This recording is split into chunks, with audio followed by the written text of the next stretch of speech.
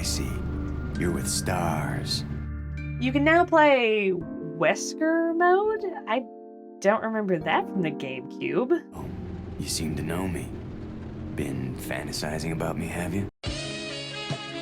1968. Oswell E. Spencer, James Marcus, and Edward Ashford found the Umbrella Corporation, a multinational pharmaceutical corporation that is a front for illegal bioorganic weapons, aka BOW, research, production, and sale. Having witnessed the horrors of the Second World War and the Cold War, Ozzy felt that the world was just repeating the same mistakes over and over, so he wanted to change humanity. Marcus wasn't super interested in the business side of things, being a huge leech nerd and all, but he did accept a position as director of an executive training school, which he definitely didn't do as a way of gaining access to human beings to experiment on, okay? The 1970s. The reason I called Marcus a leech nerd was because his particular field of research was leeches. In 77, he made a breakthrough in Umbrella's virus research by incorporating leech DNA into the progenitor virus, which stabilized it enough to be used in the creation of bioweapons. This was dubbed the Tyrant virus or the T-virus. Marcus infected his leeches with T-virus and was weirdly proud of it, like full-on my baby's proud. He shows said babies off to Ozzy and the other upper brass of Umbrella. 1988, Ozzy didn't respond the way Marcus wanted, so Marcus decided that old Ozzy had to go. That way he could seize full control over Umbrella. But there's a little problem. See, there'd been friction between Marcus and Ozzy since the get-go, stemming from an ideological divide between the two. So Ozzy had the same idea, but since he'd already sabotaged Marcus's position with an umbrella, he was able to act much sooner than Marcus. He ordered Marcus killed by Albert Wesker and William Birkin, two promising researchers who graduated from the training school that Marcus ran. It's a gratitude for ya. His former students threw his body out with his leech babies, and the queen leech went down his throat and began to reconstruct him. 1998. It took 10 years before he was back among the living, but hey, that's not too shabby since most people are still dead 10 years after they die. Now capable of controlling all of his infected leeches with opera, shape-shifting, and very angry about the whole betrayal thing, Marcus is seeking revenge on Umbrella. Step 1, spread some of that tea around. He infects the Arclay mansion, which hides one of Umbrella's secret labs, as well as the Ecliptic Express, a train exclusively used by Umbrella to transport employees and materials to the mansion lab and training school. Everyone on board the train is killed, with many turning to zombies, and the train stops, because zombies aren't good conductors. Traveling through the woods nearby, for some reason, is a military police van transporting former Marine Billy Cohen for execution. The van is attacked by Marcus's leeches, killing all of the guards, but Billy escapes. 2 hours after the train is taken out by Leech Team 6, the Special Tactics and Rescue Service, aka STARS, Bravo team happens to be flying over the forest nearby while en route to the Arclay mansion, which they're headed to because they think it might be the hideout of a gang of cannibals, but that's another story. The helicopter has a wee bit of engine failure, forcing an emergency landing, and where they happen to land is hilariously convenient. Well, it's inconvenient for them, but so easy for the writing team. See, they land not too far from the military van, which itself isn't too far from the train.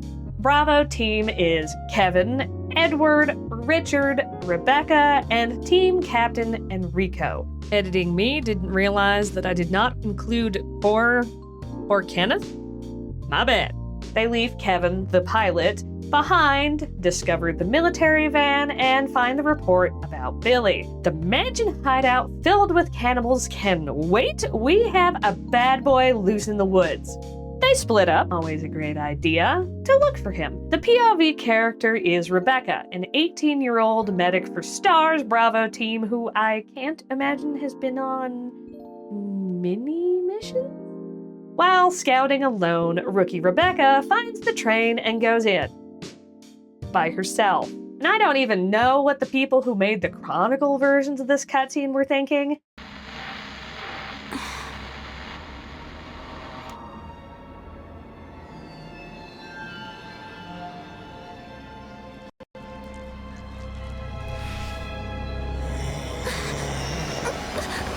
Rebecca in the Chronicles sucks. I'm not gonna bring it up too much, but I just can't with the scene. Why? Back to the version of the game that I wish was the only one to exist. As she's looting the body of the train conductor, Billy somehow manages to sneak up on her and hold her at gunpoint. He realizes she's from STARS and assumes that he can just walk away from her and she won't do anything, which he does, and she doesn't. Edward, are you all right? What happened? It's worse than... We can't. You must be careful, Rebecca. The forest is full of zombies and monsters. She gets a call from Captain Enrico. He doesn't seem particularly concerned that his rookie has wandered off somewhere and warns her that Billy killed 23 people. Why did it take so long for them to read that far into his report? Would that not be listed pretty early on? How slow does Enrico read? So anyway, 23 people. Definitely somebody to be careful around. Billy corners Becky in the dining car, offering to cooperate with her since, yeah, zombie dogs and dudes.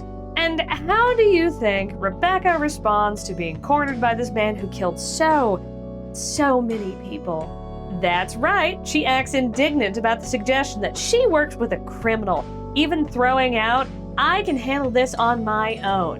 When has that line ever been spoken and it's actually true? It's like the dialogue equivalent of holding up a laugh now sign. Billy blocks the exit and tells her to prove it. She gladly turns her back on him to do just that. In the rear of the dining car, Becky finds a man slumped in his seat.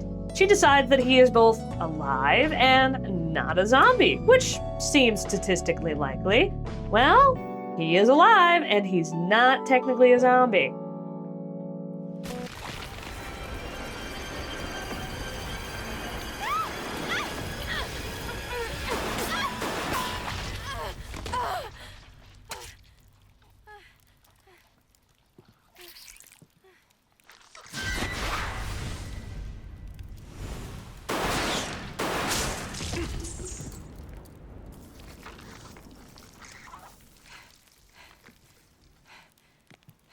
Are you okay?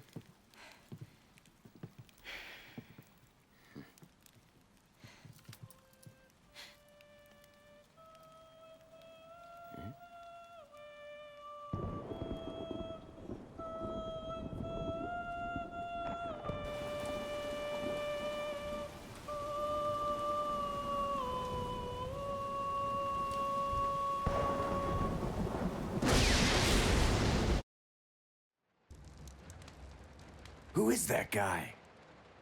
What's going on? Who's controlling the train? We cut away to see that no, it isn't leeches stacked atop each other and dressed up as a conductor driving the train. Boo. But some boring old Umbrella operatives under the command of Wesker and worst dad of the year, Birkin. For some reason, the Umbrella Chronicle version of this cutscene makes it look like Birkin is brushing his teeth, and I find that very funny. And so while they privately discuss the plan to bomb all of the evidence and maintain good dental hygiene, the Umbrella operatives are love-bombed by leeches and die. Not even minutes later, Becky and Billy are stepping over their warm, slimy bodies and discovering that the train is out of control. They hit the emergency brakes, which is needlessly complicated, of course, and the train crashes into the old training school, the very same one whose demise was recently plotted by Pearly White's Birkin. They spot a small, humble portrait as tall as they are of Dr. James Marcus, which Becky recognizes as the old man who disassembled into a pile of leeches. The framing for this sequence is neat and then is completely let down by the cutaway to Birkin and Wesker. They're spying on our duo, and then the camera feed is hijacked by Opera Marcus. It must be a requirement that to be an umbrella scientist, you have a giant fetish. Seriously. Giant spiders, giant scorpions, giant toads, giant bug chimera things, giant bats. Oh, and a giant centipede. Why? Becky gets kidnapped by this thing? That's it, I quit. Where do centipedes not live? I'm moving there. See ya. After fighting many giant bugs, like just so many giant bugs, and nudging around a lot of things like bookshelves, crates, huge chess pieces, Becky and Billy gain access to the basement where they find totally normal things for a training facility to have, like a dungeon and medieval torture devices. What possible use could this have in researching the effects of the T-virus on humans? Becky restores power to a part of the facility. We get an unnecessary cutscene of Marcus talking to himself about how he's territorial, so he unleashes a new BOW called an Eliminator. And what a change of pace! They aren't bugs or giant. They're T-virus infected monkeys, which is sad. One just freaking teleports onto Becky and begins to bite her neck, but don't worry, Becky takes those 2 huge bites to her neck like a champ and tosses the monkey off. She dodges out of the way, and you'd better believe she's ready to give this monkey hell. The floor collapses for some reason, and she falls.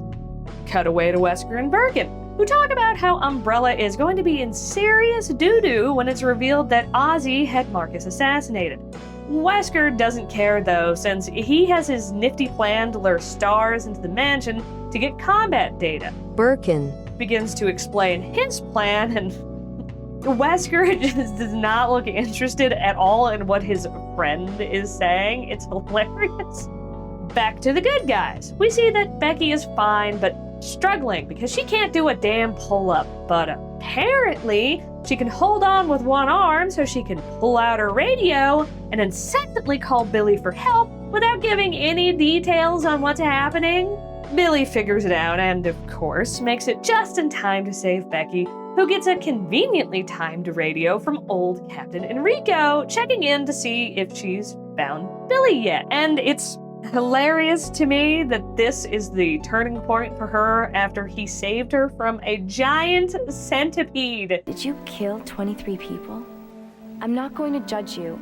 How could you not, though? What possible explanation for killing 23 people would not lead to judgment? Yeah, but they were 23 bad people. They were cruel to children, puppies, and they started playing Christmas music before Thanksgiving. Billy and his squad were sent to Africa to intervene in a civil war. They had to travel deep into the jungle to locate a guerrilla hideout, but only 4 of his squad survived to the destination, with some dying to the heat and others to the enemy. The intel was faulty though, as their destination turns out to be an innocent village. And I guess that the whole "a bunch of us died on the way there" bit is supposed to be, like, justification for what the team captain does? He orders them to kill the village. Billy tried to intervene and got clocked for his trouble. A memo in the Umbrella Chronicles confirms what is implied. Billy gets blamed for all of the deaths as part of a cover-up. Originally, the Marines claimed that all of the people killed were guerrillas, but eventually people discovered that they were in fact innocent civilians. So to save face, they said that a single Marine cracked under the extreme conditions and killed all 23 people. By himself. While the captain and the 2 other soldiers just watched him gather them into a circle and execute them all? Yeah. For whatever reason, in both telling of the events, Billy won't just say, no, I didn't kill those people after telling his story. In the vastly inferior version of Umbrella Chronicles, the way it's presented to players is that Billy did participate in the slaughter, and then Rebecca is just like, that's okay, I'm not afraid of you anymore.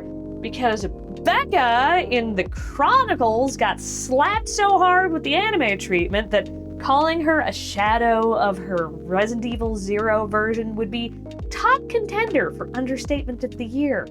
After some more puzzles and Billy showing up Rebecca on the piano, the pair find their way to Marcus's hidden lab, and they're getting ready to leave on a cable car when monkey out of nowhere. Becky gets hamstrung, and Billy falls over the railing into the abyss. The cable car takes Becky to the same area where Birkin and Wesker were when they were discussing blowing up all of their problems, aka the place that's going to get blown up. Enrico appears out of the elevator that Wesker used. Where is everybody? They should have arrived here before me. Haven't you seen them? That's unfortunate. He really just does not give a crap, does he? Enrico tries to get Becky to go with him, but Billy... Enrico's like, well, yeah, who gives a crap? He's a criminal and he's not gonna make it anyway, so let's go already! Sir, please. I need to find him. Don't worry, I'll catch up with you. Rebecca... All right. Just be careful. I never saw him again. He really just does not give a crap. It took literally no convincing at all on Becky's part for Enrico to be like, fine, go look for the mass murderer, just be careful or whatever. I never saw him again. Who the hell thought that I never saw him again quote was a good idea? Ew. Becky solos a tyrant. You heard that right. Chronicles Becky could never, and takes an elevator deeper into the facility. Marcus acts like he's been toying with Becky and Billy this entire time, but oh boy is it on now because he has revenging to do. Becky spots Billy in the water, snagged on some rebar, but he gets knocked loose and whisked off somewhere. She connects some dots, kills some zombies, and finds Billy, who apparently saved himself before passing out again. She doesn't attempt to see if he's injured or check his breathing. Some medic. They defeat another tyrant, the same tyrant. I'm guessing it's the same tyrant, but it's not really clear. And solve some more puzzles, including Becky whipping up some battery acid so they can use a forklift to reach an employee car stuck on some rocks. I don't know why Billy can't just lift Becky on his shoulders either. The key card gets them an encounter with James Marcus, who explains the whole assassination, leech, resurrection thing I talked about in the beginning, and then goes full mustache-twirling villain. Live. Now I will have my revenge on Umbrella, and the world will burn in an inferno of hate. I feel bad for the actor. Not only did he have to read all of Marcus's questionable lines, but the villain laughing. Oh god, the villain laughing. He degenerates into a chunky leech monster and thus begins Resident Evil 0's final boss fight, which, may I just say, sucks. Oh, it's better than anything in Umbrella Chronicles, but Rebecca gets demoted to window opener. Yes, window opener. They realize that the leech doesn't like the sunlight, so Becky opens the hangar windows to stun it. Billy gets a revolver and finishes the queen off. Becky doesn't even get to say the cheesy one-liner. What a bummer. They escape before the facility explodes and find themselves on a cliff overlooking the mansion. Becky takes Billy's dog tags and declares that he's officially dead before leaving him to probably actually die in the woods. And with me around, what could go wrong? Wesker was tasked with reacquiring the executive training facility, but it's a little virusy now thanks to Marcus, and so is the mansion and the area around it, leading to a biohazard outbreak. So Wesker abandons the mission and Umbrella itself. He uses the cable car, proceeds through the training facility, and exits out into the tunnel which the train crashed into. He encounters Sergei Vladimir, who is Umbrella's biggest simp. Seriously, in like the combined total maybe 5 minutes that Sergei exists, I get the impression that he cares more about Umbrella than any of these 3 old coots. He was a colonel who joined Umbrella after the fall of the Soviet Union. He is captain of the guard and one of the founders of the Umbrella Biohazard Countermeasure Service, or UBCS. Sergei accurately guesses that Wesker is jumping ship, although he is also technically going to his next mission. As punishment, Wesker has to fight Sergei's personal butler tyrant man. He defeats it pretty easily, which is funny considering what happens to him later, but we'll get there. Ever thought, I wonder what Rebecca was up to between Resident Evil 0 and meeting with Chris in Resident Evil 1? How did she find Richard? Etc., etc. Well, after this, you'll probably wish you never wanted to know, because this sucks. Rebecca made it from the forest into the employee residence, somehow. I always assumed that the residence was closed off from the outside in some way, like a wall or thick foliage. Adding to the confusion is the room that she's in, which is in the back of the residence, meaning she went into the residence, presumably didn't see any of the giant spiders, didn't get slapped around by Plant 42's vines, didn't see or smell any of the zombies, went into the back of the residence and found a bed and was like, I'm so sleepy, I'm gonna take a nap because I'm a toddler and not an 18-year-old who's a member of an elite police unit. We get a cringy scene of her having a nightmare about Yawn, a gigantic infected snake who she hasn't even met yet and has absolutely zero reason to be thinking about, even subconsciously, and then bam, there's Richard. Becky drops the news that Edward is dead, and Richard says that the team got split up when they were attacked by monsters, and he's been trying to find Captain Enrico. They join forces, flounder around the residence for a while, jump into the hole in the main hallway that typically Plant 42 will attack from, and end up in the caves? They make it back to the mansion, and while walking past the big window on the second floor of the main hall, they just so happen to notice 2 men in coats walking away from the mansion. It's Sergei and his butler. The butler is carrying a third figure wrapped in a straitjacket thing. I'm not sure why this next part plays out like this. It's kind of pointless, honestly. A zombie Dober tries to attack the butler. He backhands the Dober. At the impact, we sharp cut to Rebecca turning her face away, but not from like, oh my god, violence, but like she was just turning to look at Richard, who says they should leave. So they didn't see him backhand the Dober? Why does it matter if they did or didn't? The pair are on the balcony when crows burst out of the house. Why not the woods where birds come from? While flailing her arms and trying to get the birds off, Becky takes a little stumble. And that's not even me being hyperbolic. She falls like 5 or 6 steps. Depends on whether you're the type of person who considers the floor at the top as a step or not. Richard spooks the crows off by firing his gun, and freaking Becca! It's probably just us now. Richard has been comforting and consoling and encouraging Becky nonstop since they partnered up. The poor man. Jan shows up and chases them into the library, and I just hear... Rebecca!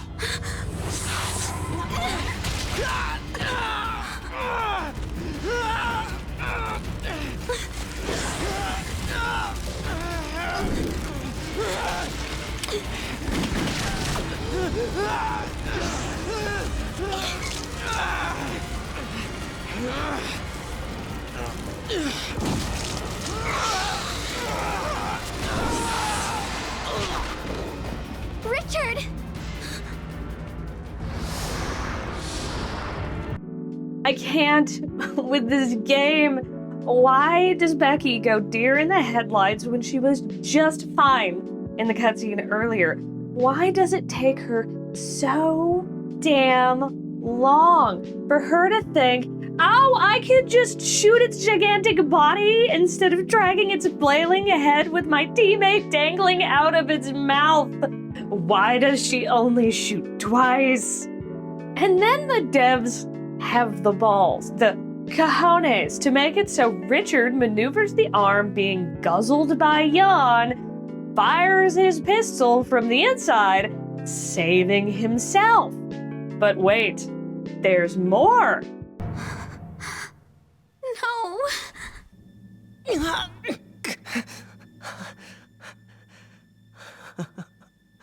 I messed up good. Some backup I made. Richard. Don't make that face at me. We've still gotta have hope. Someone will come and rescue us.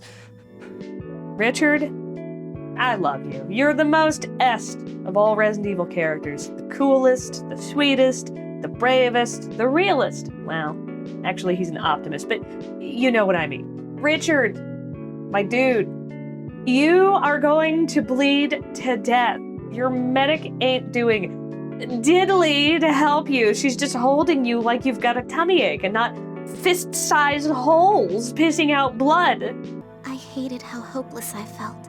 Seeing Richard lying there, wounded. Do something about it! You're the medic! I had to be stronger. I had to fight. And I had to survive. No matter what happened. I'll prove I have what it takes. Oh, shut the actual fuck up! Are you kidding me? Who wrote this? One of you is causing me physical pain. I knew you'd come. The remake gives us Trevor's diary, which is a file that was going to be included in the original game, but it got cut just before release. Elements of the diary were taken and expanded into a major part of the remake. The 60s. George Trevor is a famous architect known for designing, well, places like the Arklay Mansion. Weird traps and puzzles everywhere.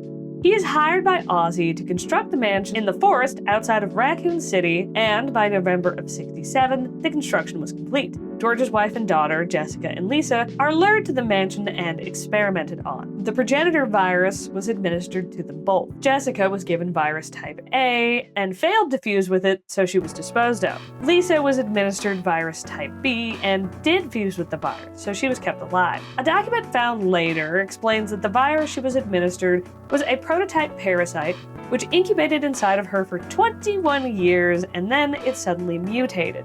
Researchers then implanted the Nemesis parasite inside of Lisa.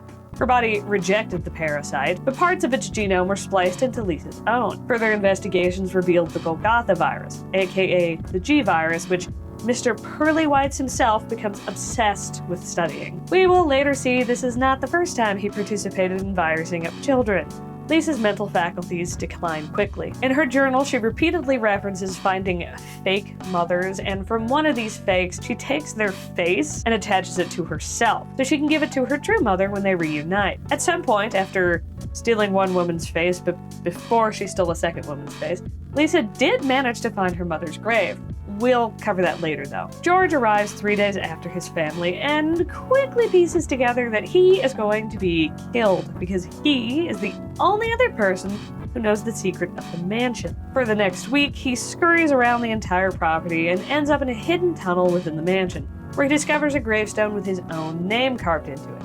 Unable to escape the tunnel, he dies of dehydration or starvation. Fast forward to May of 1998. Thanks to Marcus's mischief in Resident Evil 0, the T-Virus is let loose inside of a lab hidden under the Arklay Mansion. Researchers begin to turn into zombies, and by June, there are no signs of survivors. July 1998, strange murders begin popping up in Raccoon City, committed by a group of suspected cannibals. Believing that the hideout of these killers is in the woods, the Raccoon City Police Department sent STAR's Bravo team to investigate. After Bravo team failed to maintain contact, STAR's Alpha Team are sent out to figure out what happened to STAR's Bravo Team. Alpha Team is flying over the forest looking for signs of Bravo Team when Jill spots a crashed helicopter, so they land to investigate. Bravo Team's pilot, Kevin, is dead inside the crashed helicopter. This is very inconsistent with Resident Evil 0, or rather, since 0 was released after the remake, the people handling that game messed up. In 0, the helicopter is significantly less damaged, and in Remake, the implication is that the crash is what killed Kevin. Otherwise, why is he still seated? The team split up to search for the remainder of Bravo. Jill is searching with Joseph when he is attacked by a pack of Dobermans. Jill kind of gets screwed in this cutscene. Well, I mean, Joseph gets screwed too.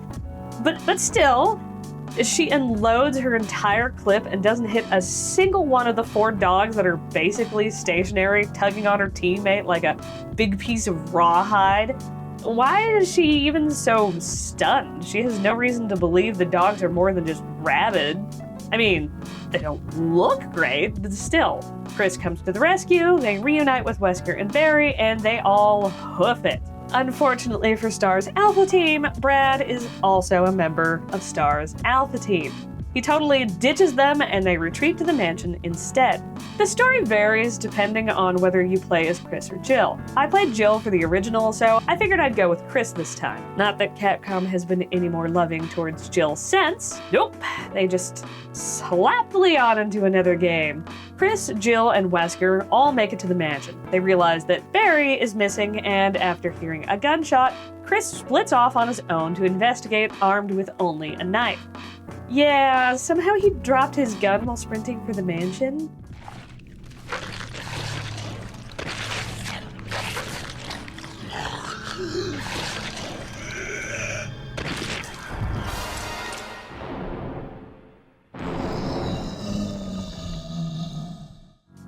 Chris tries to report his findings to Wesker, but finds him and Jill both gone, with Jill's pistol laying on the floor. Can nobody in this unit keep a hold of their damn weapons? Armed with Jill's pistol, Chris explores the mansion and discovers the fate of the rest of Bravo Team. Richard was bitten by a huge venomous snake and either dies from the bite, if Chris is too dang slow in retrieving the serum for him, or he could die saving Chris from a shark. Richard is a real one. Forrest was pecked to death by crows after fleeing to a balcony on the 2nd floor, and tragically, I think his sequence in the remake is weaker than the original, which is my favorite in all of the Resident Evil games. It isn't as bad as what they did to the Itchy Tasty sequence, though. They completely dropped the ball with that one. Chris finds Becky taking care of Richard, and from there, he's kind of like Barry is to Jill. She crops up in certain scenes to offer help, and then pieces out until convenient for the plot. For example, she plays Moonlight Sonata for Chris, which is also technically a contradiction between 0 and Remake, as there is a clone of the piano puzzle in 0, and Rebecca's performance is,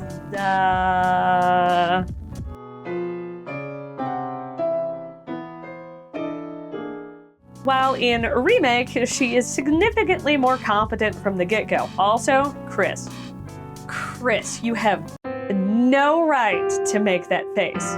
Spread throughout the mansion, Chris finds documents that shed some light on what the hell is going on. We know from 0 that Marcus was responsible for the T-virus leak, though documents in the remake don't reference this, instead calling it an accident. Did the remake crew not know about that reveal in 0? The game was released in the same year. And we also already know about the plot to lure STARS into the mansion. Wesker kind of gives off the vibe of, yeah, this is my plan, but he was literally ordered to do it by Umbrella. He ignores steps 2 and 3, which are to collect 2 embryos of each BOW and also destroy the lab in a way that seems accidental. Chris finds his way to the employee dormitory and discovers that the researchers had been infecting all sorts of life forms, including sharks because they're insane, and plants. One unspecified type of plant, codenamed Plant 42, took very well to the experiment. After being exposed to the T-virus, it grew to an enormous size. The dormitory is infested with it and its mini vines. Chris, with or without the help of Rebecca, defeats Plant 42 and gets another key for the mansion. Chris gets a battery from the mansion, which gets him access to the caves because, see, Chris can't walk through this waterfall here. Inside the caves, Chris finds Enrico, who holds him at gunpoint and declares double-crosser before he is double-crossed by someone who isn't Chris. This double-crossing takes the form of a 9mm parabellum round shot by someone who flees before Chris can get a look at him. Chris yoinks a crank. Oh wait, that sounds like a British euphemism for something naughty. Enrico had a crank with him, and since those are super useful, Chris takes it. Chris encounters another questionable experiment. Giant spiders.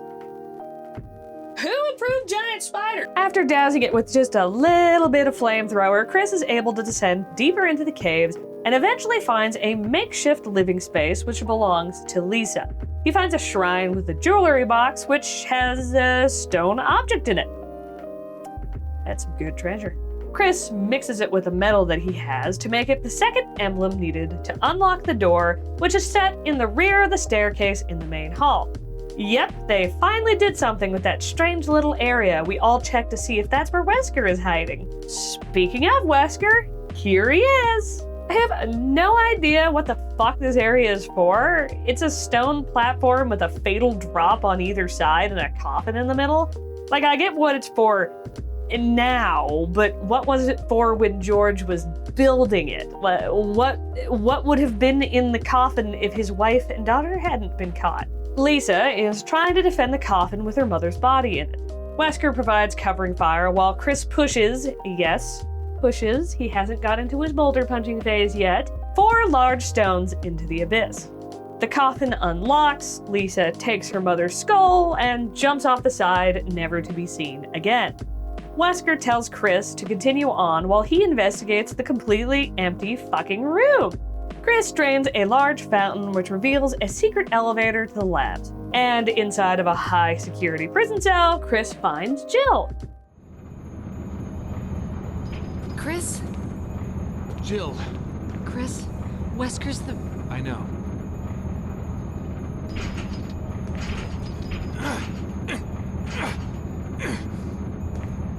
I can't open it.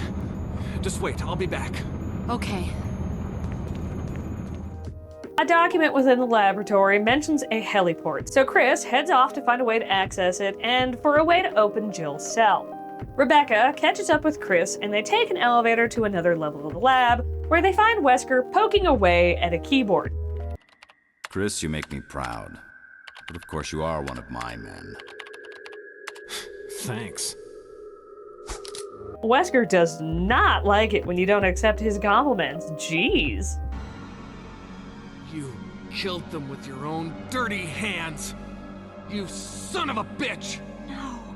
Oh yes, dear. Just like this. I'm sorry, but that is really funny. There's a suspension tank behind Wesker with one of apparently numerous tyrants in it. Wesker drains the tank and is marveling at his big, beautiful BOW when it double-crosses him by putting its claw through his chest. Becky's fine because she was wearing her bulletproof vest.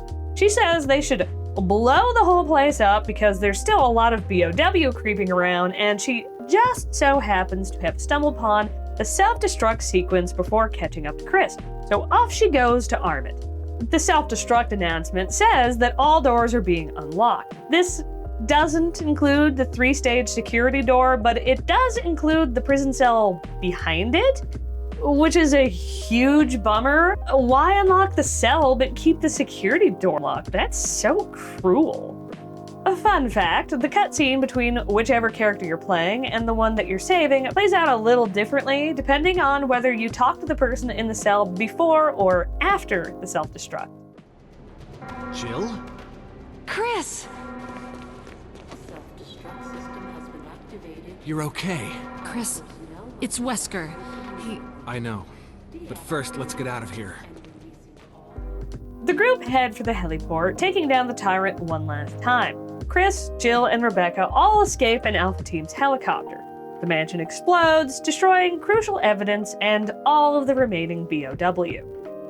Rewinding a little bit. So, right before the confrontation in the lab, Wesker injected himself with a virus that he acquired from Birkin, or rather a mutant strain of another virus. According to Birkin's research on it, in 70% of animal studies, once the animal came back to life, it was stronger than it was before. So Wesker, banking on the success of a virus that had only been tested on animals, revives in the lab with the self-destruct alarm blaring. He tries to extract data from the nearby computer, but runs into a few hurdles. First, the local data has all been backed up to UMF-013 and erased. Second, Wesker's access to the mainframe has been revoked courtesy of Sergei. He is informed of this by Red Queen, an AI that is programmed to protect Umbrella's data and secure the protection of Umbrella officers. Thwarted, Wesker decides maybe it's time he gets the heck out of the self-destructing building and he can take care of the whole data theft and destruction of Umbrella thing later. No chance. You're stuck with me to the end. The surviving STARS members have been filing reports and blowing all of the whistles they can find on Umbrella, but they're making no progress. Turns out it's kind of hard to get the ball rolling when the chief that you're reporting to is turning around and tattling on you while raking in the bribes. Specifically, Chief Brian Irons is working directly with Old Pearly Whites himself, William Birkin. William is the director of Nest, a huge Umbrella-owned lab hidden underneath Raccoon City. He and his wife Annette are obsessively working on the research and development of the G-Virus. Brian was tasked by William with generally interfering with investigations into Umbrella, with a particular focus on surveilling STARS. September 1998. While Umbrella was initially all in on G, William's growing obsession and disobedience, combined with a lack of results, causes Umbrella to second-guess the value of the project. For his part, William was convinced as ever that G was his magnum opus and that Umbrella was plotting against him.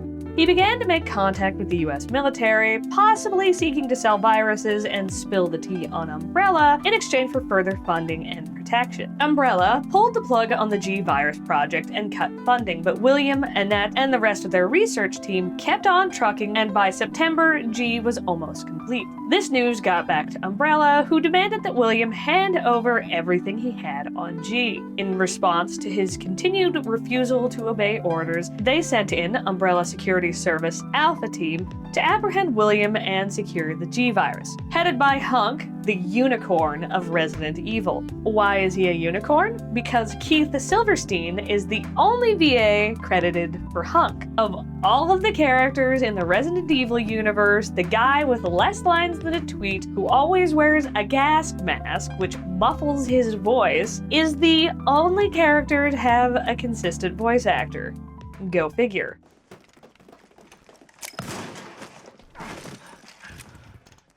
Dr. Birkin, you'll come along with us quietly. You think I didn't know you were coming? This is my life's work. I'm not handing over anything. We have our orders, Dr. Birkin. I'll ask you one more time. Hold your fire! The team takes William's case, which he filled with G and T virus samples, and then escaped Nest into the sewers headed for their extraction point. But William was only severely injured. With what strength he had left, he injected himself with the G virus, quickly mutating into a BOW. Unfortunately, G-based BOW don't have cool names, they're just called G, which is awkward, so I'm just gonna keep calling him William. William hunted down Alpha Team and managed to kill all of them except the captain, Hunk. He consumed all of the samples within the case, and whatever he left behind was lapped up by sewer rats. These infected rats are the cause for the outbreak in Raccoon City. The sole survivor, Hunk, escapes through the sewers with the G-Virus samples, so at least their deaths weren't in vain? September 29th, 1998. A trucker enjoying a burger ends up hitting a woman in the middle of the road while fidgeting with the radio. This is why we don't use our phone while driving, kids. He gets out to check on the woman, but she is dead. Or is she? Leon Kennedy accepted a job offer to be a police officer in the Raccoon City Police Department. He was supposed to start his job on September 25th, but received a call urging him not to report for work. By the 29th, he grew concerned and set off for the city, arriving that night. He pulls into the gas station and, spotting a running police car and blood smears leading into the store, he goes in to investigate. A cop, slumped against the coolers, points him to the back where he sees the other officer being overpowered by a zombie that tears out his throat. Leon escapes the store, bumping into our second protagonist, Claire. They hop into the waiting police car and haul ass into the city. I don't know. Hopefully they'll have some answers at the police station. Wait, you're a cop? Yeah, Leon Kennedy. You are? Claire. Claire Redfield. Live around here? No. I'm looking for my brother. He's a cop too. Well, it's a good thing we found each other. I don't know what to expect anymore.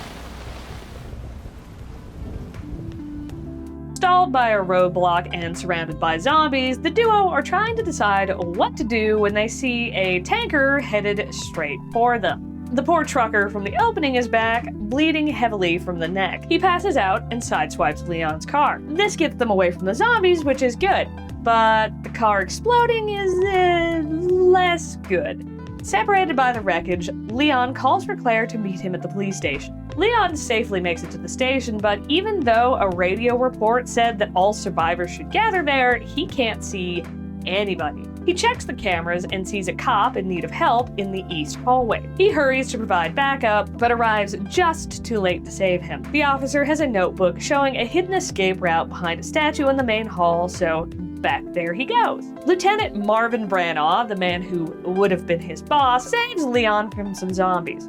Marvin has a severe wound at his side, but honestly, this guy is a champ. He gives Leon a knife and sends him off to find the medals needed to get into the secret passage. Let's catch up with our second protagonist real quick. Claire, having no idea about the mansion incident or why she has been unable to contact her brother Chris, heads to Raccoon City to figure out just what the heck is going on. She arrives at around the same time as Leon.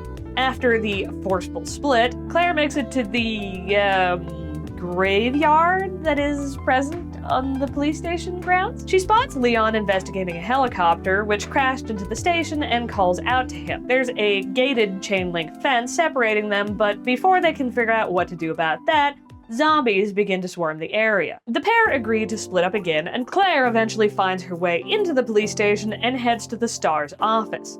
Inside of the office, she finds a letter addressed to the Star's team, dated August 29th, and it was sent by her brother, Chris. It reads, "To my bestest Stars buds, how are you all doing in that drab old station? Hanging in there against old irons? Me? I just got back from a date with a hot chick. Bet you can't guess what we got up to under her extra large umbrella. Europe is amazing. 1 month is in no way enough to even scratch the surface. Maybe I'll extend my vacation for another 6 months. Barry, don't you even think of coming to join me. Wouldn't want to make all the cute girls cry, yeah? So you just leave the babes to me. Jill, if Claire tries to contact you, please let her know that I'm okay." This does not sound like Chris. This is commonly believed to be a coded message. What he's trying to tell his teammates is he has been in Europe for about a month and is investigating Umbrella with plans to continue for at least another 6 months. The line about Barry is encouraging him to take care of his wife and daughters and not to follow him to Europe. This lines up with previous games and is almost certainly true, though players who are completely new to the franchise are getting such a bizarre introduction to one of the most important characters in the whole series. After his encounter with Claire, Leon gathers all of the medals needed to open the secret passage. He takes an elevator down into the basement of the police station only to find a secret facility. He is attacked by William and forced to defend himself. After the boss fight, William falls deeper into the facility and Leon moves on with his life. He exits out into the parking garage, but the shutter is down and it needs a keycard to be raised. A zombie Dover sneaks up on him, but a woman from the FBI saves him. And that's as helpful as she gets, though, as she refuses to answer any questions and leaves. Leon follows her, after a bunch of puzzles, of course, and while he doesn't find her, he finds a man locked in one of the cells. Everybody say hi to Ben. He was thrown into the cell by RPD Chief Brian Irons himself because Ben was going to blow the whistle on him. Ben offers to help Leon escape the parking garage since he has a key, but, obviously he has to let him out first. Leon's a ditz and says he has to ask Brian first. Rookie indeed. Ben is murdered by William and hey, FBI lady shows up. She gives her name as Ada and tells Leon she'll talk with him more if he can get out of the police station alive. The quest now is to get inside of the cell and take Ben's key card. To do this, he has to head back into the police station. Marvin. Oh no. Damn it.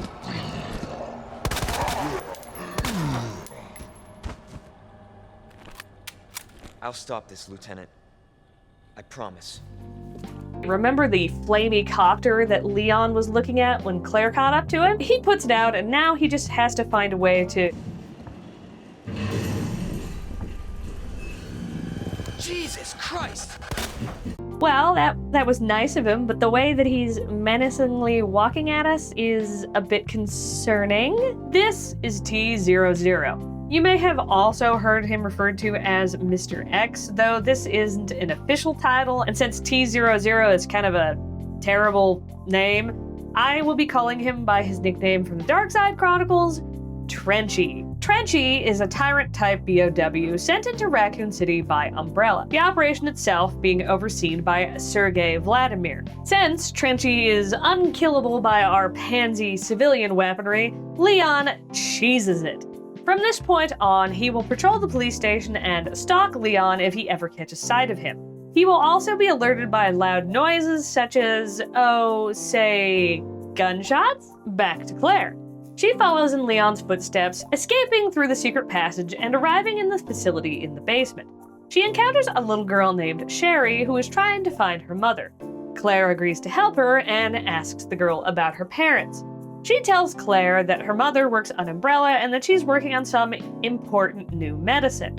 Her father worked with her mother as well, but he's gone. Claire shares that she and Chris lost both of their parents, so they're all the other has. Continuing on, they arrive in the parking garage and encounter the same problem as Leon. The shutter is closed and they need a keycard to get through.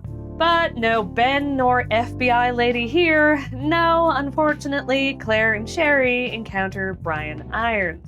Sherry, get over here. What's your name?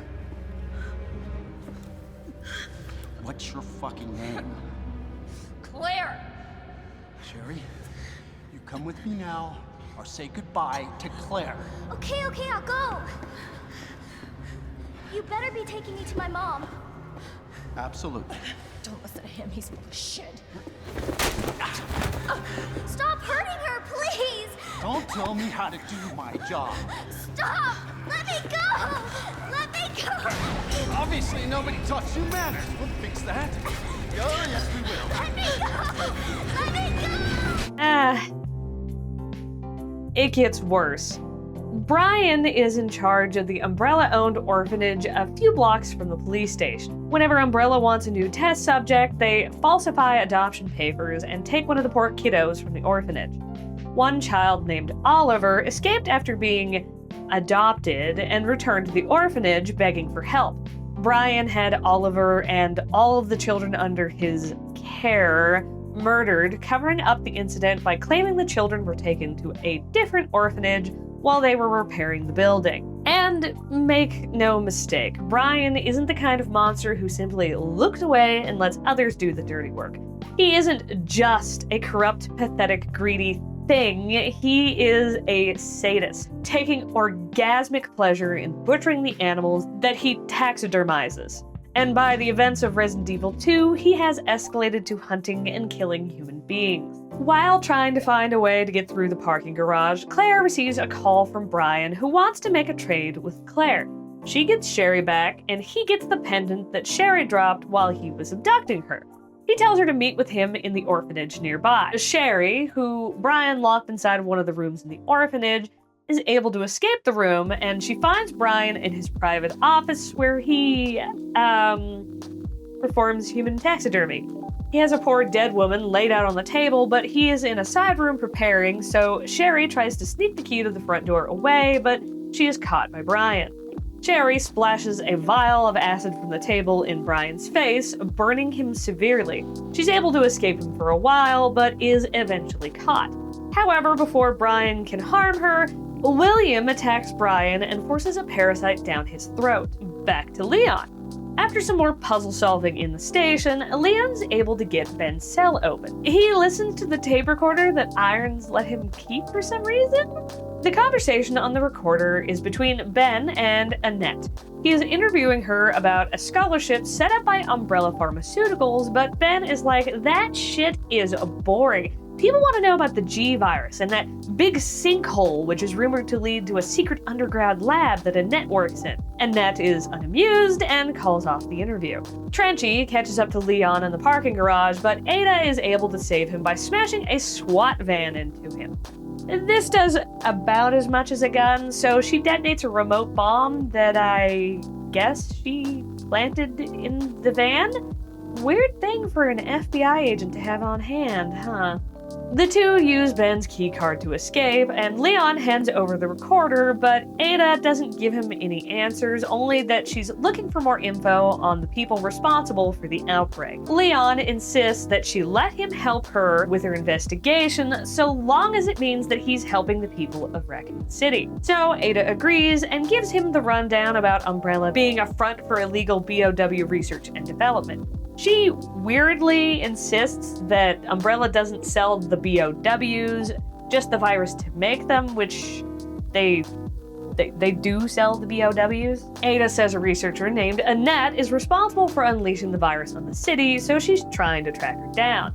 They head into the sewers because secret lab entrances are found in the sewers. They enter a facility and encounter Annette. Leon takes a parabellum for Ada and passes out.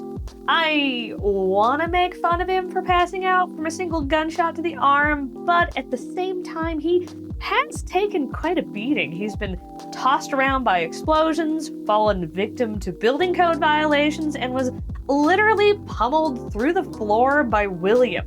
That bullet was just the proverbial straw. Ada patches up Leon before chasing after Annette, and this sequence is pretty meh.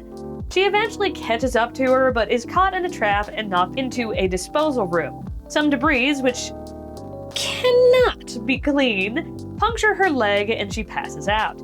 I have less of an argument for Ada passing out here. The 12 different infections she picked up from her new piercing kicked in real quick, I guess. Back to Claire. She escapes the police station and, dodging Trenchy, she hurries to the orphanage.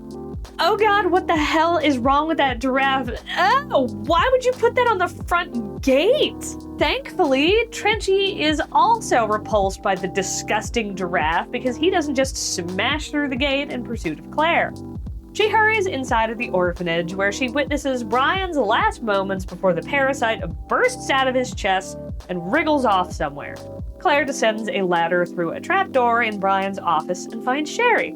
Trenchy has found a way around the disturbing gaze of the giraffe, though, and tracked Claire down. The ladies cheese it and find an elevator, but Trenchy catches up before the elevator can move. William puts his huge claw through Trenchy, practically tearing him in half. Sherry tries to reason with her dad, but honestly, William is such a shit father that even if there was a fraction of him in that ugly mug somewhere, he'd probably ignore her pleas anyway. Mr. Chunky Buns takes them over the weight limit and the elevator falls to the bottom floor. Claire, probably suffering from a concussion if not a severe headache, wakes up, but dang it, no Sherry. That girl's more slippery than a pistol. But Sherry's mama's there investigating the scene. She says that Claire hasn't been infected and the two cannot see eye to eye. Claire wants to know basic things like who the heck the woman is, where Sherry went, who that creature was, why she called it William. And Annette pretty much ignores her, vaguely mentioning that Sherry is fine, and then mutters to herself about how William is evolving faster than expected. Then she just leaves. You know, for a woman as information-oriented as Annette, she sure doesn't like to inform people. Claire follows after her and finds a document which seems to have been written by Annette. It explains what the G-Virus does to people, and gotta say, not ideal. Their intelligence tanks, and within days, they won't even be able to speak. They completely lose their sense of reason and humanity, and are driven solely by the two most powerful instincts known to all living things: survive and reproduce. The reproduction behavior is especially strong, and it will ceaselessly hunt down humans to implant embryos in them. The reproduction success rate is very low, though, as the DNA of the subject needs to closely match with that of the G creature. So, wanna take a guess at who is the closest genetic match to William? Sherry, I told you, I cannot leave here until my work is done. That's what you always say. Sherry? Why didn't you stay in the house? It was safe there. Hey, Sherry! I was scared. Those things were everywhere, and... You should have called the police. That's what we taught you. I did, but nobody came, and you didn't answer your phone, so... Sherry, I don't have time for this.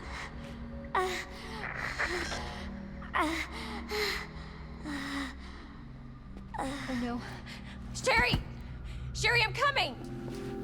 Well, that's depressing, so we're back to Leon, who heads deeper into the facility searching for Ada.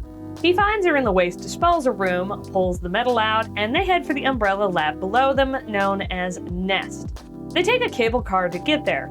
During the ride, Ada passes the buck to Leon. She can barely walk thanks to her wounds, so Leon has to go into Nest and get a sample of the G-Virus. Uh-oh, Ada, Leon seems hesitant. What do we...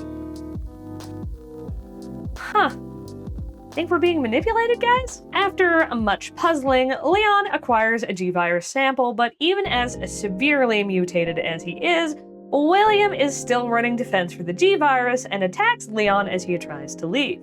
Alerted by Nest to an unauthorized removal of a G-Virus sample, Annette arrives and shoots William with an anti-BOW chemical, knocking him down with 2 capsules. Annette explains that William is her husband, that they were doing G-Virus research, Umbrella sent USS Alpha Team to arrest William and secure the samples, but when the operation went pear-shaped, he infected himself. And hey, you guys really should be paying more attention to the monster. William comes to, gives Annette a hand hug, and then slams her into the wall, causing severe internal damage.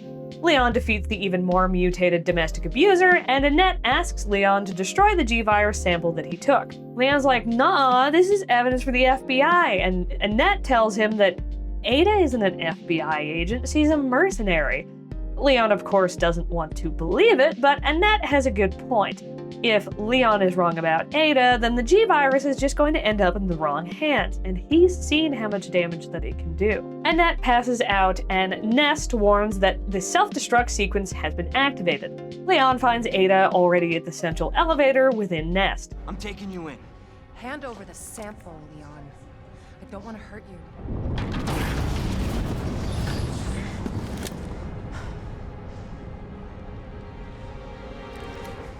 And you shoot me. But I don't think you can.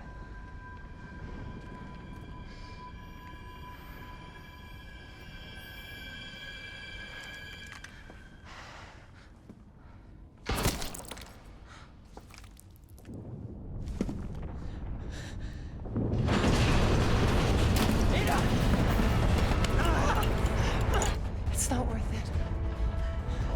Don't do this.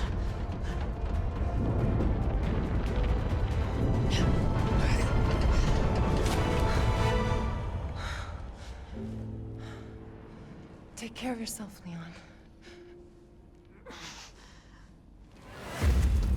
No!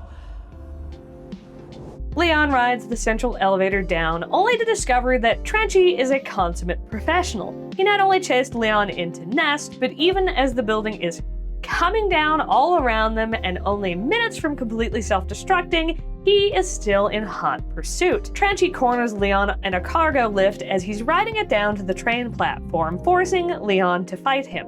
But his guns are still ineffective. Leon doesn't have a clue, but Ada survived her little plunge and she tosses an anti-tank rocket down to him. Turns out, Trenchy is not stronger than a tank. With him defeated once and for all, Leon is able to jump on the train just as it's leaving the station. Back to Claire.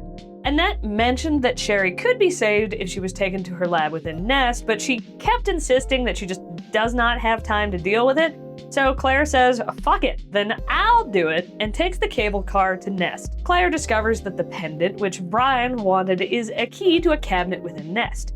Inside of the cabinet, Claire retrieves Devil, the antiviral that will save Sherry. I have no idea what the purpose of giving this hidden key to Sherry is. Probably symbolic. Annette gave it to Sherry for her birthday the year before, and the cabinet contains a method for saving people who have been harmed by the G-Virus. Claire runs into Annette, and the cutscene is similar to the one that Leon has just before Annette is critically injured, though Annette does reveal a little more character here than she will with Leon. First, she admits that William and her were more married to their work than they were to each other. When Claire asks how could she possibly leave Sherry alone, Annette says she didn't want Sherry to grow up in a world with the G-Virus in it. Essentially, she was crossing her fingers really hard that she could solve the problem with William before anything bad happened to Sherry. Not odds I'd bet on. Claire gives Annette the antiviral and tells her to go help Sherry while she fights William. By the time that Claire catches up, Sherry is cured, but Annette is rapidly declining. Nest alerts that the self-destruct sequence has begun, so Annette gives Claire an upgrade chip that will allow her to use the central elevator to the train platform.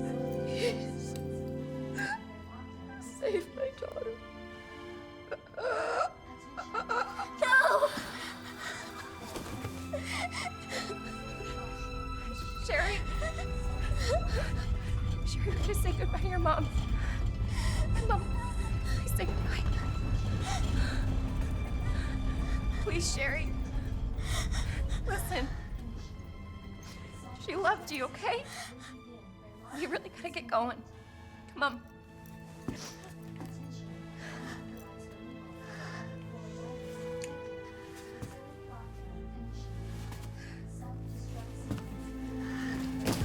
Claire and Sherry reunite with Leon and escape on the train. Outside, they spot a truck coming their way down the road. Worried that the infection might not be contained to the city, Claire and Sherry hide while Leon tries to flag the truck down. The trucker drives by, giving them the middle finger. Well, at least he wasn't a zombie, right? Claire and Leon vow that they'll fight back against whatever caused the tragedy of Raccoon City and proceed down the road hand in hand with Sherry, who begins to ask them a slew of questions. Are they boyfriend and girlfriend? Can they adopt her? Can they get a puppy? A parrot? Do they play any instruments? She wants to learn piano.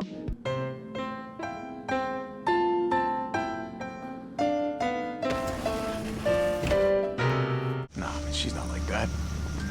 No, she's not like anybody. Brian irons suspended stars following the mansion incident, and all of them except for Brad Vickers and Jill Valentine have left the city. A quick rundown of where everybody's at. Rebecca's just gone from the games.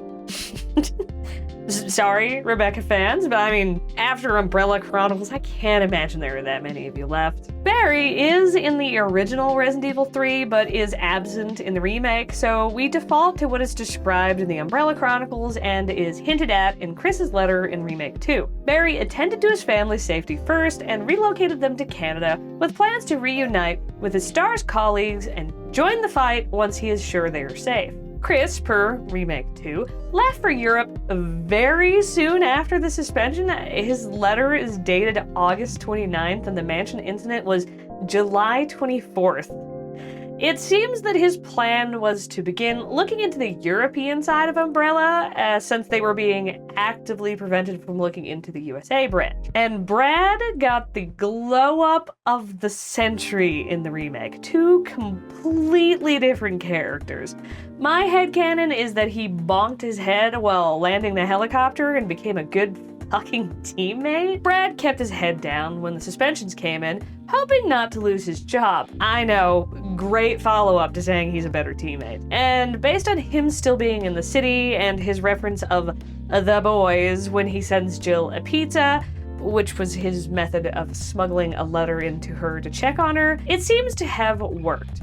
For her part, Jill remained in the city following the suspension. She compiled what she knew about the mansion incident and the BOW involved into a report and continued her own investigation into Umbrella, uncovering their ties to high-ranking officials such as the mayor of Raccoon City, Michael Warren. Jill's continued investigation has led to her essentially being trapped in her apartment. She has noted 24/7 surveillance by individuals in neighboring buildings, but isn't able to determine if they're on orders from Birkin or Umbrella. She believes their goal is to wear her down and torment her into compliance, and it's starting to work. She's so stressed out that she's struggling to eat and sleep. She plans on evacuating Raccoon City on the night of September 30th. On the 26th, she prepared a parcel that contains all of the information she's gathered so far and included a note begging the recipient to carry on her work should she be killed in her attempt to escape. She doesn't name the recipient, but I'd guess it was meant for Barry or Chris. September 23rd marks the beginning of the outbreak. Following William's sloppy eating in the sewers, the rats consume the spilled virus and contaminate the water supply. Thousands become infected, and as early as the 24th, there are reports of scattered violence. By the 25th, there are so many patients at Spencer Memorial Hospital that the isolation wing is completely full. They were instructed by the hospital director to admit anybody with symptoms of the so-called cannibal disease free of charge, but nothing the staff have tried helps, so they're essentially babysitting a bunch of zombies. As of the 28th, the scattered violence has escalated into full-blown riots. Hello? Jill, are you okay? Brad, is that you? Listen, you gotta get out of there. What are you talking about? I don't have time to explain. You gotta get out of there right now. All right, let me grab my...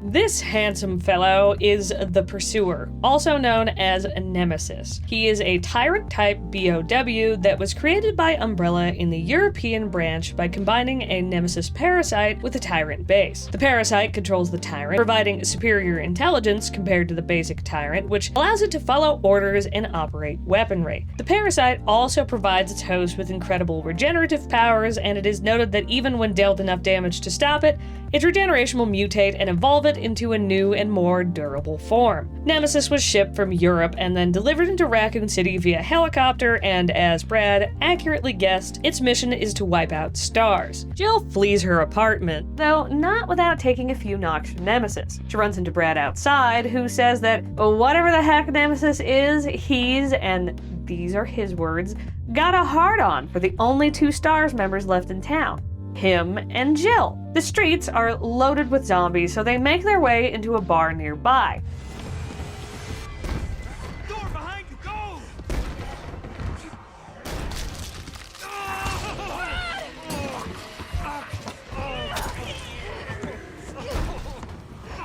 Don't think about it. We're gonna make a run for it. Come on, Jill. We know how this ends. No, I don't. Are we still a team? Always. Then do me a favor. Don't fuck up like I did. Go!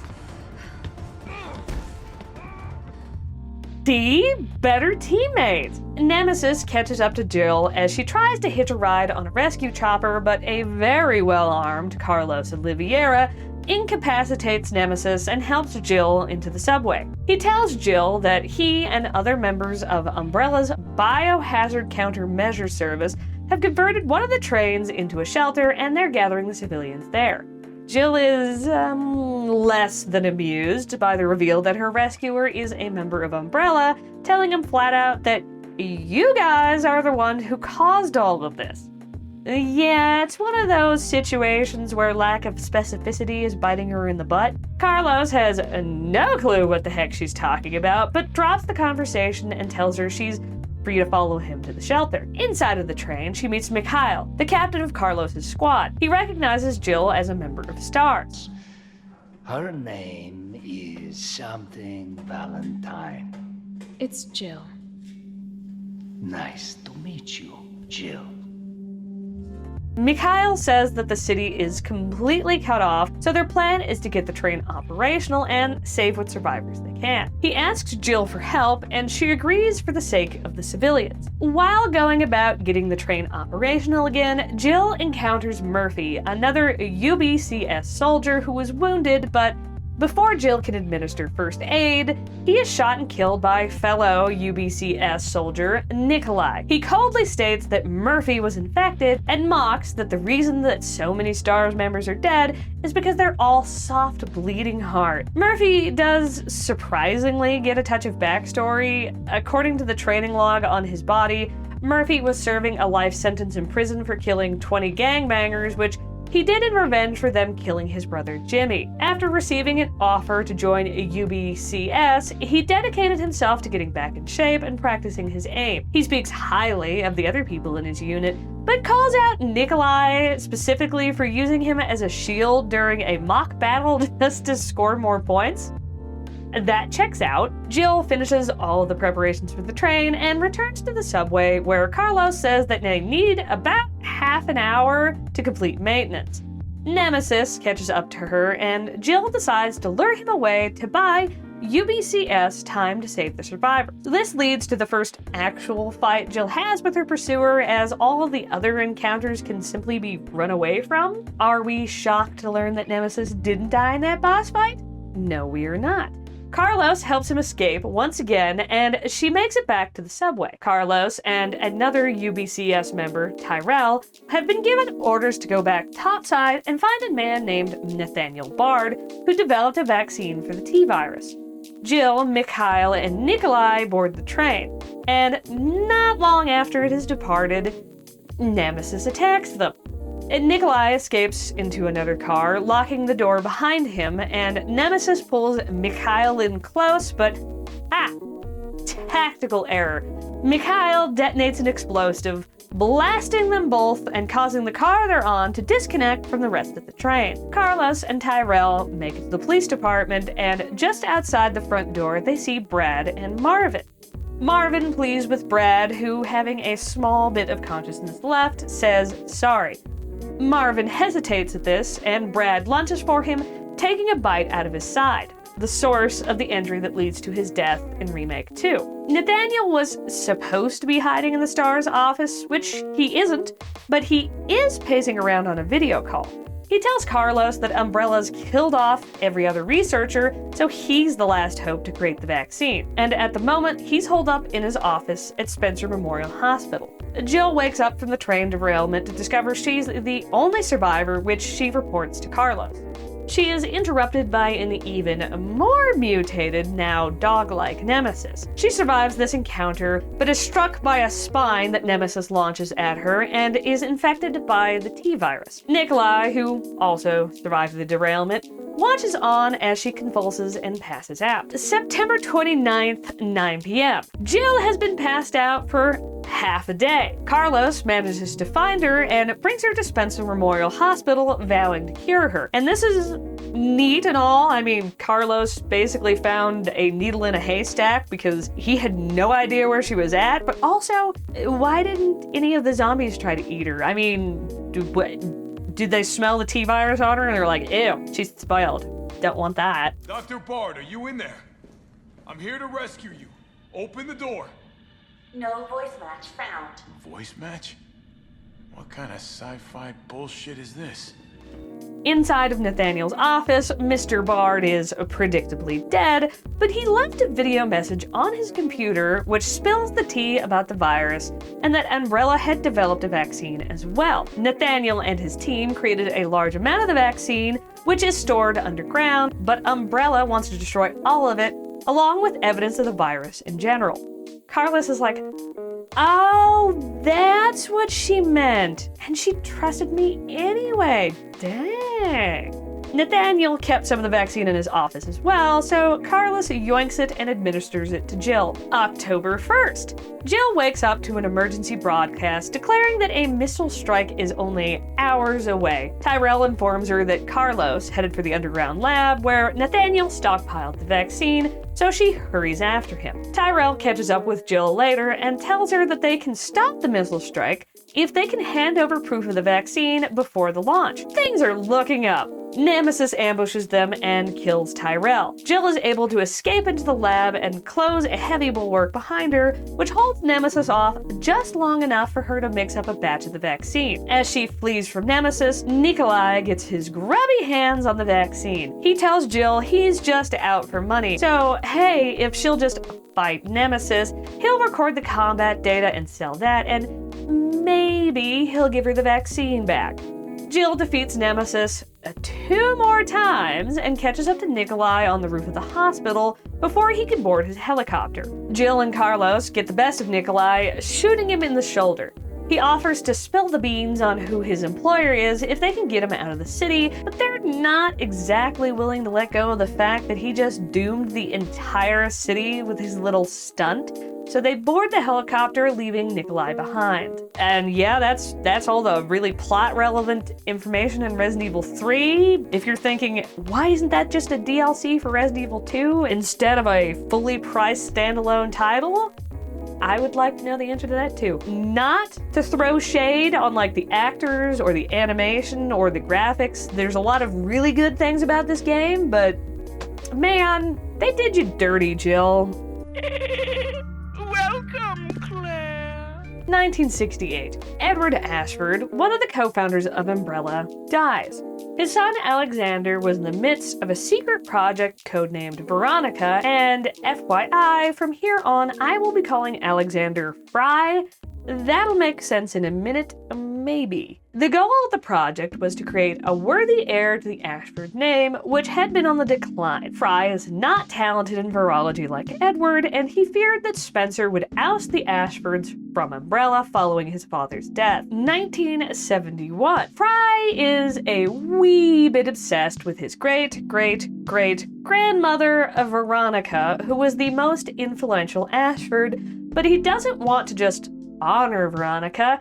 He wants to revive her using his talents as a geneticist. He managed to discover how to manipulate inherited intelligence, and owing to the previously mentioned obsession, he samples DNA from Veronica, tweaks the smart-making gene, and implants the modified embryo in a surrogate mother. 9 months later, and Alex is raising his own great-great-great-grandmother and grandfather? Whoops! Accidental twins. Don't you just hate it when your wacky genetic modification goes awry? He names the girl Alexia and the boy Alfred. I'm calling him Fry as homage to the character from Futurama, and because every time I've explained this thing verbally, people have gotten confused because the names sound similar. While Alfred had above average intelligence, he was too stupid to be considered a genius, the loser. Alexia, though, was a child prodigy, befitting of Veronica's legacy.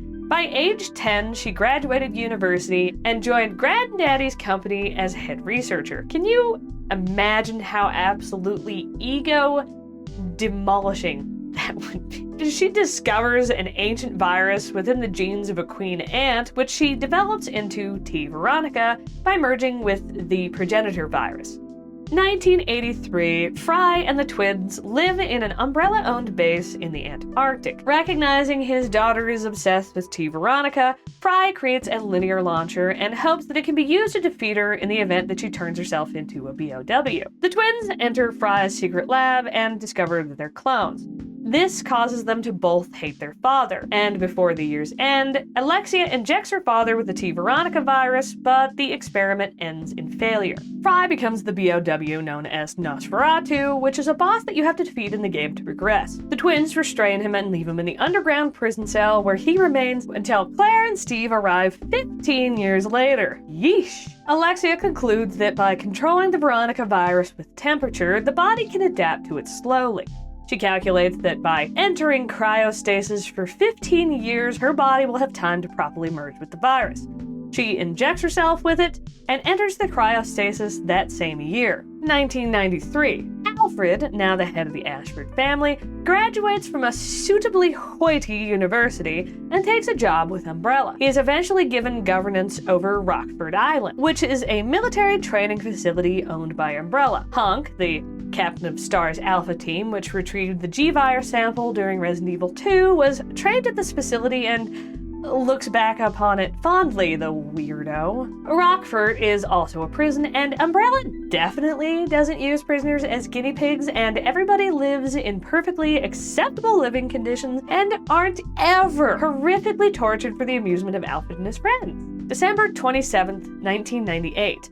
3 months after the Raccoon City incident. Claire Redfield's back at mission Find Where the Fuck My Brother Went, and things are going pretty well. After snooping around Umbrella's Paris lab, she's caught and flown to Rockford. No time to adjust to prison life, though. Claire wakes up to the island quaking and the sounds of explosions.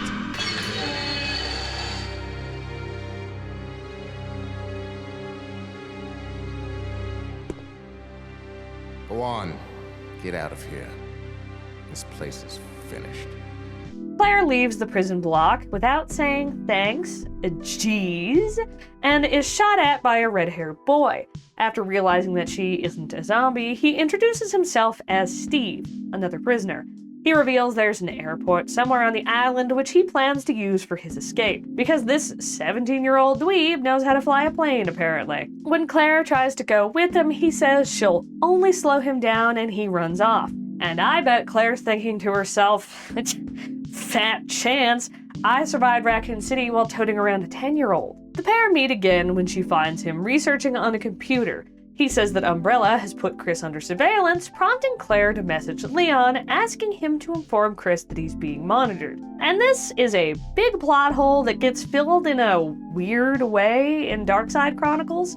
If you pick apart the weird phrasing, Darkside is telling us that Leon was independently searching for Chris as like a favor to Claire, and that he did end up finding him, and it coincided with Claire being captured. So when he tried to tell her the exciting news, he couldn't. So then he searched for her, found her, and passed that along to Chris. But back to the plot. A man shoots at Claire with a rifle.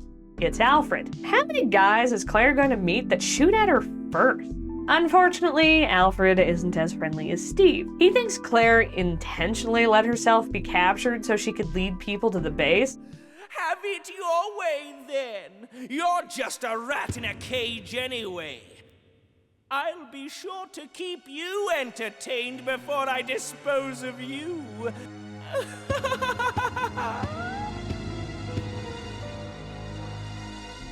And before we move on from Alfred, I just want to say his villain laugh is leagues better than Marcus's. Sorry, Leon Smith, and thank you, Peter Oldring. Claire is trapped by Alfred in another part of the training facility, which Alfred says he prepared especially for her. She is ambushed by a strange new BOW known as Bandersnatch. It grabs her by the head and attempts to crush her skull, but Steve busts through a window and kills it. Alfred activates an elevator, taking the two underground. As they're exploring, Claire ends up trapped beneath some debris. A zombie starts shambling over to get a Claire sandwich, and Steve, bloodthirsty Steve, hesitates for once. Eventually, Steve comes around, yelling, "Father!" He proceeds to trauma dump his backstory. His father was an Umbrella employee who stole information with the intent of selling it. He was caught, resulting in the death of Steve's mother and the two of them being sent to the island. Claire leaves him to mourn and is ambushed by Wesker. He reveals that he's the one who attacked the island, dropped some venom Chris's way, and after tossing Claire around, he receives a message on his earpiece and leaves. Claire finds an abandoned mansion and is ambushed by Alexia Ashford. Yeah, there's a lot of ambushing in this game. Steve barges in and manages to somehow only hit Alexia with a single bullet from his machine guns, which causes her to flee through a hidden door. Being hit, not the lack of accuracy. The hidden door leads to a nearly identical bedroom. Alfred leaps from the top of the canopied bed and tries to strike Claire with his rifle, but he misses and is overpowered. Alfred notices his reflection and sees that he's wearing makeup, which causes him to panic and run from the room. And it wouldn't be a Resident Evil game without it. An announcer declares that the self-destruct system has been activated. Steve and Claire escape on the plane together, and Alfred escapes in a private jet.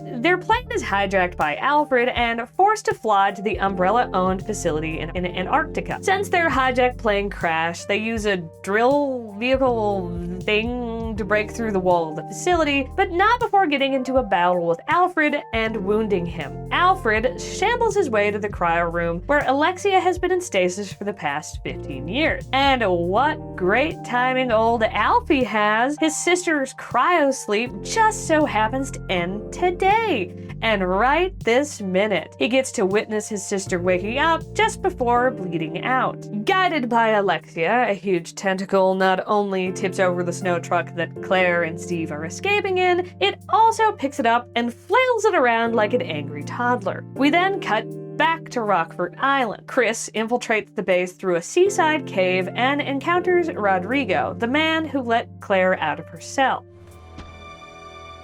Have you seen anyone named Claire Redfield? Did you just say Claire? You know who she is, don't you? Don't worry about her. I helped her escape. Several planes took off from this island not long ago. While I can't say for certain, she was probably on one of them. Chris runs into Wesker, who freely offers up that he came to the island to retrieve Alexia at the request of some unnamed organization. The two fight, and by that I mean Chris gets abused and Wesker kind of just, again, freely offers up that he knows that Claire is in the Antarctic base. He's saying this even though he's also saying he's gonna kill Chris. Alexia appears on a monitor, which causes Wesker to hurl Chris across the room and vanish for whatever reason. This whole scene is kind of for whatever reason. Chris makes his way to the base and finds his sister gooped up in a cocoon, but Steve is nowhere in sight and Claire doesn't want to leave without him. The giant tentacle that attacked Claire and Steve separates the siblings, and after hearing Steve scream, Chris insists that Claire go on ahead and find him. And she does find him restrained in a chair. She presses a button nearby to release the chair restraints, but a huge two-handed axe is still pinning him to the wall with its haft. He says that Alexia told him that she was going to experiment on him. And then he mutates into a large, scaly, green monster toad lizard thing, pulling the axe from the wall and attacking Claire. She rushes to the end of the hall in time to dodge under a metal gate. Steve wails on the gate with his axe, and Claire has no real choice but to watch since the exit is locked. A tentacle bursts through the wall and begins to crush her. Steve manages to regain enough control to save Claire, chopping the tentacle in two. It strikes him, knocking him into a wall. Steve reverts back to normal, don't think that's how viruses usually work, and confesses his love before dying. Yes, a single whack of the tentacle was enough to one-shot him. Safe to say, failed experiment. Back to Chris. He watches on as Wesker tries to capture Alexia, the last source of the T. Veronica virus. She attacks Wesker with her blood, which bursts into flames. When Wesker realizes that Chris is there, he tries to attack him, but gives up when Alexia keeps attacking him rather than standing on the sideline waiting her turn. How rude. Chris finds Claire still locked in the room with Steve. In tears, she passes a file under the door and suggests that he try activating the self-destruct sequence to open all the electronic locks. That's right, 2 self-destruct sequences in one game, the most Resident Evil-y game in the franchise. After freeing Claire, Chris sends her off to the emergency elevator while he defeats Alexia. Chris finds Claire being held hostage by Wesker. This scene is a little wonky. He implies that Alexia's work wasn't important after all, possibly because Chris was able to defeat her. But when Chris says Alexia is dead, Wesker's like, I got Steve's body, which has a little bit of T. Alexia, which isn't a thing. I'm guessing that was a whoopsie and he meant T. Veronica. But then, why dog on Alexia's work? He needs it for whoever hired him anyway. Chris and Wesker tussle for a while, and this time, Chris doesn't get absolutely thrashed. After being severely burned by falling debris from the, self-destructing building, Wesker flees with the promise that he'll get him next time. Following government inquiries into their involvement in the Raccoon City incident, Umbrella's stock plummeted, and they had multiple lawsuits filed against them. Still, Umbrella was able to shift blame and delay the trials for years. Much of the evidence that could be used against them was destroyed in the mansion incident and the subsequent destruction of Raccoon City. February 18th, 2003. Chris and Jill have joined a regional biohazard containment unit, and during their time with the unit, they discovered that Umbrella had a base in Russia where they were developing a new BOW, which they were planning to arm unstable regions of the world with. They are part of a team sent to destroy the Russian base. So, Umbrella Chronicles has a buttload of strange, disjointed dialogue. The Resident Evil 3 chapters are especially bad. They straight up seem like they don't play in the right order. That said, what is this for? Yeah. What's wrong, Jill? Oh, it's nothing. Like, for real. What the hell was the point of that? Chris and Jill take a secret elevator into an underground lab and are greeted by Sergey over an intercom. He confirms that Umbrella has indeed created a new BOW, Talos, which is a variant of the Tyrant. Occurring simultaneously to Chris and Jill's infiltration of the base is Wesker's own infiltration. He is seeking to steal the data that was backed up to the UMF, which I forgot to mention back before, but the UMF is just like a big computer that Umbrella stores all of its data on. For his part, Sergey is planning on taking Red Queen, the AI, and Talos, the new BOW, and starting Umbrella anew with all of the data that was backed up to UMF. While Chris and Jill defeat Talos, Wesker defeats Sergey, who injected himself with a variant Tyrant strain. He successfully extracts all of Umbrella's data, destroys Red Queen, and clears out of the base. So, you think BOWs actually exist? Darkside Chronicles tells the story of Operation Javier, a mission undertaken by Leon of Resident Evil 2 fame and Jack Krauser, who you may know from Resident Evil 4.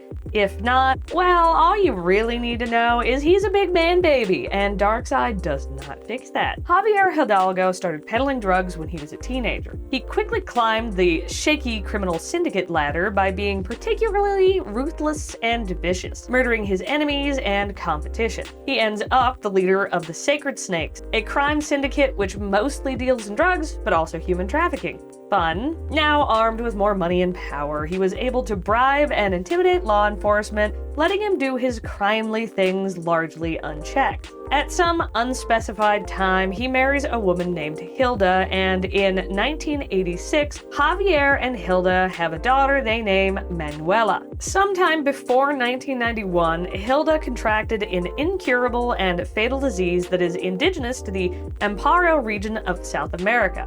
Javier becomes obsessed with finding a way to save his wife. 1991, February through June. Javier has contact with somebody who has ties to the Ashford family. From this contact, he learns about the concept of virus therapy. Javier purchases some T-virus and administers it to Hilda, hoping to save her from her fatal disease. This does lead to Hilda recovering her strength, but even after 4 months, she never regains consciousness. When his contact raises the price, Javier ceases buying the T-virus. Instead, he buys the T-Veronica, with the seller heavily implied to be Wesker, who we know has access to the elusive Veronica virus thanks to his body napping of Steve. Hilda doesn't get any worse from the swap to Veronica, which is so lucky, mixing viruses cannot be good. But she is still unconscious. Javier builds a secret facility where he continues to take care of her as he doesn't want her to be a public spectacle anymore. At some point after June 14th, Javier created Code Remnant, his own viral weapon development and research program. He grew suspicious of outsiders, especially Umbrella, after the price hike and overall failure of T's ability to save his wife. This is a bit of a rough process since, he didn't exactly have a bunch of college-educated virologists and scientists in his gang. They primarily experimented by just infecting humans. I can't find a concrete date for this, so I'm just gonna slap this in here at some point past June 14th, 1991. As a result of exposure to T and Veronica, Hilda mutates into a hideous, indescribable fish monster BOW thing. Javier keeps her around and even seems to deploy her as a weapon of terror. She retains a little bit of her former self in memory as she recognizes Manuela and is pacified by the lullaby that she used to sing to Manuela when she was young. Moving on, sometime in 2001, a now 15-year-old Manuela contracted the same disease as her mother. Javier decides, heck it, we'll try the virus therapy thing again. But this time, he has a bit more knowledge under his belt, as he knows about the 15-year hibernation strat deployed by Alexia. But for some reason, he doesn't go about creating a cryostasis chamber for her.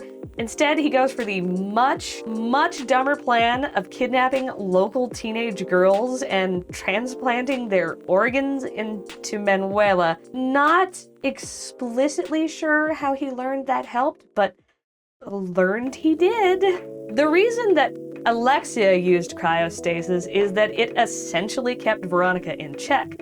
By keeping her body at a very specific temperature range, the virus would slowly integrate with her rather than going full speed ahead and wrecking her body. This is also why she used the Arctic base to keep Veronica under control. Now, you may realize that South America is not particularly cold. In fact, it is hot and wet. And Veronica likes hot and wet.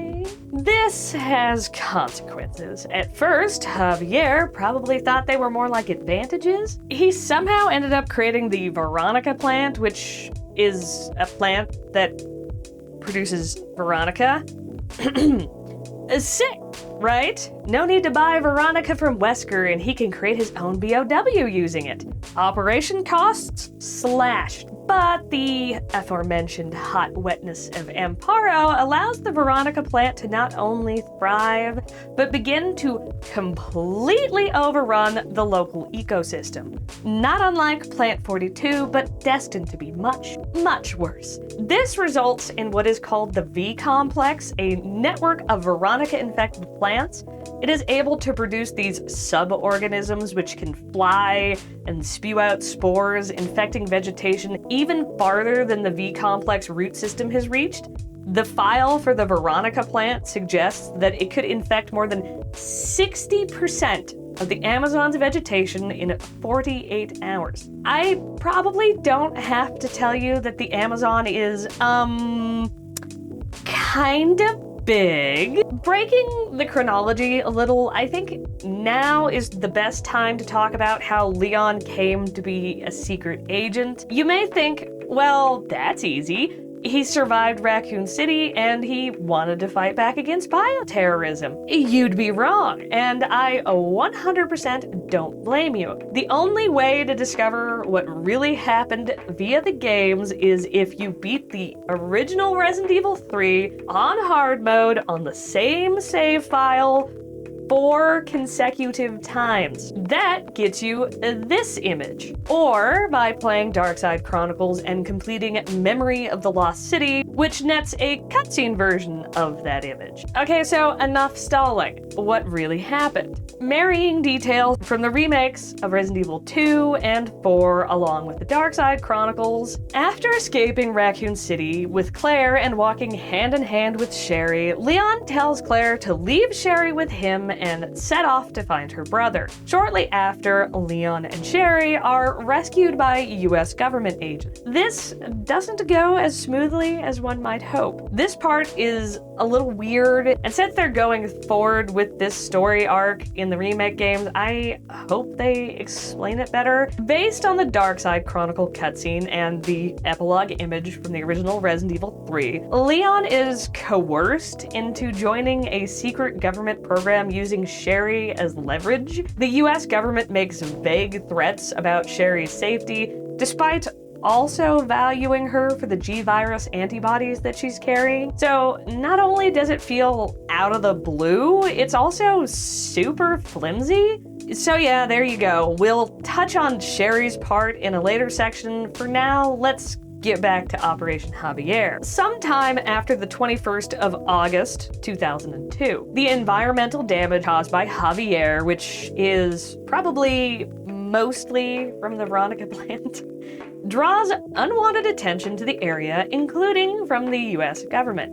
This leads to the discovery of the events of February through June 1991. The government wants to know what the relationship between Javier and Umbrella is, so they send a whopping 2 dudes, Leon and Jack Krauser. Krauser is a member of the US Special Operations Command and is not deployed alongside Leon, but sent in to meet him at a rendezvous within Amparo. Leon arrives in Amparo first on a Cessna, which gets shot down and crash lands in the wetlands. From there, he makes his way to the rendezvous. Krauser is guided by his support op, Hannah, to take a car to the rendezvous. But 3 miles out from his destination, Krauser encounters a roadblock set up by the local military. Hannah says there is some sort of riot going on, but Krauser notes they're opening fire on people, so that's fun. Krauser is ordered to avoid the military or police to avoid endangering the mission, so he hitches a ride on a train which will pass by the rendezvous point. Upon meeting up with Leon, he gives Krauser a headset and Hannah jams the support channel they used. Operation Javier is officially on, baby! Leon and Krauser make it to Mishkawatl, also known as the Waterside Village, also known as That's What I'm Calling It from here on. They're in the village to meet with a guide who agreed to help the duo find Javier's mansion, but almost immediately after arriving, they are attacked by zombies. They hurry to the schoolhouse where they arrange to meet with the guide and find him bleeding out. He lives long enough to say he helped Manuela escape from Javier's mansion. He blames her for what happened in the village and then, oh man, he's dead. Objective, find Manuela, because if she escaped, then by George, she can unescape. They find her in a church nearby, singing a lullaby to herself. She is apparently unaware that her BOW-ified mom is lurking in the water nearby, listening to her. She notices 2 random dudes pointing guns at her and passes out.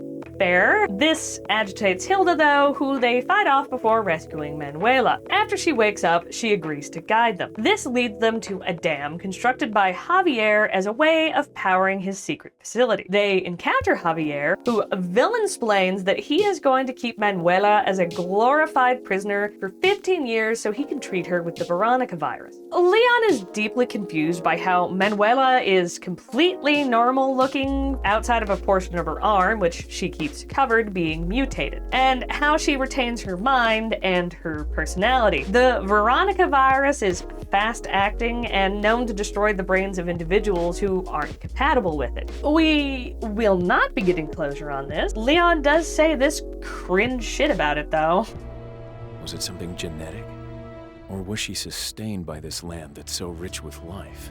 Yeah, so anyway, after Manuela explains the whole I have the same fatal disease as my mom and my dad used T. Veronica as part of my treatment, Krauser suggests that they kill her before he mutates. Leon then reveals that he has additional objectives and that he is personally working for the US government. And outwardly, Krauser takes this well. But if you play the bonus scenario, which puts you in in his shoes and lets you hear his internal monologue, he absolutely does not. This is the beginning of his man-baby arc. Within a minute of the reveal that he's assisting in an important mission to eradicate a very deadly virus from the region, Krauser thinks this. So Leon's on a secret assignment. Figures. My government probably forgot I even exist. God damn it, Krauser. While killing Manuela would seem to fit with the concept of wiping out the virus, Leon recognizes that her ability to retain her human form, intelligence, and personality while infected by Veronica is unique, and that shit needs to be studied, so shut up, Krauser. They infiltrate Javier's mansion, facing off with Hilda again. Krauser is seriously wounded when Hilda shoots a spine into his bicep. He thinks to himself that his career in the field is over due to the severity of the injury, and he plays it off as no big deal outwardly, but he is full-on panicking. No, I can't fight like this. I can't go on like this. I'm too weak. I hate to admit it, but right now my life depends on Leon. No, God, please help me. I don't want to die. Leon, help me! Javier takes a quick dip to the greenhouse to infect himself with T. Veronica, rapidly transforming into a bird, ball, spider thing. And Krauser is both scared and intrigued, or as the internet would say, scaroused. The fact that the virus gave Javier so much power so quickly seems like a completely consequence-free way to solve all of his problems. Manuela ends up assisting Leon and Krauser in defeating her father, utilizing the same flamey blood powers as Alexia, which she kind of just instinctively knows that she has, I guess. And this whole ending is pain.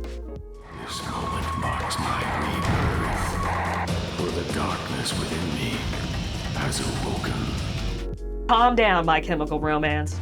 Besides, you've got an obligation to live. For the sake of the girls living inside you. Why the fuck would he say that? Manuela is taken into government custody and closely observed, but she never succumbs to the virus or her disease.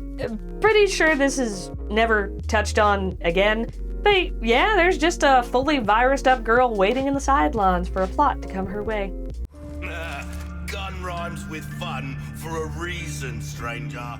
Strap in, it's time for some Renaissance history. 1554, a man named Adam Sadler discovers a huge deposit of amber. Preserved within the amber are Las Plagas parasites. Adam viewed the amber and Las Plagas as God, and he founded the Los Illuminados cult centered on its worship. At some point after this, the first Count Salazar, known as Gregorio the Conqueror, led a small army against Los Illuminados. He drove them out of their castle, which was then awarded to him. He was entrusted to keep Las Plagas sealed away, which was done by seizing the holy body, a huge chunk of amber, and sealing it below the castle. The Salazar family continued to oppose Los Illuminados, and by 1741, the cult no longer enjoyed public worship and acceptance and were living in exile, reduced to hiding on the unnamed island we'll see more of later.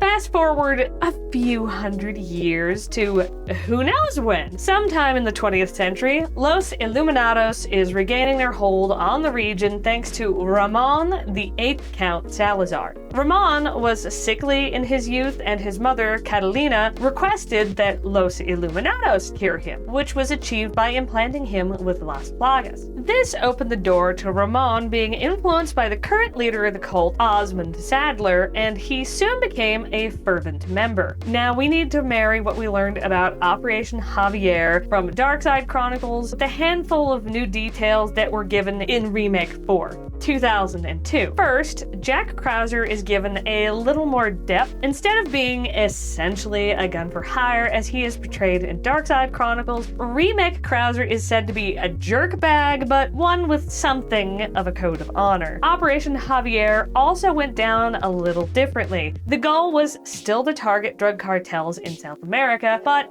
finer details like T. Veronica and Manuela aren't known. The operation also wasn't just Leon with assistance from Krauser. Instead, Krauser was the leader of a unit including Leon. The exact events aren't clear. They encountered BOW and many operatives were killed, if not the entire unit. The report detailing the event, which was written by a journalist and not by any official or member of the operation itself, specifies that by the end only Krauser was alive. Leon was there and obviously survived, but since his participation was successfully covered up, the report only states that Krauser was abandoned in the jungle. Following the operation, Krauser became obsessed with the idea of gaining more power, which eventually led him to Los Illuminados. He becomes a follower and is given a superior species, Las Plagas. 2004, 2 years following the events of Operation Javier. Krauser is now a member of Los Illuminados and is responsible for providing modern weaponry to the cult, as well as fortifying the island base. He oversees the construction of an antenna array to intercept foreign communications, especially those of U.S. intelligence services. Krauser is tasked with the kidnapping of Ashley Graham, the daughter of the U.S. president. Lord Osmond Sadler, the leader of Los Illuminados,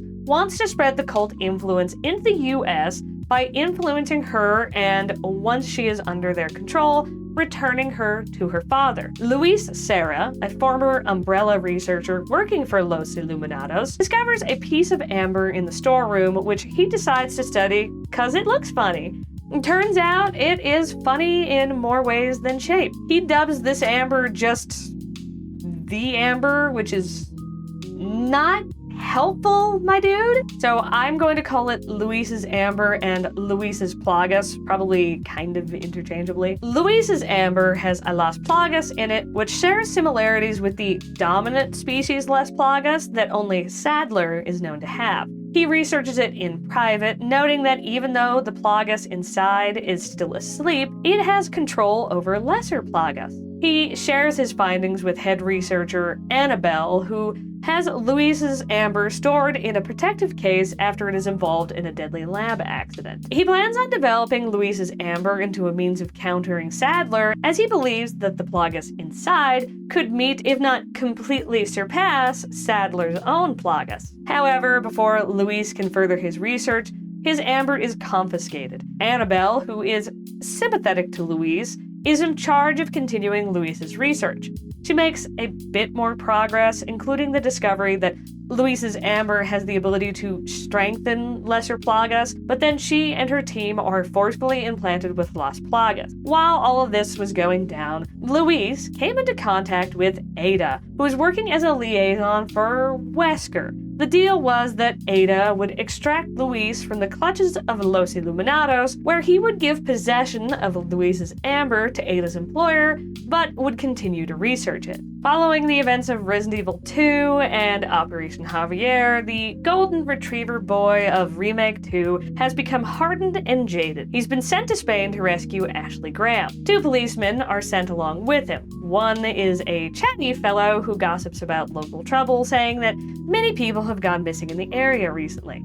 Chatty Cop pops off to take a whiz, but when he takes too long, the driver sends Leon to figure out why he's taking so long. Passing by an apparently sacrificed deer with no comment, Leon enters a cabin and bumps into a man who, if his eyes are any indication, isn't doing great. The man doesn't respond even when spoken to in Spanish and attempts to attack Leon, who defends himself and ends up killing him. In the basement of the cabin, Leon finds poor Mr. Wiz dead. The driver is screaming in panic over the radio, but Leon is unable to make contact with him. Hurrying out, he bumps into the previously dead man, who now has some sort of clicking, hissing parasite in his neck. Ew! On the second floor of the cabin, he finds a map and photos, one of which is of Ashley, bound and passed out. He radios into his support agent, Ingrid Hunnigan, that Ashley has likely been taken to a nearby lake. Unable to get back to help the driver, Leon pushes onward towards the lake on his own. This brings him to the village, where he witnesses the driver being burned alive at the stake. He's forced to defend himself from the villagers, including one that is wearing a sack over his head and wielding a chainsaw. And this is the beginning of a trend in Resident Evil games going forward. poderoso.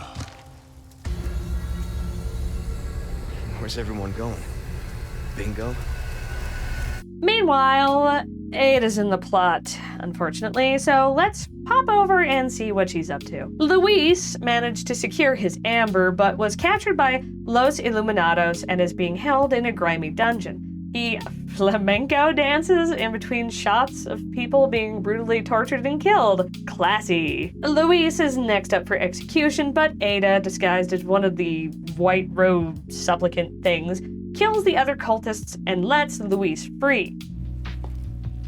Your favorite, I believe? That's not the same voice actor, is it? Damn it, Capcom! Luis was, luckily, able to hide his amber before being caught, so he joins up with Ada to fetch it. They're spotted by some cultists as they're escaping, so Ada sends Luis on ahead with plans to meet with him at the local church. Among the cultists is Pasanta, a vaguely insectoid reptilian monstrosity of a BOW. During the fight with Pasanta, who, by the by, is capable of projecting illusions, so that's fun, Ada receives a glancing blow. She manages to escape otherwise unscathed and reports to Control, none other than Albert Wesker. She gives him the down low on the Amber situation and then makes her way from the castle to the church, spotting Leon in the village on the way. Ada tolls the church bell to clear the village out for Leon. Wesker tells her that Luis's signal was last received around the village chief's house, so off she goes to investigate. Back to Leon. Directed toward the windmill by Hunnigan, Leon arrives in a cluster of homes by the lake. Inside of one of the homes, Leon finds a man wrapped in a body bag. It's Luis. Before they can chat much, this Judge Holden-ass looking character hurls Leon across the room, knocking him out before injecting him with a Las Plagas larva. When he next opens his peepers, he's in an abandoned factory bound to Luis. They manage to break free while Luis mentions that he overheard the villagers talking about moving a señorita to a church. Luis escapes, leaving Leon behind. He asks Hunnigan to do a background check on Luis and makes his way out of the factory. Brief interlude to say hello to the Merchant, one of gaming's most famous characters. Over here, stranger. Leon bumps into the judge again, whose real name is Bitores Mendez. He's not a judge, but the village chief.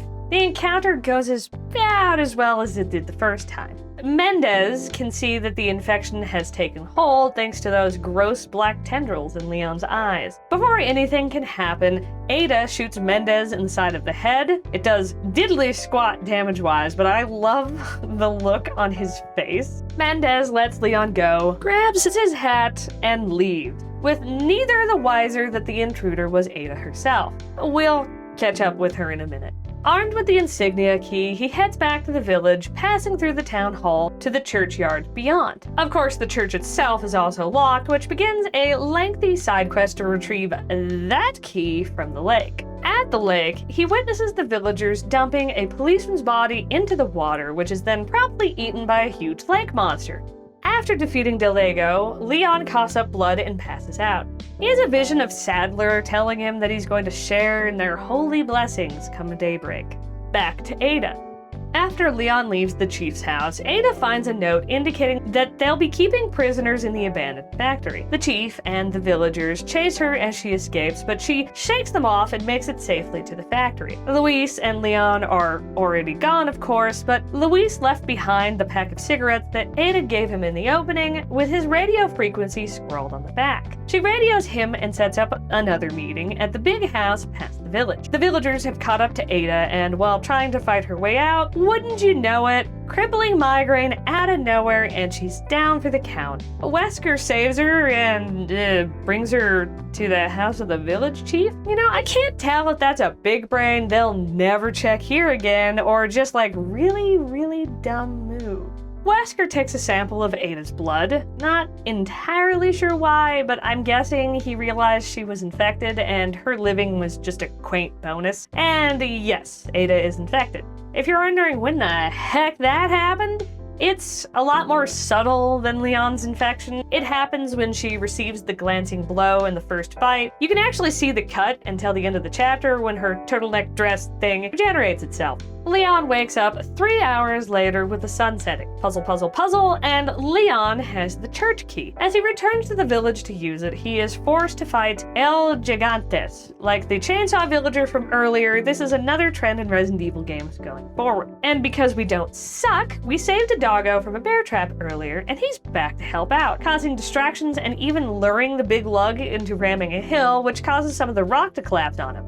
Nice. Leon finally finds Ashley locked up in the attic of the church. The duo sneak out of the church, and Leon radios in for extraction, with the point being past the farm north of the village. As they're nearing the extraction, mobs of villagers begin to close in on them. Luis ushers them into the house that he's been hanging out in, waiting for Ada. Leon tries to get answers from Luis, both of the "why the hell you ditched me" and "who are you and what the hell are you doing here anyway" kind. But the mob aren't exactly interested in waiting through the cutscene. They eventually escape the mob, after which Ashley also coughs up blood. Luis says this is the initial symptoms of being infected with the plaga, which will eventually lead to them becoming like the villagers. However, during the early stages, the plaga can be surgically removed, and he reveals a scar on his chest, proof that he's undergone the very same. He agrees to help them remove their own plagas, and I want to really quickly explain the Las Plagas. Las Plagas are divided into a hierarchy.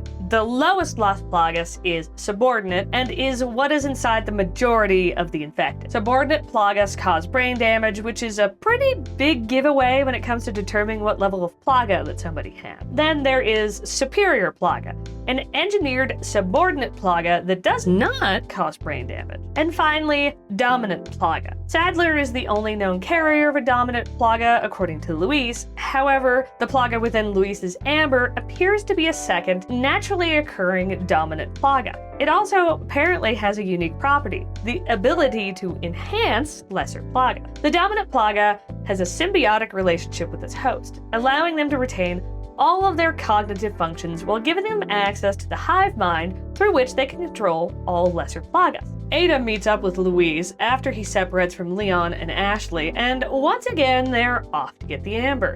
Luis takes her back to the castle where his lab is and reveals he needs to finish a little side quest. Judging by the pistol in his face, this is the wrong answer. He informs Ada that he is going to get medicine that slows the plagas infection so he can help Leon and Ashley, but seeing how Ada is infected too, he'd also be helping her. Kinda hard to argue against that. Of course, Luis's lab is on fire, so now they have to go on a fetch quest throughout the castle to get all the ingredients. Luis has Ada handle that while he pops off to get the amber. Back to Leon. Hunnigan informs him that due to the worsening weather, the helicopter won't be able to land until it clears up. They can't exactly hold out at the extraction point for the fickle weather to clear up, so they ditch to look for somewhere safer. Surviving an encounter with the Chainsaw Sisters, they make their way to the outskirts of the village. Mendez catches up to them, forcing them to flee across a rickety bridge, which collapses. Thankfully, they make it to the other side, and the gap is too large for even a Resident Evil villain to leap across. But Mendez knows his village a little bit better than Leon, so he finds a way around pretty quickly and ambushes the duo as they're passing through a slaughterhouse.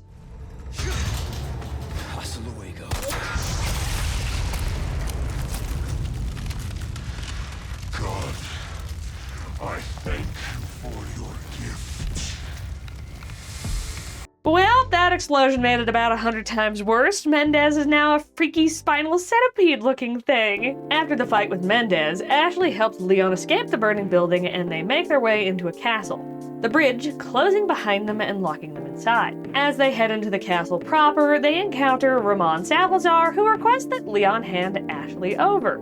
Leon denies the polite request, as one would expect, and Ramon sicks cultists on them. He clearly finds Leon mowing down his servants as a form of entertainment, but really, what can we expect from an aristocrat who lives in a castle with dungeons and medieval torture devices? Ashley, whose symptoms have been steadily worsening, faints. When she wakes up, she tries to stab Leon with his combat knife. Whoever is controlling her realizes that Leon could beat her ass pretty thoroughly, so they take the logical route of holding themselves at knife point. A portcullis separates them, and Ashley returns to her senses, but disturbed by her actions, she panics and runs away. Leon tries to report what happened to Hunnigan, but there's too much interference, so he heads off into the castle to try and find Ashley. In a bookbinding room within the castle, Ada sneaks up on Leon. You can stop right there, Leon. Wouldn't make me use this, would you? Well, after 6 years, that is one hell of a greeting, Ada. You don't seem surprised. Interesting.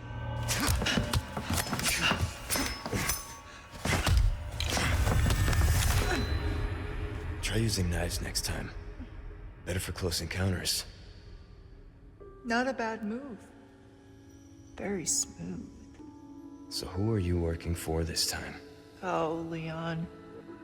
You know I don't work in town. Questionable vocal performance aside, I don't get why this or the original scene are even in the game.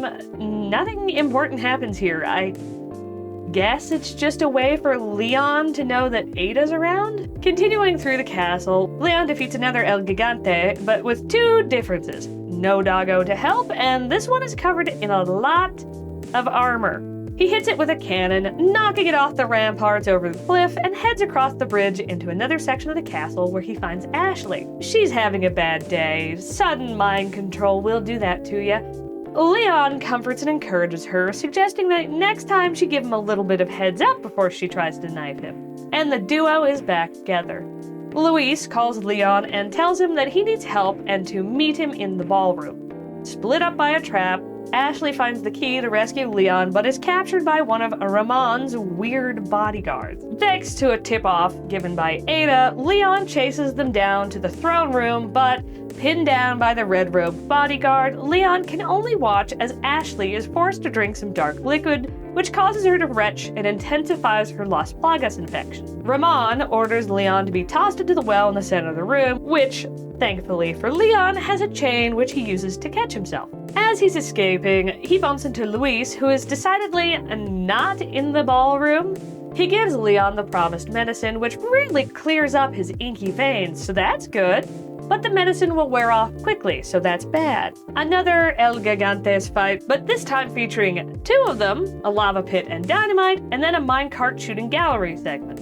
Leon again asks why is Luis helping them, and this time he says that he's trying to make up for working for Umbrella and Los Illuminados. He knows that just curing Leon and Ashley doesn't make up for what he's done, but he just doesn't want anybody else to get hurt. Moments after this confession, Luis is stabbed by Jack Krauser. This vocal performance is also questionable. Long time no see, rookie. Speaking of, let's check in on Ada. She meets up with Luis on the castle walls, and he offers her the amber, but it reacts to the plagas inside of Ada, so she can't take it. He whips up a quick batch of the suppressant medicine, just in time for Pasanta to show up once again. Ada sends Luis off to find Leon and Ashley, promising to catch up once the suppressant kicks in so she can take the amber. She defeats Pasanta once and for all and receives a call from Luis, who has been fatally wounded by Krauser. He tells her that Krauser stole his amber and that he isn't going to make it. He asks that Ada help Leon and thanks her for giving him the opportunity to be a good Samaritan. She sees Ashley being taken to the roof of the clock tower, so she gives Leon a heads up and continues to chase after Krauser. Back to Leon. Luis takes a few pot shots, which causes Krauser to leave because he's a big man baby. He gives Leon the key to the lab where Leon can remove the parasites and has one last cigarette before bleeding out. Following Ada's tip about where Ashley is being taken, Leon bumps into Ramon, who tries to give his long-awaited villain speech, but Leon is not having it and gives him a few pops with the old pistol. Of course, Ramon is infected, so this just leads to a boss fight. Afterwards, he and Ada take a speedboat to catch up with Krauser, who is headed to a nearby island where Lord Sadler is hiding. There's a bit of dialogue with Ada here that just goes nowhere because it's Ada. He says he's changed since Raccoon City. Read, he's become more jaded, but he isn't sure if Ada has changed, aka he isn't sure if she's just using him, which really shouldn't be a question, but Ada doesn't answer anyway and leaves on her own once they get to the island. The island is a well-armed, modern military installation that Leon has to plow through. Past the military fort is a lab where Ashley is being held. Leon frees her and gives her the remaining shot to delay the Plagas. Suspecting that Luis's lab is in the sanctuary at the top of the mountain, the duo head that-a-way. Inside of a warehouse, they see the holy body, the large chunk of amber with preserved Plagas larvae in it.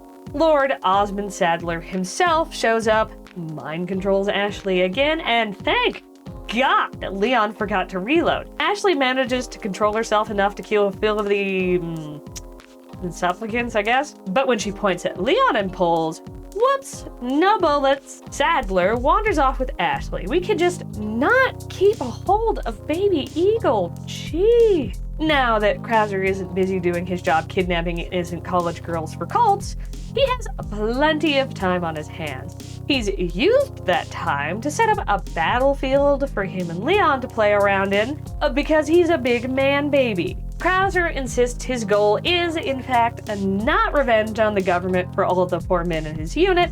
No, he just wants power which Los Illuminados has given him. The result of this is weird tentacle blade claw arms. Whatever floats your boat. Couple of full upgraded riot gun shots to the face, and he's down for the count. Leon finishes him off using Krauser's own combat knife and heads towards the sanctuary. Back to Ada. Ada is all set up with a sniper rifle, waiting to take the shot when Wesker sneaks up behind her. He gives her a new task, to bring an override device to the comm facility and hijack the main terminal. In doing so, she sees that Wesker has planted bombs all over the island, but Ada is unwilling to follow through. So she hijacks the hijack, delaying the countdown and jamming the signal to some of the explosives, ensuring that not all of the island will be destroyed. She catches up to Leon in time to help him survive an attack by Sadler, but she's a little overconfident and ends up getting captured by Sadler. Back to Leon. Thanks to Ada's distraction, Leon is able to stumble away with Ashley. Some minor visual and auditory hallucinations later, and they're in Luis's lab. Lucky for them, it's a pretty automated process that can be started with a few button presses. Well, that was easy. If not painless. Plagas successfully irradiated, they scour the facility looking for a way to escape. They spot Ada being held captive, so Leon asks Ashley to stay back while he goes and rescues her. Ah, man, that would hurt. Damn. Ada survives that hip-shattering fall, though she kind of goes poof during the actual boss fight. Sadler, now a weird crab spider thing, still has a mouth with which to evangelize about his weird parasitic cult. Once he's weak enough, Ada hucks a special rocket launcher that seriously wounds Sadler. I'll give you a holy body. Yes, there's our pre-finale cheesy one-liner. Sadler's staff contains Luis's amber, which Krauser had delivered to him along with Ashley. It falls out of the staff when it and Leon get thrown to the ground. Ada yoinks the vial. I know, shocking turn of events. She invites Leon to escape with her on her copter, but this is a remake Leon, so he denies. She hucks some keys to a jet ski, which he and Ashley use to escape the exploding island. Back to Ada. She reports that she successfully recovered Luis's amber. She asks Wesker what his plan for it is, which goes over about as well as you'd think. She realizes that giving it to Wesker would result in billions of casualties, so she forces the helicopter pilot to change course. Destination? No fucking idea. A post-credit sequence reveals that Wesker is aware of each of Ada's acts of rebellion. The whole helicopter going the wrong way thing is blatantly obvious. Kind of hard to cover that one up. Also, the damage done to the island was well below 50% of expected, so also kinda hard to cover that one up. And finally, her moseying off with Luis's amber is not an issue to Wesker because he recovered Krauser's body, which has a superior species plaga within it. I'm guessing he doesn't know about the special qualities that are unique to Luis's amber, so hey, the good guys are still up a little. 1993, the Aquapolis of Terra Grigia begins construction. Sometime before 2004, Jack Norman founds Il Veltro, henceforth just Veltro, which is an Italian nationalist group turned terrorist organization. They oppose the construction of Terra Grigia because it corrupts the morals of modern society or some crap. 2004, Terra Grigia is completed. It is a self-sustaining city found off of the Mediterranean coastline. It is a joint US and European project designed to help develop alternate energy sources and help halt climate change. Apparently, Veltro isn't into that because they unleashed the T-Abyss virus on the city and, for good measure, a lot of hunters. Like, too many hunters. This sets off the Terra Grigia panic. 2 different anti-BOW organizations are sent to help out. The European Union-controlled BSAA and the United States FBC. On the final day of the Terra Grigia incident, the BSAA have completely pulled out, save for the director, Clive.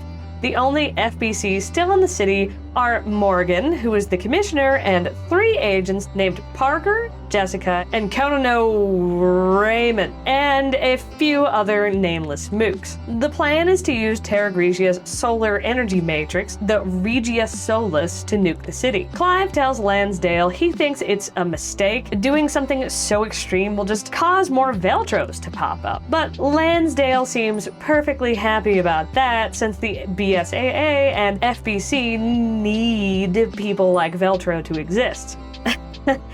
A villain much? 2005, a year after the Terra Grigia panic. The greatest of all time, Jill Valentine, is investigating the perimeter zone set up by the FBC. She is joined by her partner, Parker, who is a former FBC agent. The beach is covered in fleshy masses known as, wait for it, globsters. Jill just casually stuffs her whole arm down the throat of a globster carcass. What, did she grow up on a cattle ranch? Jeez.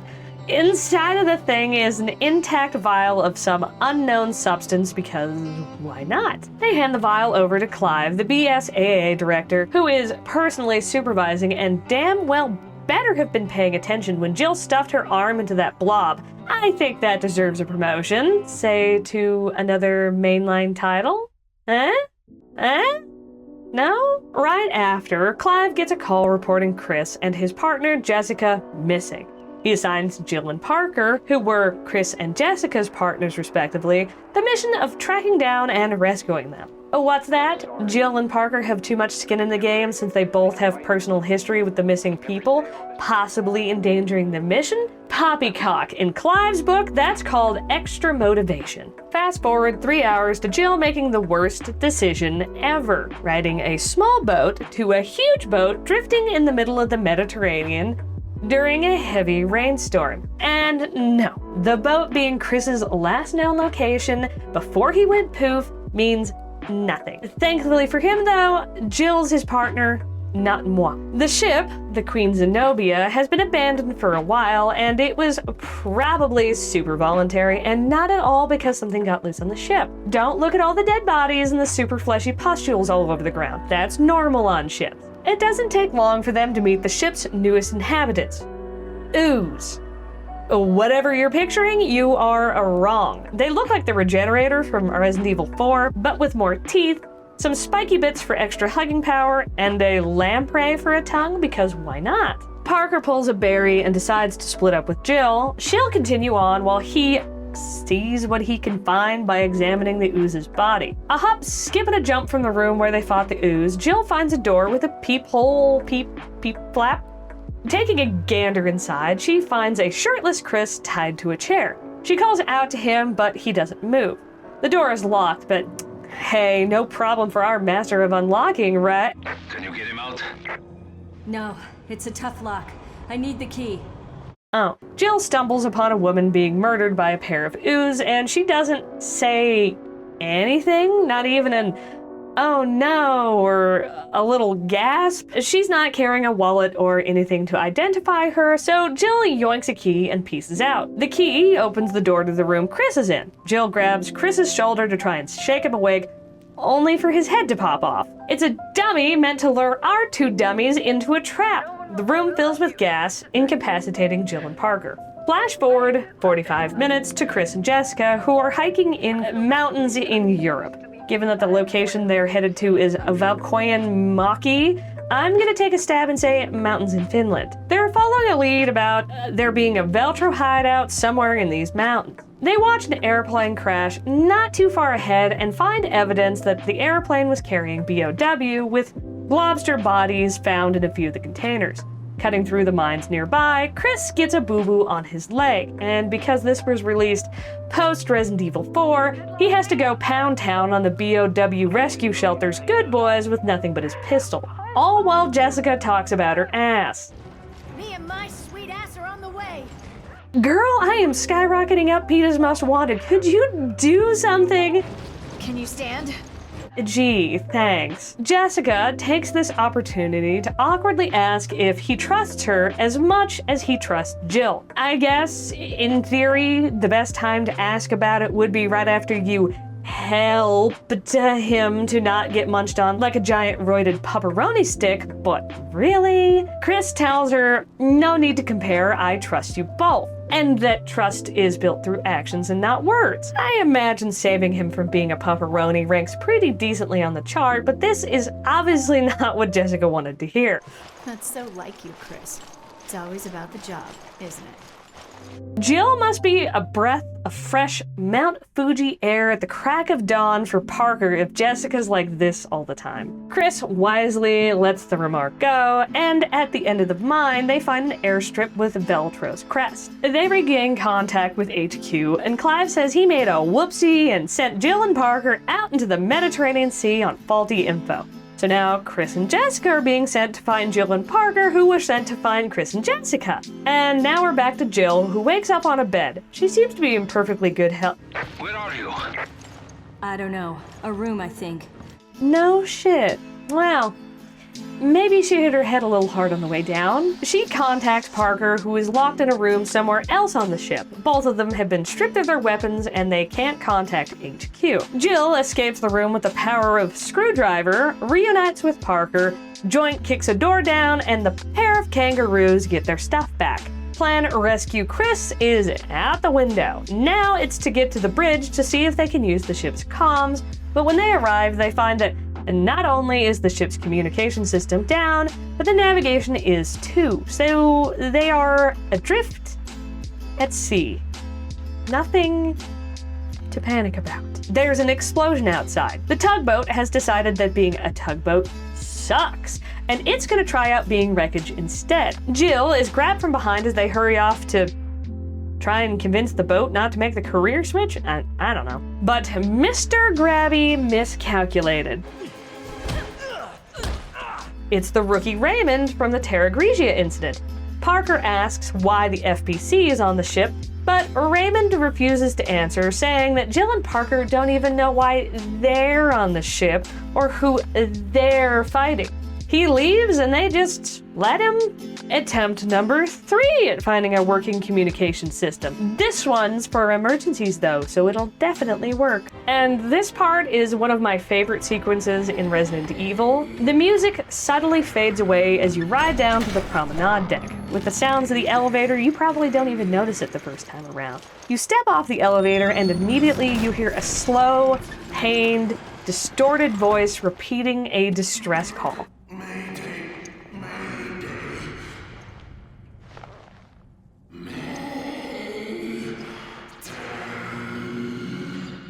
No music, just the distress call, over and over. As they travel deeper into the promenade deck, the voice becomes louder, and there's the incessant sound of a loud impact. There's a door chained shut with one of those bright red padlocks indicating that you can bust it open. It jerks under repeated blows from something behind it. So you break the padlock, and out comes a horribly mutated man looking like a large bloated ooze. It has 2 heads, one a lamprey mouth and the other humanoid. It, for reasons that can only be described as because the other Resident Evils had it, has an organic circular saw for an arm. It moves with the same twitchy movements as the ooze, heaving the saw as it chases after you. Another freaky element is how the humanoid part of the ooze screams in pain and begs you to stop attacking him. He groans one last mayday as he dies, dropping the key to the comms room. Raymond managed to get into the gated and locked comms room ahead of Jill and Parker. He says, well, we're all too late. This system's been broken recently too. Twice in one day. Isn't that strange? A video plays, watched by Jill, Parker, Chris, Jessica, Clive, and 2 new characters, Quint and Keith. Or Jackass and Grinder, respectively. Man, they really drew the short straw on call signs, didn't they? Attempt number 4 to access the comm system. Parker says the ship is running on emergency power, but the comm system needs the main power. Raymond somehow overheard the whole needing to restore power conversation from the other room and coughs up the key they'll need to progress. He asks if they've seen another FBC agent anywhere because he's lost contact with his partner Rachel. Nope. Definitely didn't see a woman. And if I did see her, I definitely didn't watch her get deleted by some ooze while doing and saying nothing. Nope. To restore the power, they need to get access to the bilge, but the key to the lift to take them there is missing. Parker points out that the missing FBC agent was supposed to be in the bilge, so she must have the key.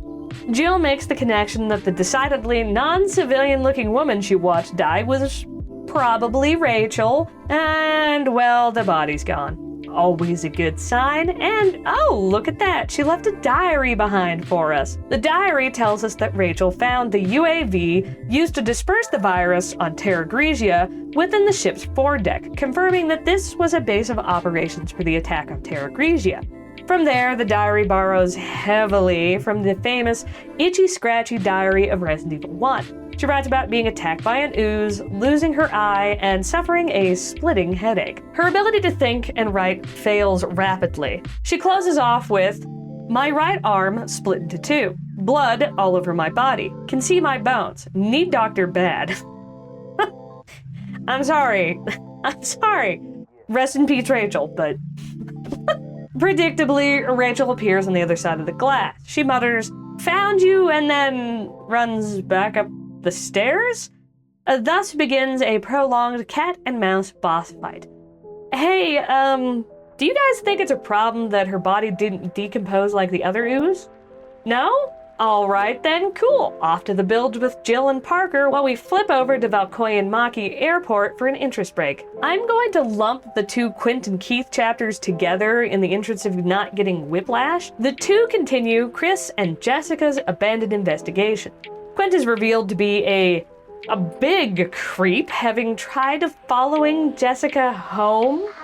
Inside the Veltro base in the airport, they retrieve a USB drive and head for the crashed freighter.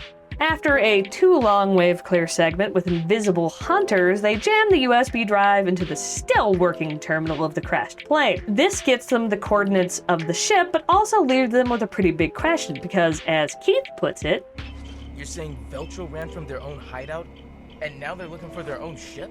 Jill and Parker descend into the bilge and discover that there is flooding, which they suspect is intentional sabotage by Veltro, but they can't activate the bulkheads while the power is out. So that thing they were gonna do anyway, yeah, they're gonna do it. But there's a ticking clock now. Right after they restore power to the ship, the room locks itself and water starts filling the room. And this sequence is so funny to me because it lets you wander around as the water fills, kind of like the Jill sandwich segment in Resident Evil 1, but Parker, who is in the room with you, doesn't say anything. He just stands there like, well, golly.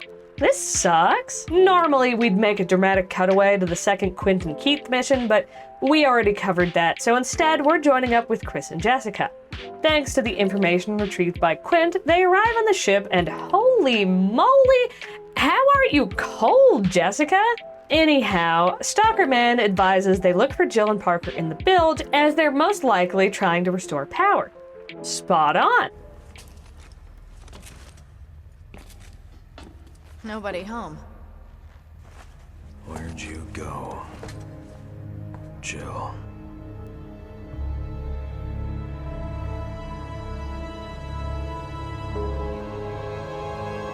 As the dramatic camera pan reveals, we've been bamboozled. Chris and Jessica are on a sister ship called the Queen Semiramis. Back to Jill, who manages to bust open a vent with a pipe, allowing them to escape and activate the bulkheads. But the comms system is still down, so once again, they head off to another part of the ship to try and fix it. After a silly boss fight with Draghigenazo, I'm just gonna call him Mr. Chunky because the first half of this boss fight is literally just him playing a peekaboo with Jill and Parker on a lift, which is stalled because his chunky butt is over the weight limit. The duo repair the ship's antenna and finally make contact with HQ. They try to give a status report, but Clive is just like, yeah, it was a setup, we fell for it. But when they rightfully ask him, what the fuck are you talking about? He refuses to answer. O'Brien receives an emergency call informing him that the solar matrix that was used to nuke Terra Grigia is coming back online and it's aiming at Zenobia and Semiramis. He concludes that this is the work of Lansdale, aka the head of the FBC. This part is so weirdly scripted, like if you play it episodically, maybe this part would work, but Revelations 1 was never released episodically. So Clive tells them what's going on with the satellites. Naturally, Parker asks him to, rescue them before they get Terra Grigio'd, and just watch the follow-up. Boss, get us out of here. Sorry. But I can't authorize that.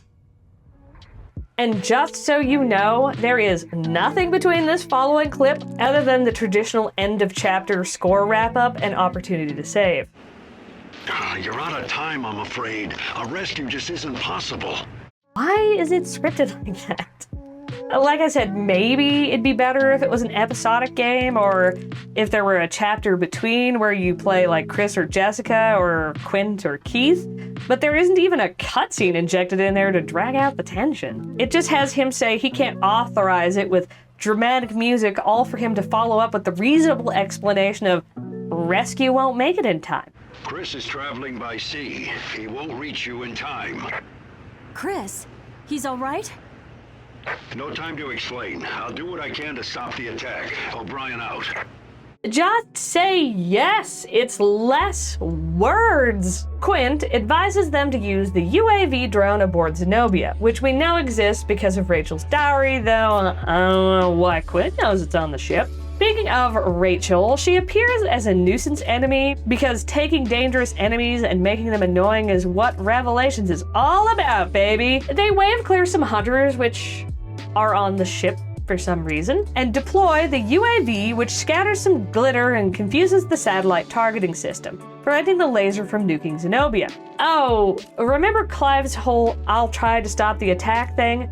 Wanna know what that consisted of? He calls up Lansdale and asks him why he's using the laser. Lansdale doesn't answer and merely quotes Dante's Inferno, which I've only mentioned once so far, but is quoted constantly in the game, and it just does nothing for the plot or even the tone. Anyway, thanks, Clive, old buddy. I can really tell you care. Clive and Morgan jab each other with bad one-liners, which reveal only one thing.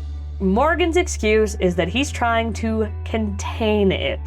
The laser misses the Zenobia, but the blast causes a wave to strike the ship and floods it. More water content! Yay! The plan is to rendezvous with Chris and Jessica in the hall, but they are intercepted by the sarcastic clapping of the masked man who gassed them earlier.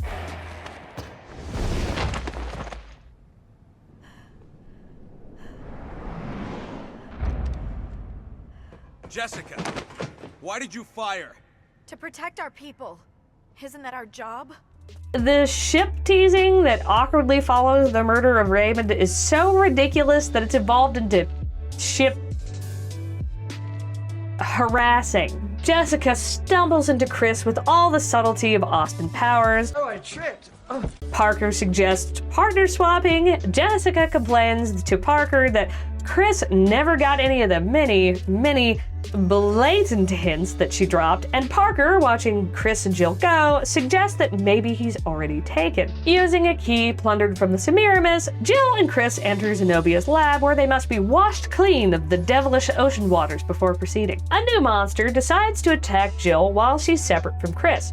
Smartest thing a random BOW has ever done. Enter Scar Me Lonely, which is neat looking but not very scary. Now seems like a good time to catch up with Quint and Keith, right? Only for a sec though, because you guys don't have to sit through the too damn long wave clear section. Quint pieces together that Veltro was never back in action. Clive orchestrated the whole thing to bait Lansdale, which Clive casually confirms. Before Quint can successfully send some dirt that he dug up, the airport is carpet bombed. Told you it'd only be a second. Inside of the lab, Jill and Chris find the big old tube of T-Abyss. There's a neutralizing agent for it, but they need a passcode, so Jill splits off to see if she can find it while Chris familiarizes himself with the controls. Still a better excuse than Barry studying a pool of blood. She finds a document that reveals that, surprise, surprise, Lansdale was behind the attack on Terra Grigia. Which is cool, but as Jill points out, it's circumstantial. Jill finds the T-Abyss vaccine and she just trusts that it's stable and effective because she injects it right away. She gets the passcode and then gets blasted by T-Abyss infected waters as the sublab floods. Thankfully, she randomly injected herself with the vaccine right beforehand, huh? Jill, are you okay? Yeah, for now. Jill, I got the passcode. good work. Let's neutralize that virus. Flash sideways to Parker and Jessica, or should I say just Parker, because Jessica immediately ditches him, saying she has something to check on first. The plan is to head for the bridge and activate the bulkheads. Jessica is a frickin' wizard and manages to beat Parker to the bridge, but thankfully he isn't as dense as he might seem. He holds Jessica at gunpoint when he arrives, revealing that a spy has infiltrated the BSAA and he suspects that it's her. And what's that? Raymond didn't die from the gunshot? It's almost like he was an undercover agent trying to lure two well-armed operatives and he was wearing a bulletproof vest. Unfortunately, Parker isn't wearing a bulletproof pair of pants. Jessica shoots him in the thigh and activates the ship's self-destruct sequence. Say it with me, it wouldn't be a Resident Evil game without a self-destruct sequence. Back to Chris and Jill. The virus has been neutralized and Lansdale pops up on the monitors to villain around a bit. I really don't know what him popping up is for. I guess to delay Jill and Chris a bit. They hear the self-destruct announcement and rush to... What is Parker doing down here? He was on the... What? How? Why? Jill helps him to walk and I don't know why Chris doesn't do it instead. Parker!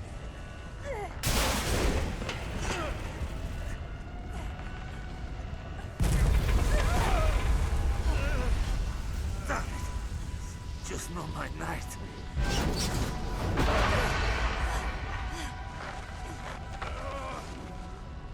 Damn it! Good times, Jill. It was a nice ride. What? See you guys. Thankfully, Clive, presumably, sent some helicopters to pick up Jill and company, one of which is Kirk, who we will actually hear from again later. The other is an unnamed female pilot, and that is not a good position to have. Predictably, she dies when the freaky sea bug virus monster, which Chris and Jessica fought before boarding the ship, smashes her helicopter. And I love the look Jill gives Chris here as she expresses concern for the pilot. Who peed in your Cheerios? Another funny Jill reaction shot happens not long after. They kill the giant worm-infested virusy sea bug monstrosity and climb the rope ladder into Kirk's helicopter. Jill makes it first, meaning Chris has the misfortune of being on the ladder when the sea monster comes back to life and swipes at the helicopter. Chris makes it to the top, and Jill starts pulling him in. Some animator took the time to make Jill give a "where the fuck he just grabbed me" look, instead of just going on with the scene. What was the direction of this game? They kill the sea bug for real, and confront Clive, which leads to another flashback to Terra Grigia. Essentially, it establishes Lansdale's motivation, by Terra Grigia being targeted by a bioterrorist group, aka Veltro, and then by it getting deleted off the face of the Earth via space laser, the world would acknowledge the threat of bioterrorism, and by the FBC being such a big part of solving the Terra Grigia panic, they can expand the organization to meet the increasing threat. Back in the present, the FBC raid the BSAA and arrest Clive. Thankfully, he was able to reveal the location of the third queen. That's right, a third identical cruise ship. This one, Queen Dido, was sunk the day of the Terra Grigia panic and is why Veltro seemingly disappeared all at the same time. Jill and Chris dive into the ocean and find the wreckage of Queen Dido, which still has air in it after a year? There is also a freshly dead FBC agent. He was nice enough to leave behind a voice recording explaining that he and his team were killed by Veltro, who survived in the wreckage. For a year? There is maybe an explanation. Jill and Chris watch a video of Jack Norman, the head of Veltro, injecting himself with T-Abyss. He waves around a PDA which has video proof of Morgan working with Veltro to cause the Terra Grigia panic incident, and declares that Veltro will guard the truth for however many years that it takes. Meaning, I guess, that once you're infested with the T-Abyss, that you don't need air, food, or fresh water? Jack Norman is just hanging out on a makeshift throne, looking normal, which is back to being confusing. That must mean he only recently injected himself, which undoes the whole explanation of how Veltro survived within the wreckage of Dido for a year. He villain monologues for a bit, but then the T-Abyss pain kicks in and he drops the PDA. Jill and Chris were like, well shit, that's all we're here for, and yoink it, making the common sense, but yet somehow rare decision to just leave before the villain completes his transformation. Then they screw it up.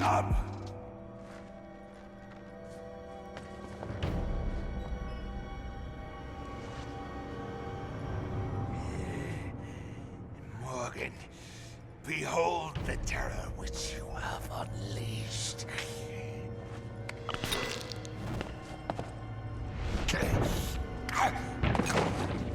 Why would you listen? Just leave. You were right the first time. Why does he eat another vial? He already injected an entire one into himself at some point. Is he supposed to be so tough, so fueled by vengeance that his body resisted the T-Abyss? So even though Jack confused our heroic duo as Morgan and /or agents of Morgan and attacked them, after he is defeated, he dramatically reaches towards the banner of Veltro and declares, "Done. Everything's finished. Finally, I can die. I can die." You didn't do anything! You tried to kill the two people who were going to help you! Jill sends the video to the FBC, which plays right in front of the agents currently in the process of arresting members of the BSAA. How she knew to do that, I have no idea. We then get a "where are they now" style epilogue that is upsetting. Lansdale is arrested, the FBC is dissolved with the majority of its agents and resources given to the BSAA, which is then reformed into an anti-bioterrorism organization. Keith and Quint somehow managed to survive being carpet bombed? Keith is now a leading figure in the BSAA's East African branch, and Quint continues to work research and development. But we're not done tumbling downhill yet. Parker, who was shot in the thigh and bleeding out, and who also plummeted into the fiery, exploding depths of the sinking Queen Zenobia, survived. He was found adrift, rescued, and is back to being an agent for the BSAA. Clyde, recognizing that his plan was every synonym for stupid, steps down as head of the BSAA and is now writing a mystery novel because, of course, this noir-ass looking guy would do that. Why did all three people who had no chance of survival live? Did they really think they were going to make a direct sequel, or that those characters would make it into one of the mainline games? I mean, their survival is no less of an ass pull with a few years tacked on, so I mean, why even bother? Oh, and there's a post-credit sequence. Shall we? Almost too easy, wasn't it? The company let them take Morgan out with the trash. Tough world. You filed a report on this.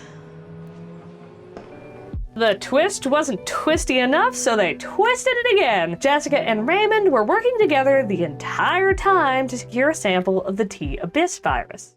I'm a businessman with standards. 1960. Albert Wesker is born, though his birth name is unknown, not even explicitly sure his first name was Albert. At some point during the 60s, Ozzie Spencer developed this, we'll call it a plan for humanity. We'll touch more on how that happened later. It's painful and I don't want to talk about it right now. But the plan is to use viruses to force natural selection, culling the weak and creating a utopia over which Spencer will be the god. Toward this end, he founded Umbrella along with some other eugenics fanboys. Umbrella would help them cover up their illegal activities, justify their research, and help them fund the whole thing. Additionally, while using the virus to force natural selection will get rid of the physically weak, it won't help with the brains and personality department. So he starts Project Wesker, which sees to the education of children to ensure the future is not filled with muscly oafs, while simultaneously having Spencer's beliefs beat into them.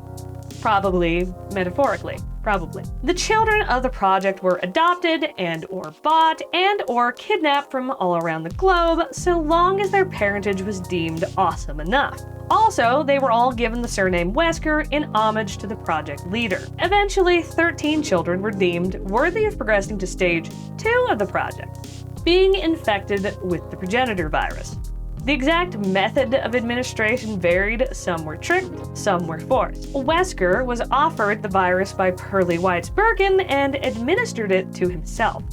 Of the 13, only 2 survived, Alex and Wesker, 1970s. Wesker trains at the executive training school that we saw back in Resident Evil 0, graduating in 1978.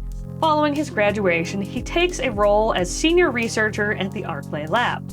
By the 90s, Wesker was fooling around with other companies, though we aren't told any of those companies' names, which is definitely fun to write about. Rapid fire.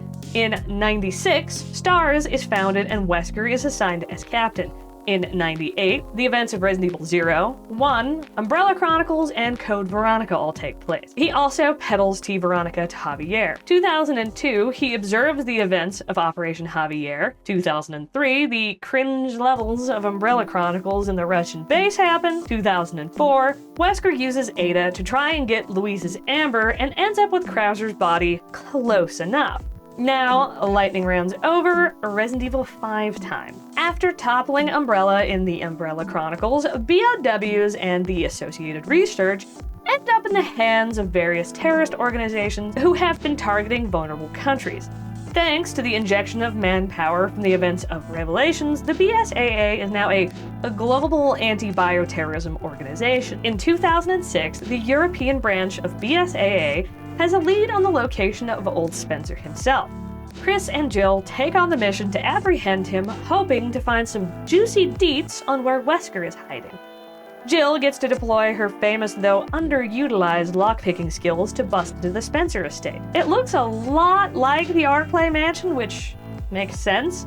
Kinda. I mean, Spencer did ask George Trevor to design the Arclay mansion after his home in Europe, but the weird shit in the Arclay mansion is explained away as being a quirk of Trevor's.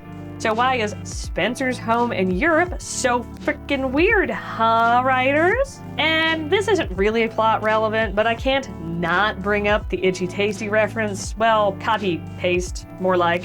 In one of the rooms, there's a diary that's straight up just the Itchy Tasty diary. And I have questions, like how the Arclay mansion got blown up? The diary is gone. How did they know what it said so they could recreate it? Did they read it, chuckle to themselves because, the pathetic suffering of the service staff, and take notes so they could duplicate it? And if so, why? Lost in Nightmares is plumb full of little references to the original. Many of the doors have a custom animation that makes it feel similar to the original. The fireplace in the dining room is used to solve a puzzle. Jill plays Moonlight Sonata to reveal a hidden room with a crest in it.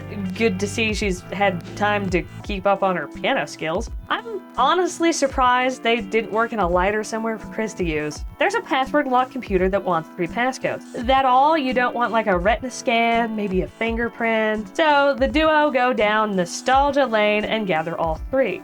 On the computer is, for unknown reasons, a memoir belonging to Spencer's butler, Patrick. It's just weird because this is Spencer's study and presumably his computer, so why is it on there? Anyway, old Patty is a huge Spencer simp. He writes that Spencer has gone to great lengths to hide his whereabouts, but all of a sudden, he tasked Patty with revealing the estate's location to Wesker. But to do so in a way that Wesker doesn't know that Spencer wants him to know. So Patty somehow gets into contact with Ricardo Irving, who we will see more of later, and Ricardo is under the employ of a female spy who regularly deals with Wesker. This is presumably Ada. How a ditzy butler managed to do any of that, I don't know, but do that he did, and then he got fired. And there's no evidence for it, but he's 100% as dead as a doornail, right? I mean, he knows the location of the estate, he knows about the experiments. Jill has to go through another Jill sandwich situation, and then they're off to the mansion basement, which is cozy, lots of rust, blood, prison cells, very Spence chic. Right after escaping the prison basement area, they fall through rotted flooring into a maze-like catacomb. During the fall, they somehow lose all of their gear, and the stuff somehow isn't where they fell. The maze has a handful of these hooded BOW, which are nearly blind, relying on a large eye and the pustule growing on their back. They're the slow bruiser type, and they wield a huge mace. The pair use the Jill sandwich tactic to kill the big BOWs and make their way out. As they wrap around the outside of the mansion, they find a pair of dead guards that they snatch some pistols from. Turns out they don't need any hints about Wesker's whereabouts because Wesker is in the estate too. Wesker had hunted Spencer down in order to ascertain what Spencer's true goals were with Umbrella and bioweapons research. He really wanted to know. The only reasons Wesker could come up with, Spencer had already achieved. So what the hell is that old fart's deal? A new superior breed of humans, given birth by the progenitor virus. The Wesker children were entrusted with endless potential. Of them, only one survived. You. Are you saying I was manufactured? I was to become a god. Creating a new world with an advanced race of human beings. However, all was lost with Raccoon City. Despite that setback, your creation still holds great significance. Now my candle burns dimly. Ironic, isn't it? For one who has the right to be a god. To face his own mortality. But ready for a weird plot twist? Spencer actually specifically programmed all Wesker children to seek him out. Unfortunately, that programming was programmed to end once they knew about it. What a dumbass. Wesker proceeds to kill Spencer, claiming his plan for humanity for himself. In swoop Chris and Jill, and I appreciate the restraints of the writer here not to have like a pre-fight argument or like a villain monologue. The fight goes about as well as it did in Veronica, and that's with Jill helping Chris out. And the scene is, I don't think I could call it cheesy. When I say cheesy, I mean like good bad, but Wesker dressed in all black with a coat dodging bullets Matrix style is just cringy.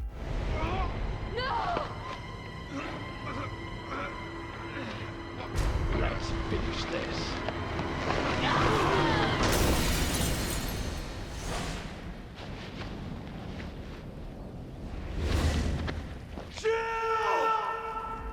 And now, partnerless Chris is sent to Africa and paired up with Sheva Alomar, who we get introduced to but first. She's a member of BSAA's West African branch, and she's been assigned to accompany Chris due to the tension and paranoia of the locals.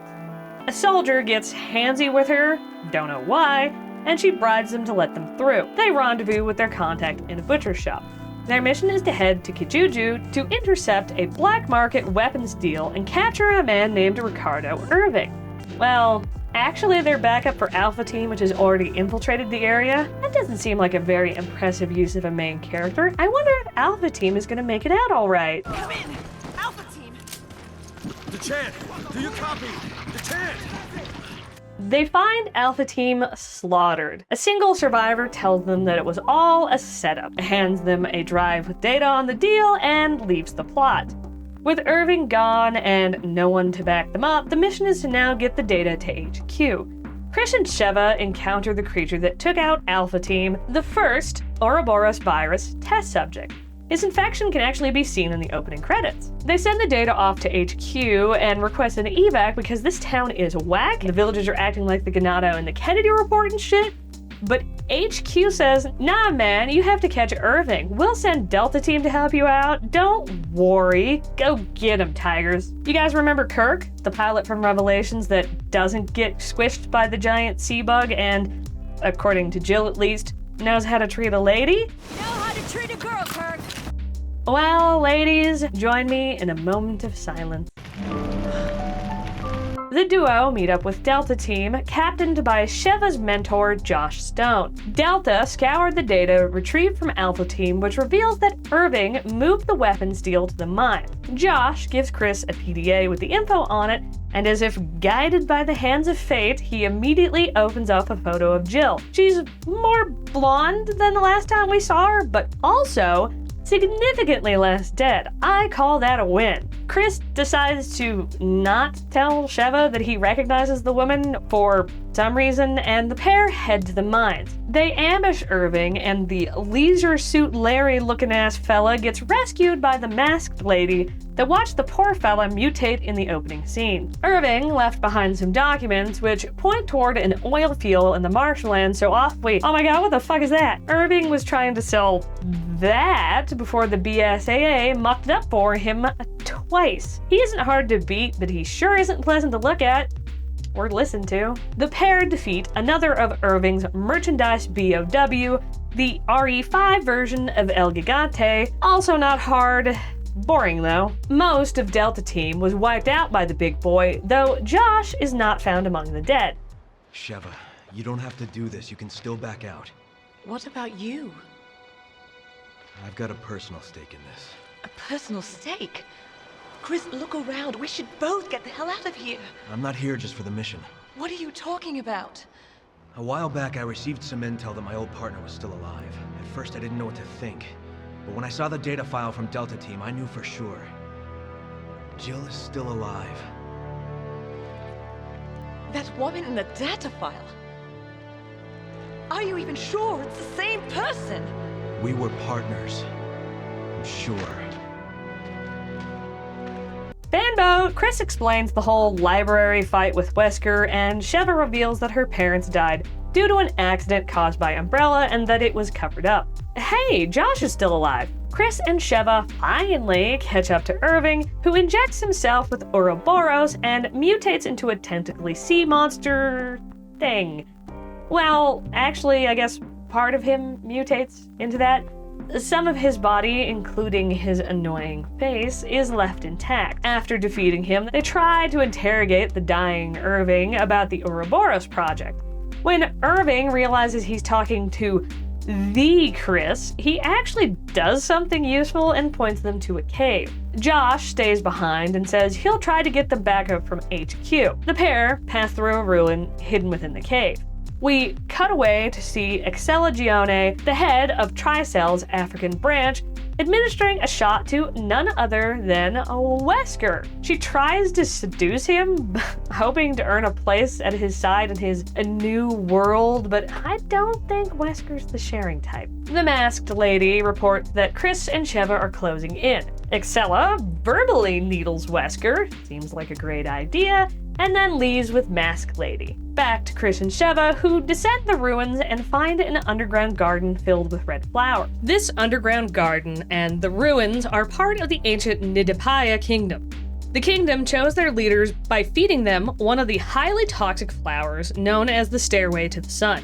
If the person was immune to the poison, they became the king. As you can probably guess, it was pretty rare for that to happen. However, there are also legends that say that Nidipaya kings ruled for hundreds of years. At some point prior to 1966, Ozzy learned about these legends, and James Marcus thought, well, there's no way that this is just folklore corrupted by hundreds of years of retellings. This is legit. So to the ruins they go, where they research the flowers. In December of 66, the progenitor virus is discovered within the Stairway to the Sun. Past the garden is a Tricell facility where they find a large elevator and terminal. The walls are lined with stasis pods, and they watch as one of the pods dumps its dead human occupant out. Chris uses the terminal and finds that Jill is in one of the pods. They defeat a huge crab-like BOW and take the elevator to the floor with Jill's pod, but the pod is empty. Excella pops up on the terminal for really no good reason. I guess she's trying to be diplomatic, but she's definitely taking penalties for being so snobbish about it. She tells them that they should just leave because there's nothing in the facility worth dying over. They catch up to Excella, who is so kind as to villain monologue for us. She says they don't plan on selling the Ouroboros virus that they developed, but rather they're going to use it for evolution. If somebody can merge with the virus, they're Gucci. But if they can't, well... They make it through the Tricell facility into the underground ruins, where they catch up with Excella again. The masked lady runs defense, though, and then a Wesker shows up. Excella literally just vanishes from this cutscene, which, to be fair, is absolutely the right move. The masked lady is revealed to be a mind-controlled Jill Valentine. Wesker drops one of, if not his most famous quote. 7 minutes. 7 minutes is all I can spare to play with you. True to his word, he leaves partway through the fight. Alright, so probably shouldn't skip over the brainwashed Jill thing. Thankfully, there is more to this whole shebang than Wesker wanting to be a dingus and emotionally abuse his former subordinate. Though it did start out that way, kind of. After Jill bodied him out of the window, they both survived, and Wesker, being a little peeved, thought, you know what, Jill? I'm gonna nurse you back to health and use you as the first Ouroboros test subject when my research is complete. So into cryostasis you go. But then Wesker realized Jill was kinda funky. That cure that Carlos gave her, turns out it kinda just put the T-virus to sleep, and it woke up during her cryo. The T-virus disappeared from Jill's body not long after, thanks to powerful antibodies that her system developed in response to the inactive virus. Ouroboros was neat and all, but it would be less a method of culling and more global genocide if Wesker tried to use it. But with Jill's antibodies, he was able to refine the virus, and by 2008, he had created the finalized version, and Jill was no longer necessary. His initial plan for infecting her for vengeance was kinda moot now, so instead, he turned her into a test subject for P. P30. A chemical discovered during Ouroboros research, P30 gave superhuman strength and made the individual highly susceptible to control. Downside, it gets flushed out of the body really, really quickly. In comes red scarab thingy on Jill's chest. It periodically injects her with more P30. This was done to Jill as a method of researching what the long-term effects of P30 were. And also because Jill makes a pretty nifty bodyguard. Not that Chris or Sheva know any of this. All Chris knows is he's pretty sure she didn't have that weird device on her chest the last time, so off it goes. They pin her down and rip the device off of her chest. God, that looks like it hurts. Jill. Jill. Are you all right? Chris. I'm so sorry. It's okay. You're Sheva, right? Yes. I couldn't control my actions. Oh, but God, I was still aware. Oh, forgive me. It's all right. Thank you. Jill insists that they go after Wesker. Chris is hesitant, but end of the world. Kind of important. It seems such a waste to leave Jill after we just reunited with her, so we won't.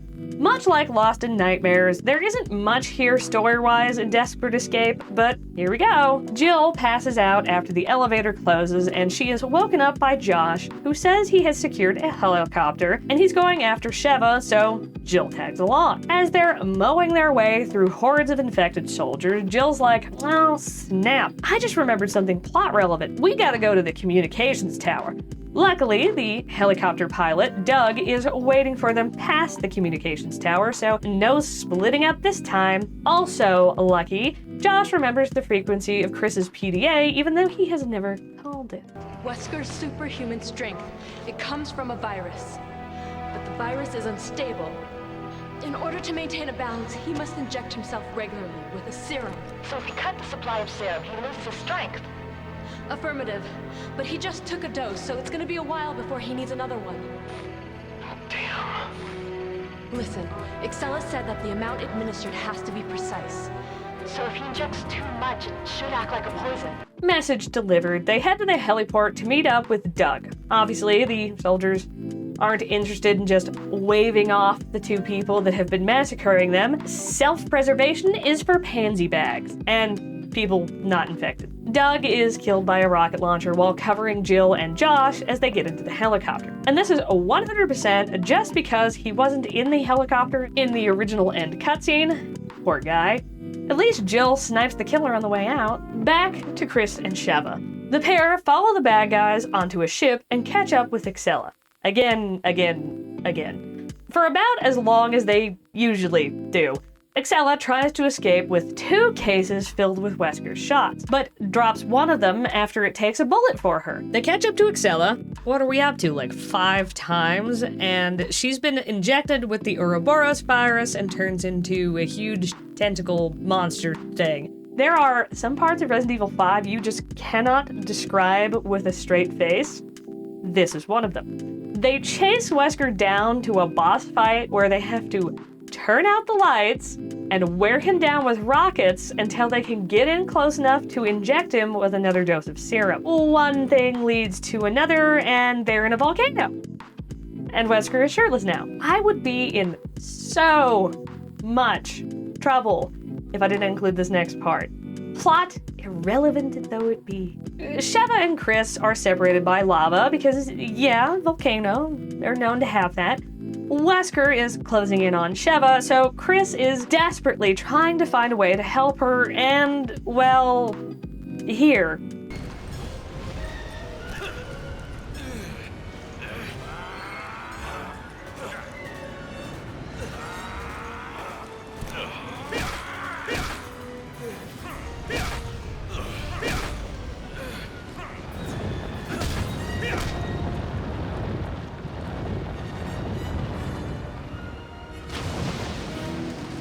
The ending is classic Resident Evil. helicopter, rocket launcher, that old jazz. So T-800 Wesker is not only being melted in a volcano, he eats 2 rockets. I think we can safely call him dead. Bringing him back after that might be the biggest ass pull in fiction. That was almost a Claire sandwich. Barry, tell everyone that story. This game should have just been Barry and Natalia. Claire was unnecessary. There was arguably a little character assassination against her in this game. Also, this game made me physically ill and not from fear, so hopefully there's at least one good moment in here. By 2000, Alex Wesker, the only other success of the Wesker project, moved to Zapotij, aka Z Island, from here forward. She offered the inhabitants jobs, helping her build a research facility within the mine. Alex uses the facility to research and develop the T-Phobos virus, which is triggered by fear. The reason for this is that by engineering the virus this way, they were able to reduce the lethality rate and resist it. Alex, who was aware of the Wesker project by around the 90s, was into the whole God thing that Spencer was all about, but she thought that Spencer's desperate pursuit of immortality was dumb. People got old, that shit happened. So instead of trying to fight back against a law of nature, she decided body hopping, yo! She's going to infect people with T-Phobos until she finds someone who is immune to fear. Thanks to the virus, that person would be superhuman, and then she would use a machine to transfer her consciousness into the candidate. This machine is never explained, and I feel like it's a little too important to do that, but I didn't write a game that sold millions of units, so you know. Claire Redfield is a member of TerraSave, which is a multinational, non-governmental organization that helps victims of BOW and chemical weapons. And they need to fire their media director ASAP. We are the unflinching mop that sops up the evils of bioterrorism and chemical warfare. Because terror doesn't have to end with a wrist.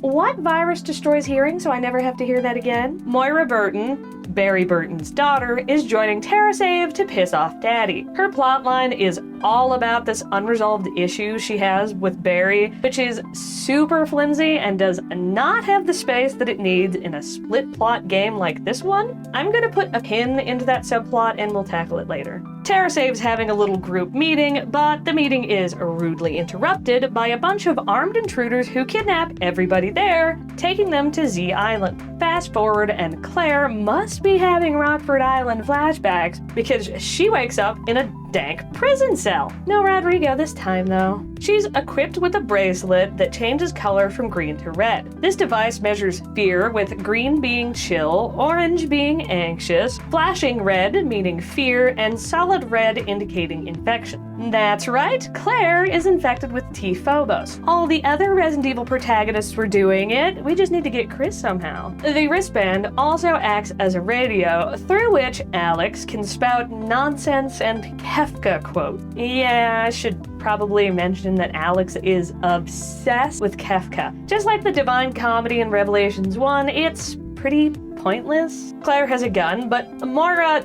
doesn't do guns and arms herself with a flashlight and a crowbar. So not only do we have an angsty teenager, we have an angsty teenager who thinks she's Freeman. They witness one of their co-workers, Gina, being killed by a BOW and escape the cell block. Outside, Alex tells them to go to Wasik. On the way to wherever the heck that is, they find a radio tower which they power on and use to send out a plea for help.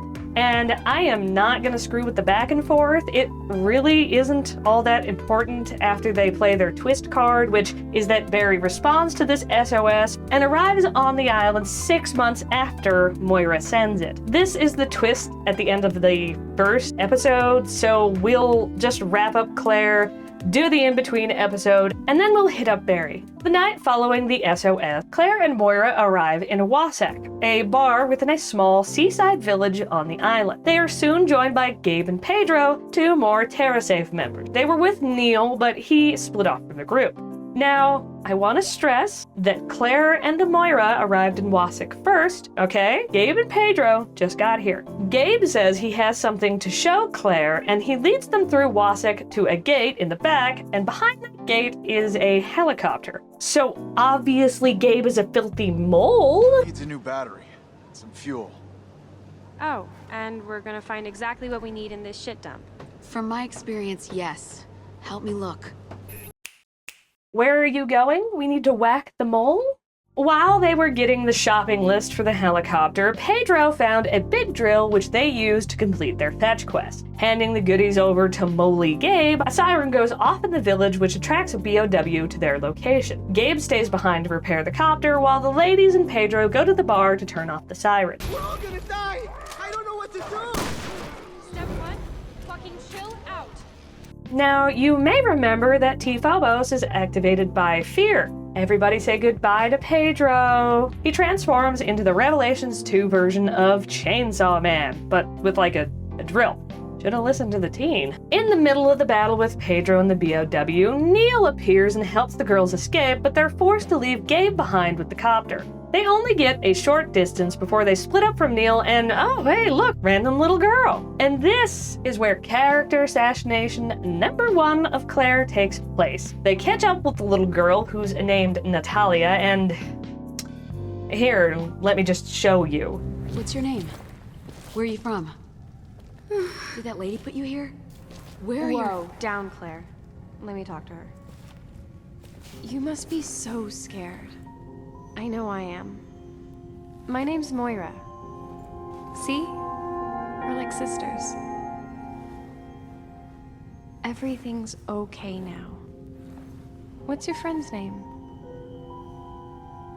Lottie. You're both so brave. You're pretty good with kids. Come on. Okay. Character assassination, I say? Outside, they see Gabriel in the helicopter, but I guess that Alex was like, wouldn't it be funny if I left this helicopter here but sabotaged it in such a way that it wasn't obvious before takeoff? Which, by the by, makes no sense. The experiment is to find somebody who's immune to fear. If somebody on that helicopter turned out to be immune to fear, they'd still be cooked when the helicopter crashes. As Claire and Moira stare on, watching their coworker die a terrifying death, somebody puts their hand over Natalia's mouth and kidnaps her. Claire? We lost the girl. No reaction? Nothing? Okay. So, after wandering around the area looking for Natalia, Claire finds a note stuck to a wall which tells them to head for the factory, which she immediately decides was written by Neil, so it's legit and they will be going to the factory now. Wait, what about the little girl, you say? Well, according to Claire, we can just look for her on the way. So, Claire, why would the boss come here? I don't know. Neil just does things sometimes. That's nice. Where's Neil? We've got to hurry. Neil needs me. Neil, where are you? Neil? What about the girl?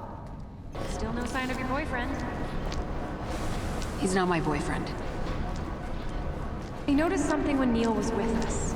His bracelet never changed color. No. No. There's no way. Got it? End of discussion.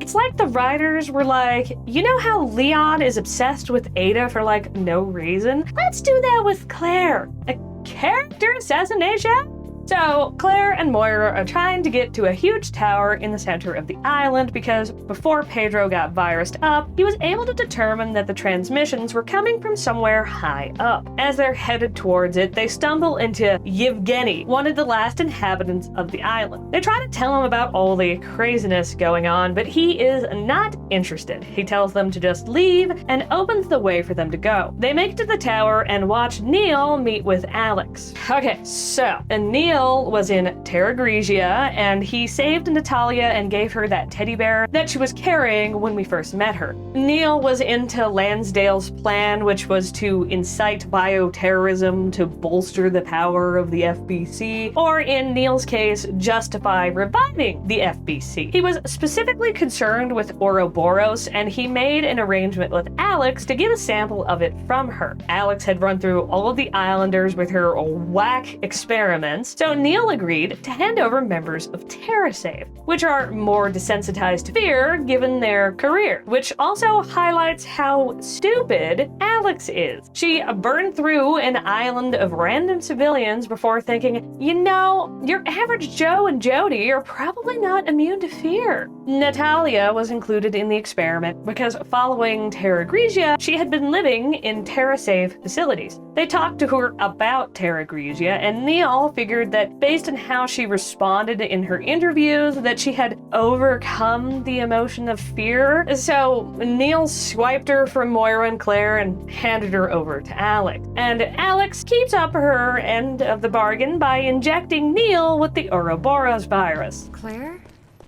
Are you crying? No. I'm just learning to see a little more clearly.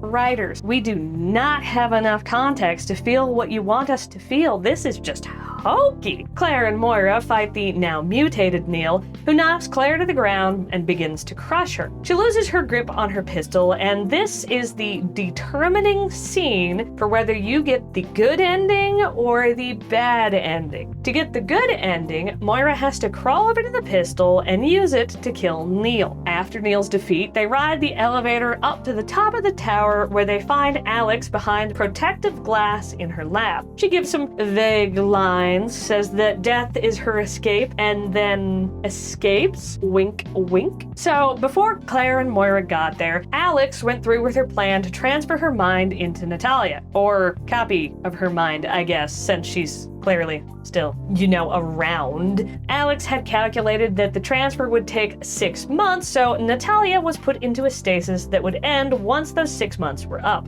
Right after the encounter with Alex, the lab begins to self-destruct. Check the box! Naturally, it's the kind of self-destruct sequence that blows up as the countdown is running instead of being patient and waiting for the timer to run out. So as the girls are escaping, part of the ceiling comes down on them. Moira pushes Claire out of the way and is pinned beneath some of the debris, with the walkway between them collapse. Moira tells Claire to save herself, and Claire leaps from the tower into the sea, and I don't know about you, but that looks to be too high to survive.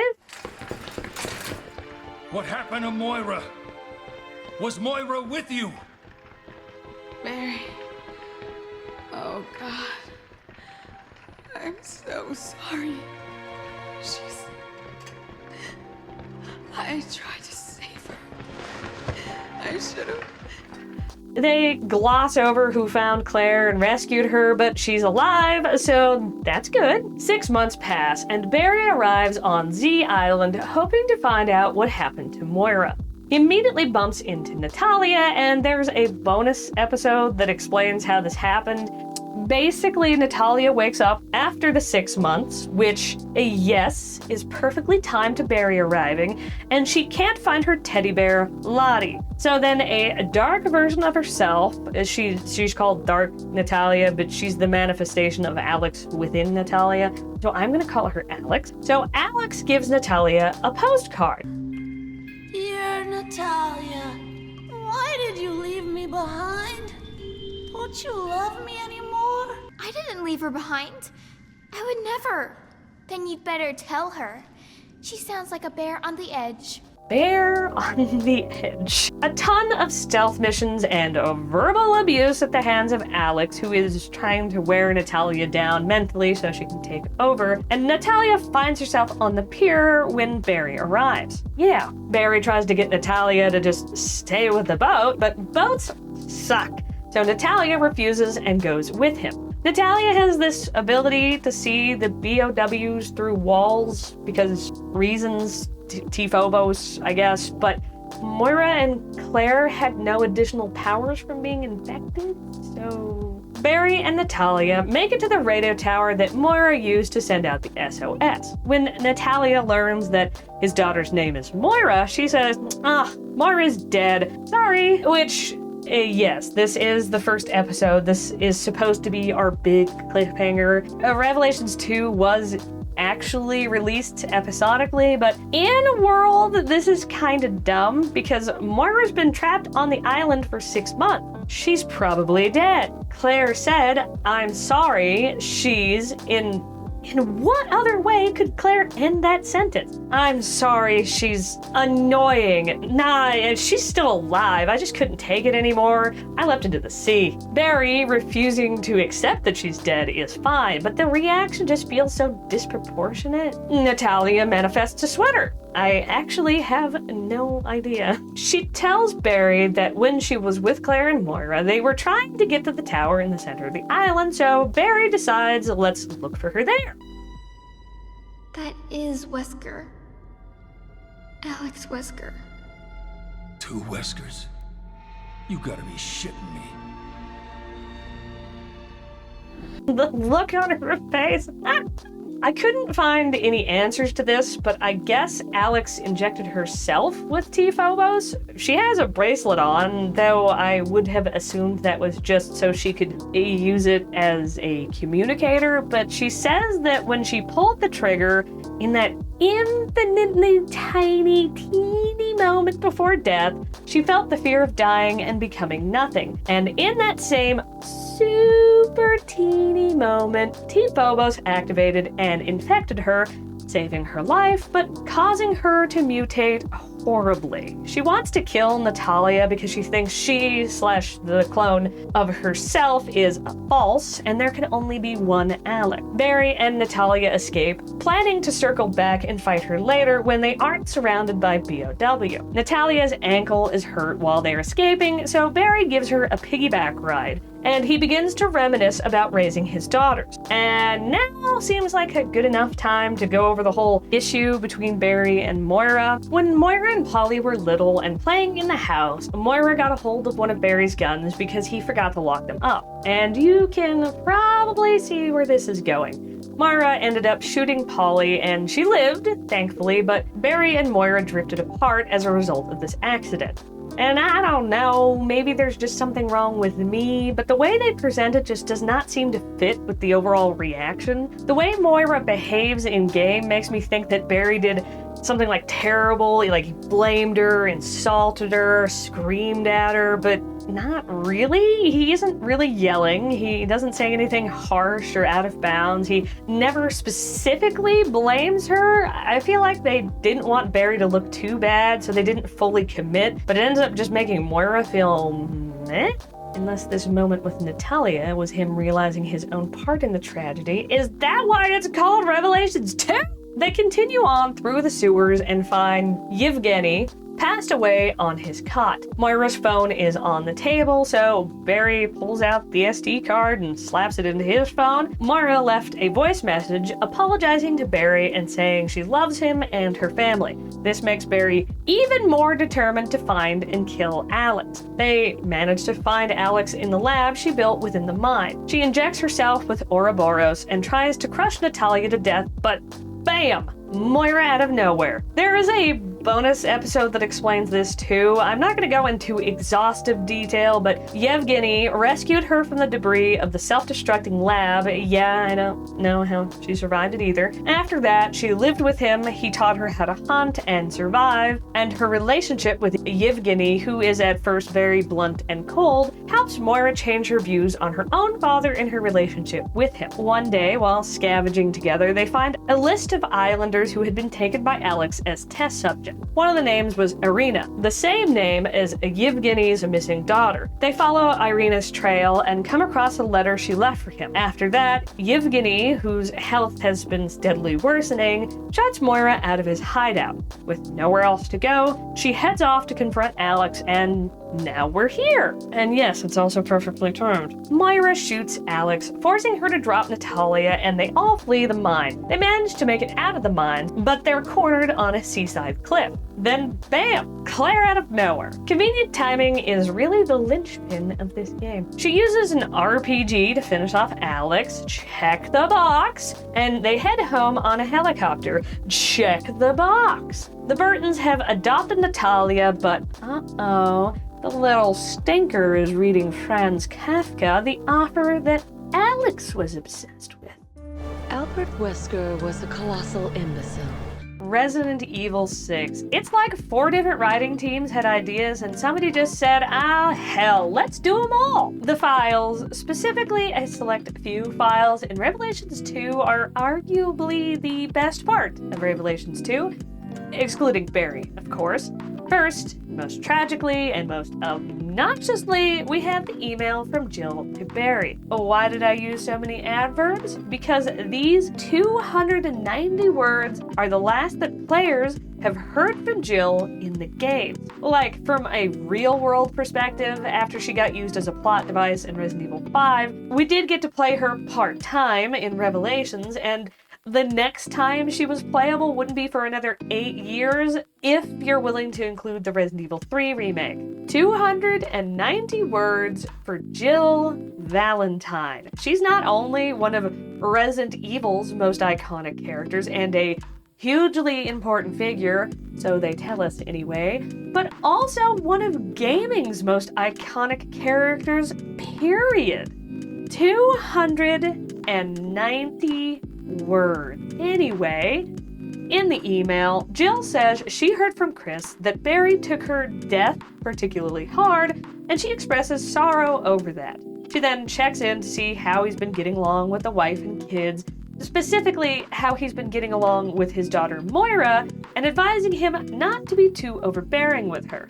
Following that, she confirms what most people probably guessed. Ever since returning from Africa, she has been in non-stop testing and observation within BSAA labs, but notes that rehab should be starting soon. Barry also emails Chris following his return from Africa, expressing relief that he is safe and that he was so happy about Jill being alive that, quote, I could have done cartwheels down the streets. Not that my knees would allow for that kind of thing anymore. We love you, Barry.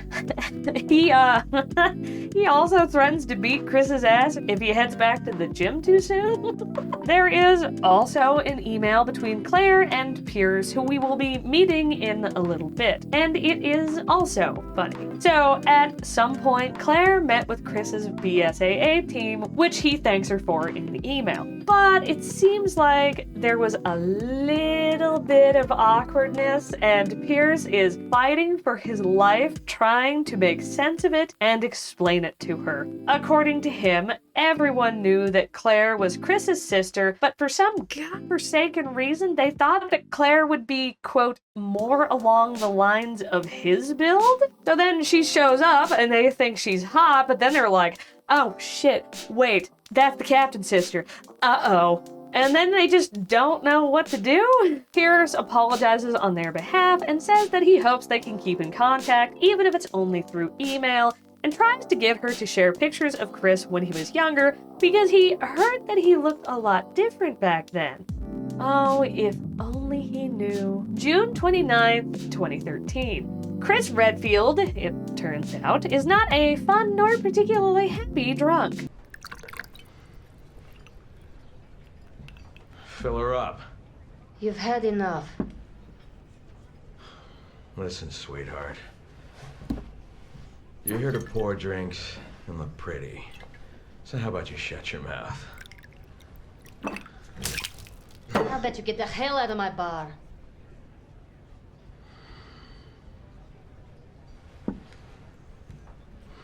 Nowhere to go. Ej, dama vas je zamolila da odete. I said she asked you to leave. BSAA agent Piers Nevins stops Chris from clubbing the bouncer over the head with a bottle, and it's revealed that Chris has amnesia.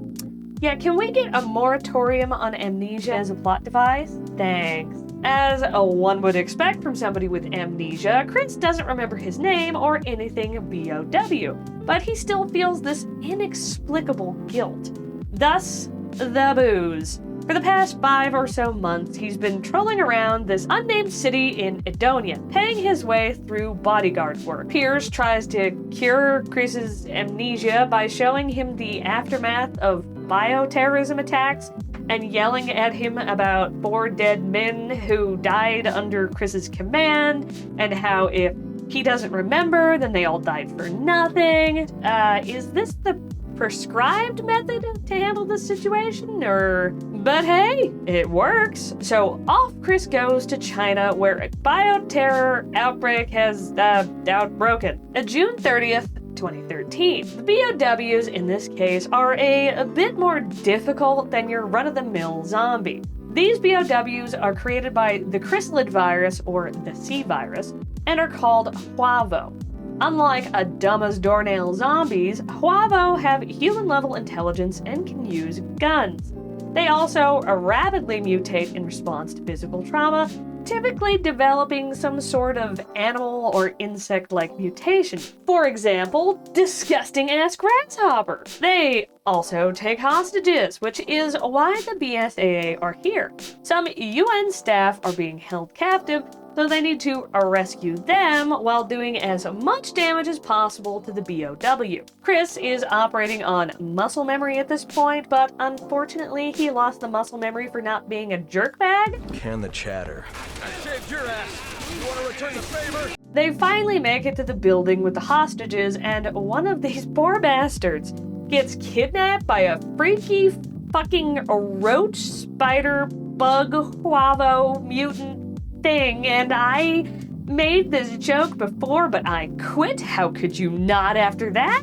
After playing cat and mouse, but the mouse is hideous, they rescue all the hostages, and Chris has some flashbacks which hurl us into Chapter 2. December 2012, Christmas Eve. Nothing bad could possibly happen on Christmas Eve. Chris is the captain of BSAA Alpha Team during a mission in the fictional European country of Edonia. The team are observing a fallen BSAA operative being taken away on a stretcher.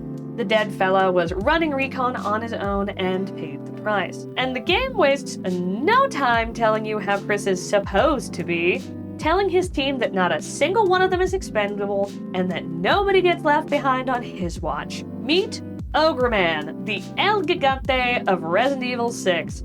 Gotta give it to the Resident Evil 6 version, he is a lot more spooky looking than his two older brothers. That guy out of the way, the team plow through some more Huavo and make it to a bridge where they find a wounded BSAA operative. And because this is Cool Guy Chris, you better believe this starts a side quest to cover bushy-tailed rookie Finn as he helped the operative get to safety. Heroic mission complete, we need to hop over to Jake's campaign. We open on Jake Mueller injecting himself with some sort of pale blue stuff. Then we cut away to see Sherry, yes, that Sherry, observing another group of men injecting themselves with that same stuff. These guys begin to writhe and scream in pain, though. Maybe they got a bad batch of the blue goo? Jake tries to ask one of his blue-gooed colleagues if the shot has done anything for them. It's supposed to be an energy booster, but he isn't feeling anything. The man with a very uncomfortable-looking face then tries to kill Jake, but gets his ass beat instead. In swoops Sherry, who explains that the blue goo was actually the C virus. No question. You've got the antibodies. Thank you very much. Wait, what? You could be the key to saving this world, Jake Mueller. Save myself first. Sherry's mission is to protect Jake and get him out of Edonia so they can use his blood to craft a cure for the C virus, which will be easy peasy, not like there's a civil war going on or anything, and there's definitely no Huavo or BOW of any kind. And as we'll see throughout Jake's campaign, that protecting Jake is more often Jake saves Sherry, because as you'll note from the campaign title, it's Jake's campaign, not Sherry's, so she gets the short end of the storytelling stick. I did choose to play as Sherry for the footage. It doesn't affect anything story-wise, but the thought process was Sherry has to do less of the vehicle sequences, and I hate those, though you can tell they didn't really intend you to play as Sherry with Jake as an AI partner. As the pair are escaping through the waterways, they encounter Ustanag, Resident Evil 6's version of Nemesis / Trenchy. Unlike the Ogre Man, his design is not better than Nemesis. Or Trenchy. He's a product of the C virus, used by the terrorist organization Neo Umbrella.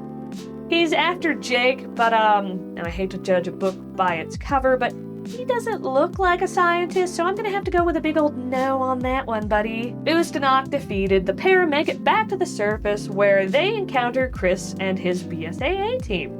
Chris recognizes Sherry from Claire's story, which helps a lot because Chris's team is not exactly thrilled to see a merc who's been working with the enemy. They end up helping Chris's team destroy some anti-air artillery and take out another 2 Agramen, which nets them a copter ride out of Edonia. Before Jake leaves, Chris asks him if they've ever met. Before the Agramen fight, Chris was staring at Jake, and for anyone who doesn't already know the twist, here's what he looks like. So enjoy staring at him for a minute while we talk about Sherry. When I talked about Leon's path to becoming a secret agent, I said we'd talk about what happened with Sherry later, aka right now. There is a bit of a disconnect about what happened with her. It's not that the facts don't work together, it's just that they don't seem to acknowledge the other facts.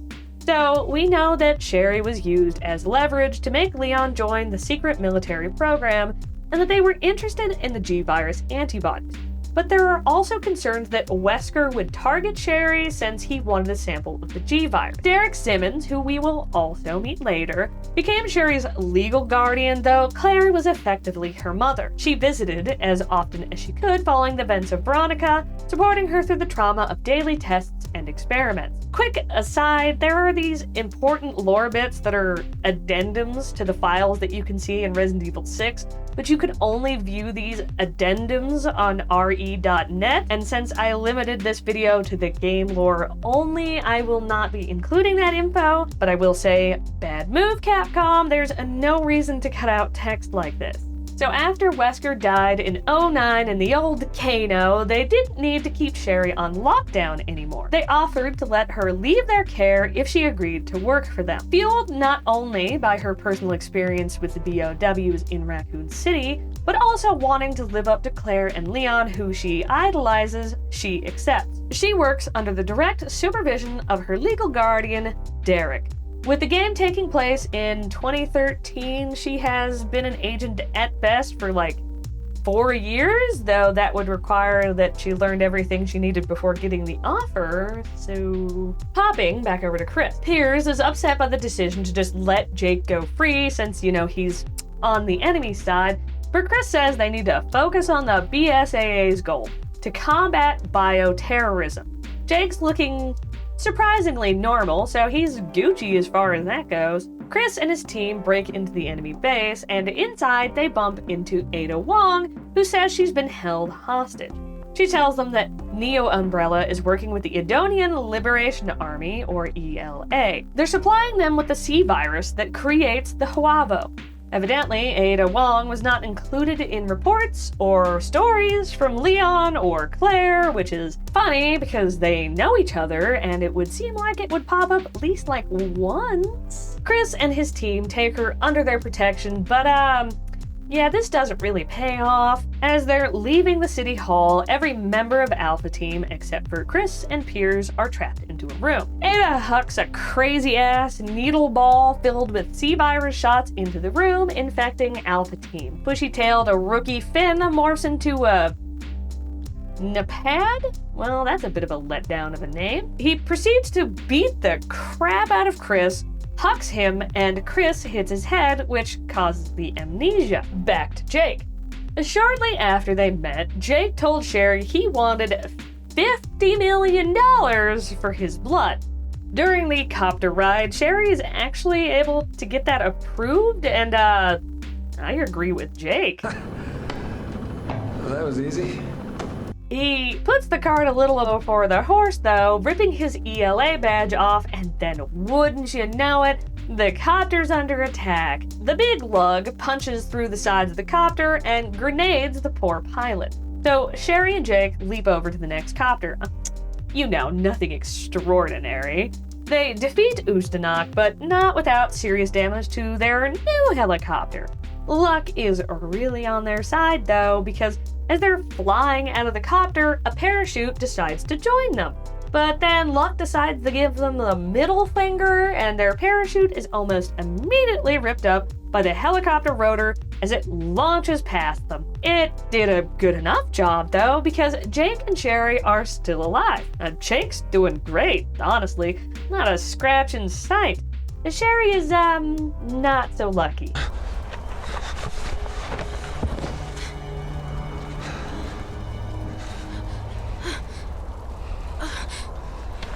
What do I do? Pull it out. No, you'll bleed to death. Please.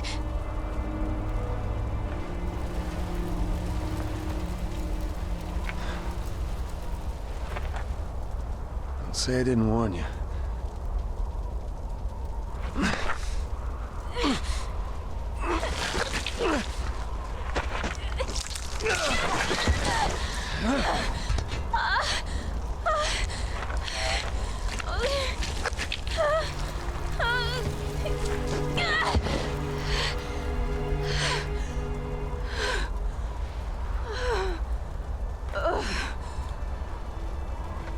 What the hell? You want to tell me what the hell just happened? Gladly. If you'll recall all the way back to Resident Evil 2, Sherry was infected by Mr. Pearly White's worst dad of the year, William Birkin. Claire gave her the vaccine, but the virus adapted and has been with her ever since. Thus, her miraculous regeneration.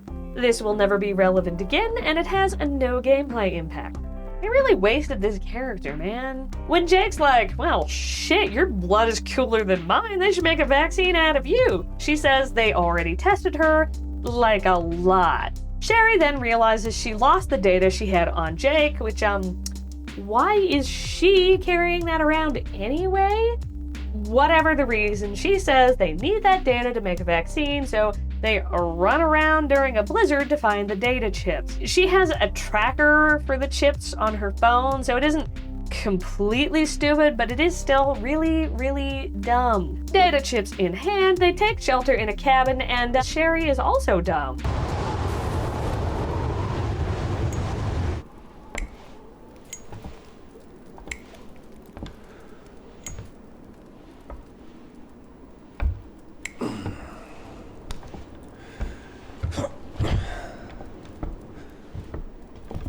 I'll go get help. It can't be that much further to the rendezvous. Oh, wait!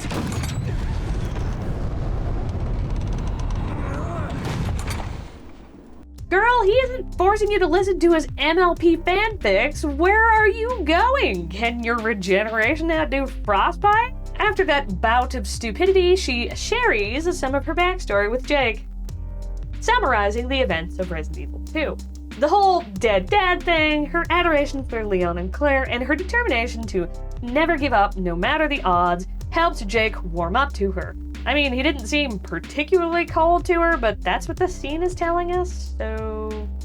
It turns out sitting around makes it really easy to be tracked down. Quavo attacked the cabin, forcing the pair to escape on snowmobiles in an awful sequence. Unfortunately, playing Sherry doesn't let us skip this part. They end up in a mine, dodge Ustanok some more, and emerge on the other side, the rendezvous point visible in the distance. So what better a time for an ambush orchestrated by Ada Wong? She kind of just drops the bomb that Jake is Albert Wesker's son, taking the opportunity to poo-poo on Wesker, and then takes Jake and Sherry captive. June 29, 2013. Tall Oaks, United States. Our cold open shows Leon sending his friend, the US President Adam, to the morgue via bullet to the head because he's been infected. Well, and to save this lady he just met, Helena. I don't like Helena. It's a shame Laura Bailey was wasted on her. She blames herself for the president being infected, but dodges the explanation by saying she'll explain everything if he'll go to Tall Oaks Cathedral with her. Hunnigan's back. She introduces Helena to us as a member of the Secret Service, which is good, because she'd probably never bother explaining it to Leon herself. The viral outbreak is spreading rapidly, so it's time to vamoose. Helena lies to Hunnigan that they need to go to the cathedral because Leon has a lead that might reveal who's responsible for the outbreak. Leon decides, heck it, I'll cover the lie told by this lady I just met. On the way out of the campus, they encounter a man looking for his daughter, and boy, some writer on the team must be a fan of non-answers. Are you all right? The fog. What? The fog. It came out of nowhere. Liz! Wait, let me go! It's too Like, yeah, they heard a scream, but they have plenty of time to talk about it while they walk slowly through the campus looking for her. This whole thing goes about as well as you'd think. They encounter survivors a few more times after this, and Helena is insufferable about it. Hurry! I had to see Peter! Please! I'll never get to the cathedral at this rate. I get that the Secret Service is a little less involved with civilians, but Jesus, Helena! The cathedral is also an extraction point, so a number of survivors are hiding inside of it. Helena says that under the big old statue there's a secret staircase, because of course. After solving some ditzy puzzles, the statue moves back and, oh god, no. Oh, can't we cover it up with something? I want to blur it. I might blur it. Oh no. After that thing, they head down into a basement lab. Always classy. Leon watches a VHS labeled Happy Birthday Ada Wong, which shows Ada coming out of a fleshy cocoon thing. He is rightfully confused by this, but this isn't what Helena brought him to the cathedral for, so off they go. Further in, the lab becomes a mine ruin thing, and they find Helena's sister, Deborah. Debbie transforms into Budget Alexia, and the boss designer must have been horny because not only is she essentially just a naked woman, she sensually strokes herself in between attacks. Yo! Horny members of the dev team? That is this woman's abducted, forcibly infected, and essentially murdered sister. You want us to feel bad here. You want us to cozy up to Helena. There are multiple things suggesting that is what you're aiming for. So what the hell is this? With the help of Ada, she kind of just shows up. Debbie is defeated. Derek, head of national security, is revealed to be the true baddie. He kidnapped Deborah and forced Helena to help him with his evil plot to kill the president. She sent out a false alert to her colleagues that a group planning to kill the president had entered the campus where he was to give his speech, which caused the Secret Service to spread out to look for suspects. And this next part especially doesn't come across in the game. After she sent her false alert, she decides that as much as she loves Debbie, she can't let the plan go through. So she rushes to the campus to try and warn the Secret Service, but because she is known to be a bit wild and emotional, they decided to ignore her. So the plan continues unhindered. The virus is spread via the Lepotica, the gross thing from the cathedral. President gets infected, President gets ejected from the plot. Listen, Hunnigan. I need you to fake our deaths. Can you do that? What?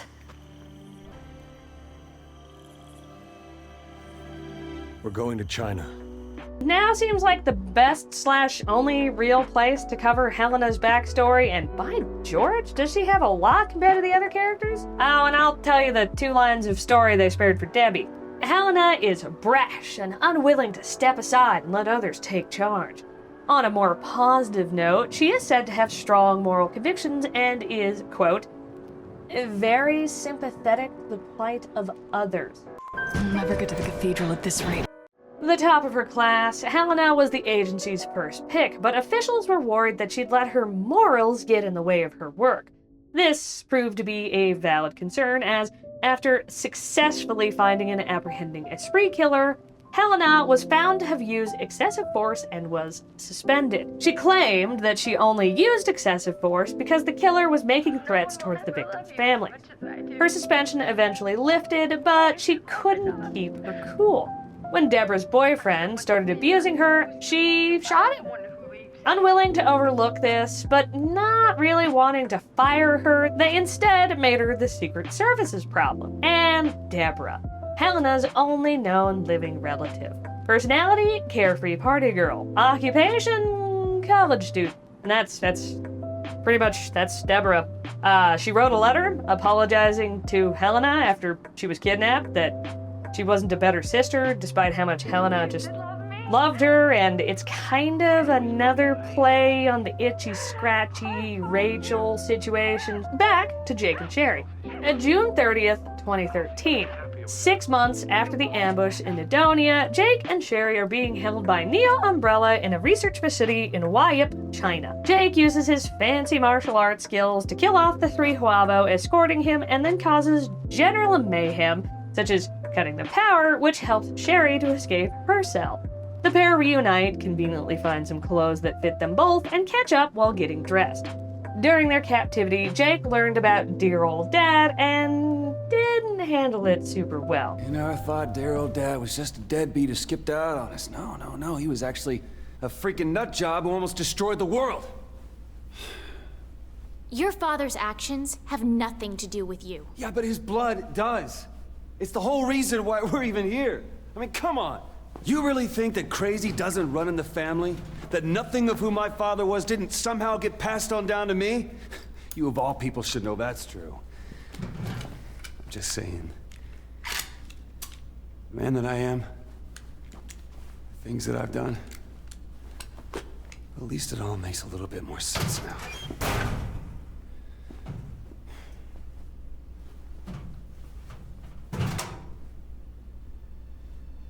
What? You can blame your father all you want, but at some point, you have to take responsibility for your own actions. I didn't want to drop backstory so close to each other, but this didn't feel good anywhere else, so here we are. By the time of Jake's birth, Wesker was out of unnamed Mama's life. Speaking of unnamed Mama suffers from unnamed illnesses. They were barely able to cover their daily needs, and Jake worked from an early age to help out. He's especially resentful of absent daddy because his mother was still enamored with him. There's never any indication that Wesker had contact with either of them after Jake's birth, so I'm with Jake, screw that guy. Wanting to make more money so that he could afford better treatment for his mother, Jake becomes a mercenary, but, oh shucks, unnamed Mama dies shortly after. Who could have seen it coming? Jake was trained in unarmed and armed combat by a man in the first mercenary group that he joined. They had a mutual father-son-like relationship thing going on, but by the time Jake was 17, the man revealed himself to be a double agent and he sold out his entire unit. So, pretty standard father from Jake's perspective. This caused Jake to become cold and untrusting, with his only goal being cash. Quick aside, half of the things written about Jake don't really come off in the game, which in this case I'm all for because his written backstory feels so Wattpad. Back to the plot. The pair find a computer and steal the data from the 6 months of experimentation on Jake, who, speaking of, finds a phone for Sherry to use to get in contact with Derek. And, conveniently, he's already in China, so the plan is to escape the facility and meet up with him. The sequence right after the facility is a great example of why I chose to play Sherry. It's a 5 minutes long, high-speed escape via motorcycle. Wouldn't be 5 minutes if I had to drive, just saying. Back to Chris. He finally remembered what happened back in Edonia. This marks the glorious return of the heroic, patient, compassionate hero who we've all come to know. Is what I would say if I were a liar. He's actually worse than he was right before. He hijacks the mission and decides to seek out Ada for revenge. According to peers, she's the leader of Neo Umbrella and has been spotted in Huaip several times since the bioterrorist attacks began. A cloaking-enabled Yan, aka a giant snake, aka a Lugia, makes off with one of the team, so they set off in hot pursuit, only to stumble upon the recently escaped Jake and Sherry. After needling by peers, Chris agrees to let the team help the duo out as they're being targeted by Neo Umbrella. After clearing the Huavo, Pierce tries to get Chris to offer protective escort to Sherry and Jake, but Chris is out for revenge and that shit ain't happening.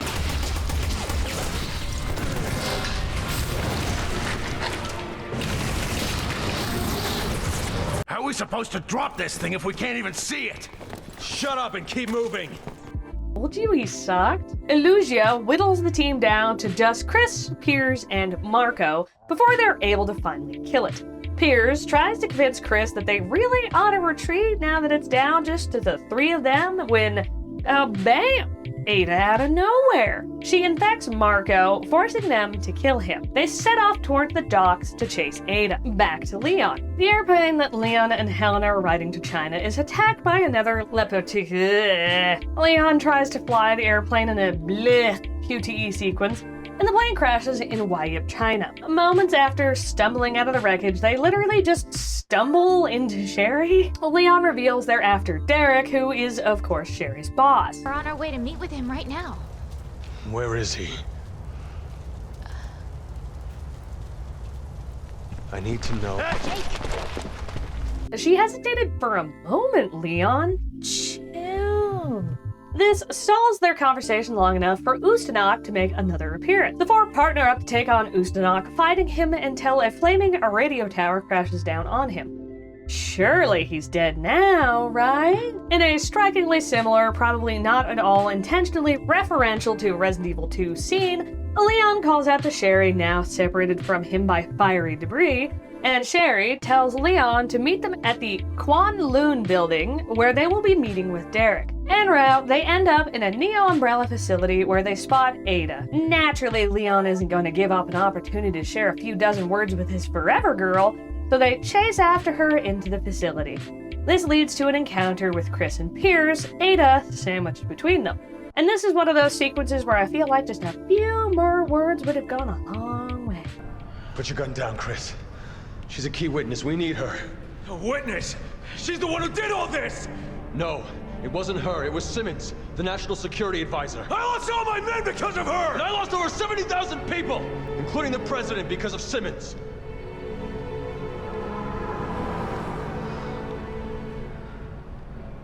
She's working for Neo Umbrella. You know what that means? Yeah, I do. And you're still going to protect this woman? I am. Ada whips a flashbang out of who knows where and escapes. Chris decides they'll handle Ada while Leon handles Derek. And claps for Leon, he actually goes along with this. Back to Jake and Sherry.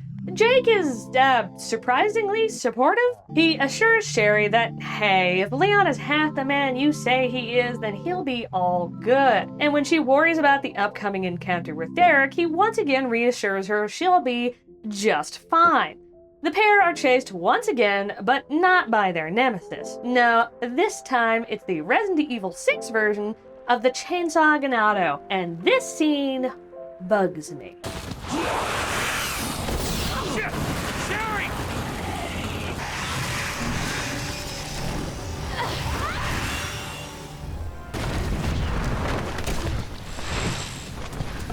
They treat Sherry like she's this fragile piece of glass after showing us that she has these insane regeneration powers. I'm not saying there should be like a brutal chainsaw sequence here, but this is just an example of a scene where they could have really leaned into her powers, but instead she's depicted as just holding her arms up to defend herself, not pointing her damn gun at the thing that's going to murder her, and then whisked off and deposited into Jake's arms. Like, Jesus. As Sherry has Jake promise that he'll run if it turns out Leon was right about Derek. The next room over, they find Leon and Helena in a standoff with Derek and a number of his agents. She confronts Derek about Leon's accusations, and he's just like, this is for global security? Sherry gives Leon the data chip with Jake's research data on it. For some reason, I really don't know. Leon says they're going after Derek, and she just hands it to him like it has important shit on it that Derek wants, but Jake and Sherry are planning on escaping, so why doesn't she keep it? Is it not safer with her and Jake?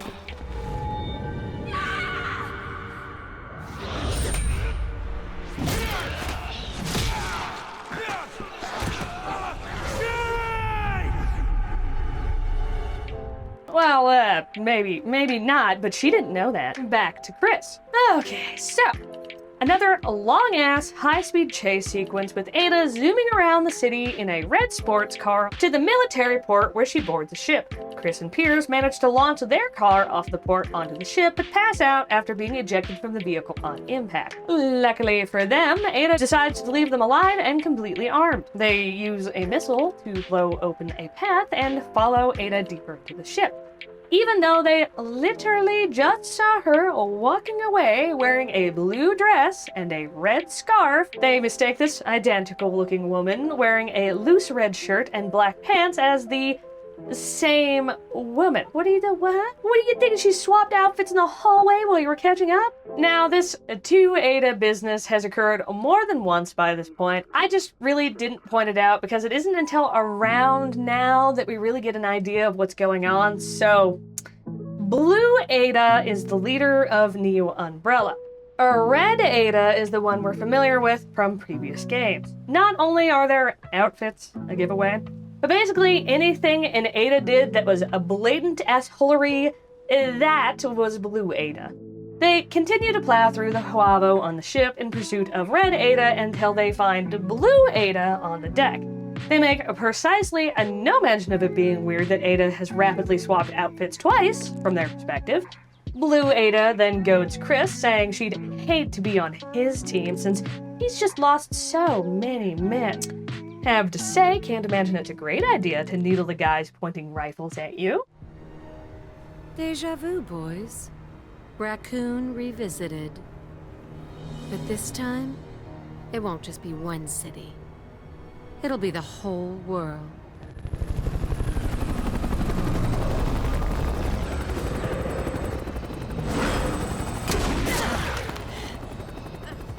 So, Piers opens the case that Ada dropped and finds a vial of the virus, which they're going to bring back to HQ for analysis. But first, they have to stop the carrier that Ada mentioned before she got her new chest piercing. They wander around the ship finding passcodes to get to the rear hangar where they seize a fighter jet and chase after the carrier. After taking out the anti-air, Piers is dropped onto the ship to sabotage the missiles, but the attempts fail and a missile is launched anyway. Back to Leon. After Sherry and Jake split off from Leon, a Huavo shoots Derek in the neck with a needle loaded with the C virus. It sets in rapidly and he mutates, falling off of the platform and onto a moving train. Leon and Helena hop on too and confront Derek. He reveals his motivation. President Adam wanted to disclose everything known about the Raccoon City incident, which Derek viewed as a death blow to America's reputation and authority. In his mind, this would directly translate to the collapse of the global political order, plunging the world into complete chaos. Derek's C-virus mutations enable this, admittedly, very cool shape-shifting power, which he uses to transform into, muscly bone dog thing. At the end of this fight, there's this weird part.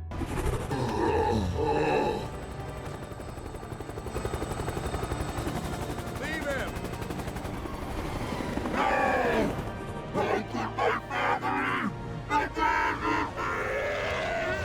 And this is so out of place, and it only gets context through files. For the longest time, I had no idea what the hell was happening because I played Resident Evil 6 exclusively co-op, and sitting around reading files wasn't really on the table. So, back when Ada was with Leon and Helena, and they had just defeated Deborah, Ada says some vague crap about how they're facing off against the people who really run this country. That is the family. Yes, that is their name. This family is a secret organization founded back before the United States even. It is globe-spanning and has been manipulating the course of human development for a long time. What exactly that means? No clue. The goal, in theory, is to maintain stability, but of course what that really translates to is exploiting events to benefit their own members. The family presently believes that maintaining stability requires keeping the US at the tippy top of the power pyramid. Derek is the current head of the family. When he took his seat, the organization became chill with the idea of using bioweapons and began their own research and production. So, in the weird scene that I mentioned just before, Derek sees the helicopter with family agents on board, who promptly abandon him, and thus the strange outburst. Back to the plot. Following Derek Dog's defeat, they leap from the moving train into the canal and swim across, arriving just outside of Tot Chi. Leon and Helena hit the, it's finally over. But Hunnigan poo-poos on their parade. Jake and Sherry have been taken to a, undersea oil field about 80 miles away. The pair realize that they must have been abducted because their abductors wanted the files which Sherry gave to them. They take a gander, realize that Jake is actually like really important and not just some random dweeb that Sherry is protecting for no reason. Tot Chi gets hit with that missile that launched earlier, infecting the city with the C virus. Leon gets in contact with Chris and asks him to rescue Sherry and Jake. And I think the writers just did not know how to do the Jake is Wesker's son reveal outside of Jake's own story, because this is how both Leon and Chris learn that Jake is Wesker's son. Wait a minute. This is the key to stopping the C virus. It's... Jake. Hunnigan, Agent Sherry Birkin, and Jake Mueller. Robert Wesker's son. We might as well be in space because there is zero gravity here. This should be a pretty powerful moment for Leon, one of the big heroes in the fight against bioterrorism, and it should be an even bigger reveal to Chris, Wesker's biggest enemy and the man who killed him. But instead, it's Leon looks at Data for 30 seconds, apparently reading something about Jake being Wesker's kid. We as the players are told nothing, and then it just awkwardly gets inserted into the conversation. Jake being Wesker's son is precisely as 0% relevant here.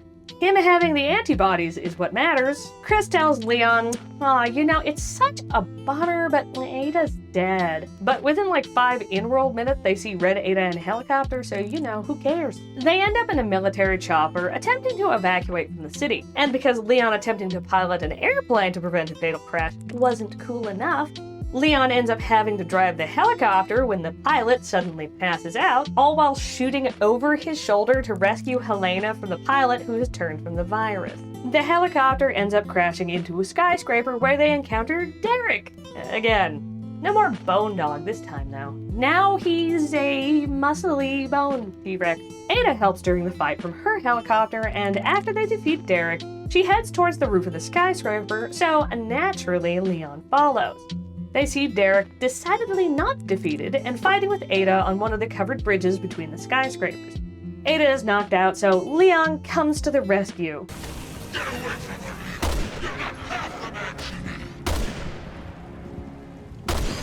With me, my love. We'll be together forever. Not if I can help it. Aw, the boys are fighting over little old Ada. They defeat Derek again. And Ada ditches without providing basically any information. Classic Ada. Helena tells Leon he should go after her, but he refuses to abandon Helena and they head to the roof. And Derek is back. And this time he's a fly. Sure, why not? They defeat him again, this time stabbing him in his big, gross eyes with a lightning rod and evoking the wrath of Mother Nature to finish him off. Just kidding. He's back! This time they take some rocket launchers from the helicopter and I just... Here.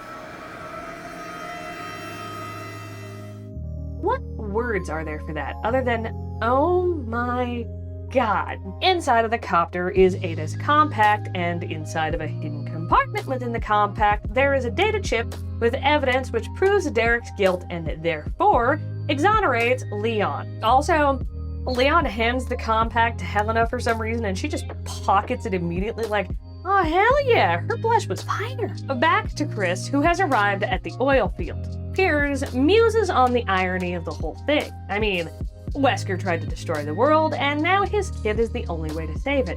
Chris killed Wesker, and now he's Jake's only hope to survive. After we rescue Jake, I'm turning in my gun. What? Wait a minute. Oh, wow, wait, Chris. You basically just said this is my last day before retirement. Do you not know the trope? One of you is definitely going to die now. About time someone took my place. I'd be honored if it was you. Oh, he's definitely fucked now. So, let's talk about his backstory. I honestly could not find a better place. I'm sorry, but hey, you know what? Piers is the most underdeveloped side character in this game, so. The Nivens are a military family, and Piers trained hard to follow suit, graduating top of his class from an elite academy and joining the Special Forces. His skills as a sniper attracted Chris's attention, and he was headhunted to join the BSAA in 2010. Piers likes to think of his colleagues as more of like a big extended family, which leads him to have a deep respect for Chris, as this is how he treats Alpha Team, and that's the whole thing. Sorry, buddy. The first room the duo come across has a console which shows that Jake and Sherry are very much still alive. Chris uses the console to release them, but this triggers an alarm, so they must hurry towards the research lab where they were being kept, plowing through Huavo on the way. Back to Jake. Sherry blames herself for not realizing Derek was a liar earlier, though from our perspective, she's had so few interactions with him that I'm not sure where she thinks that would have been possible. They get their weapons back and have to go through a bonkers sequence to restore power to the elevator which they ride up. They bump into Chris and Piers, and I can see your father in you. dude, now is not the time. I just want to take a second here to point out how fucking insane this is from Chris's perspective. Chris does not know that Jake knows anything about his father. He would have researched Wesker as much as possible when he was hunting for him prior to Resident Evil 5. Considering he was shocked to learn about Jake, that means Wesker had no contact with Jake and his mother. So with literally no explanation, Chris just tells him, yeah, I knew your dad and I killed him. And when Jake points a pistol at his head, he's like, go ahead and shoot. Ignoring everything else, how is that even helpful? A computer on the lift control panel nearby shows a simulation of the infection rate should House be released. House being the giant trembling cocoon hanging from the ceiling above them. They decide it's better to escape and warn HQ rather than stick around and wait for the cocoon to hatch. The lift ride is so awkward. Regardless of who you're playing, for whatever reason, other party can overhear the radio chatter. Piers tells Chris that, you know, Wesker deserved what he got, and killing him kept everyone safe. And Chris is like, yeah, well, piece of shit though he be, Wesker was Jake's dad, so he deserved to know. Sherry asks that Jake talk to Chris calmly after everything's over, and no gun barrels involved, please, and Jake has the right answer. Now is not the time to unpack personal drama. I mean, if they were on a regular elevator ride, sure, but Huavo are literally raining down from out of nowhere. The cocoon hatches and out comes House, a humanoid slug kind of thing, which is immediately aggressive. Plan escape and get back up from HQ is officially out the window. Chris and Piers stay behind to fight House. Sherry is reluctant to leave Chris behind, probably not at all looking forward to explaining that to Claire, but Jake points out they kinda have to survive so he can help create the vaccine, you know, the whole point of her mission. Notably, he declares he isn't like his father and he's going to make sure it stays that way, and also explicitly says that Sherry is going to save the world. Isn't that nice of him? They emerge into an energy plant that taps into an underwater volcano to provide power to the facility. Weskers just cannot keep away from volcanoes, can they? Ustanok makes yet another appearance, and this time he's armed with a flail that at one point he dips into lava, so he has a flaming flail? Sure. Jake and Sherry are separated and coincidentally both disarmed, leaving Jake to fight Ustanok in hand-to-hand combat while Sherry uses a cargo tram to strike Ustanok. Is what canonically happens. Not going to lie, I missed every shot. I didn't do anything for Jake to fight. Ustanok is knocked into the lava, and the two escape into a warehouse, where they find a cargo transport platform. The fight with Ustanok, or something to do with House, has caused the facility to begin to collapse, and from the fiery explosion behind the platform emerges Ustanok. They try to dislodge him by slamming cargo into him again, but this only slows him down.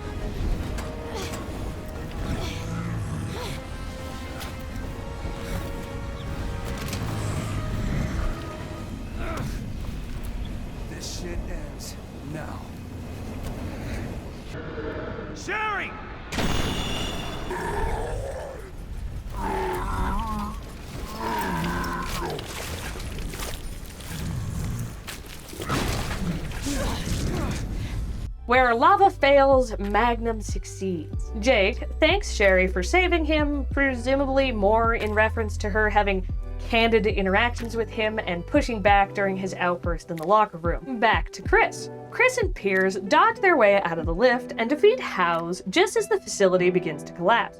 Of course, like Ustinok and Derek, House comes back multiple times. After making it to a cargo hold in a different, less implodey part of the facility, House catches Piers and hurls him across the room. Unfortunately for Piers, he lands on some jagged metal which goes clean through his arm. If that weren't bad enough, his arm is then also crushed by some debris that House throws at him. Chris tries to rush to his aid, but is grabbed by House, who begins to crush him. When Piers was tossed, the injection that he took from Blue Ada's case fell out of his pocket. Deciding that injecting himself with the virus is the only way that they can win, Piers tears free and crawls over to the shot and injects it into his wounded arm. The virus sets in rapidly, transforming his arm into a large claw that, can shoot lightning? With Pierce's virus powers, they defeat House and make for the escape pods.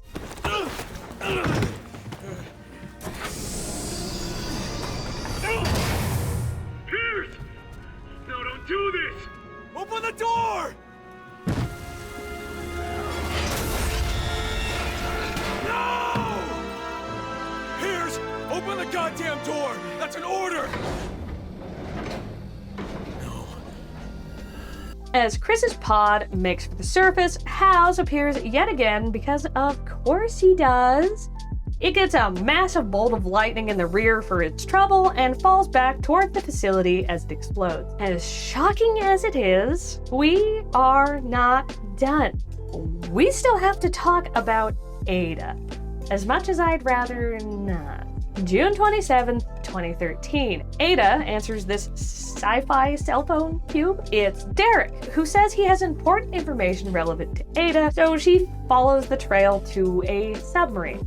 And this whole section is buns. Submarine equal guarantee you'll have to engage with water content. Equal sucks.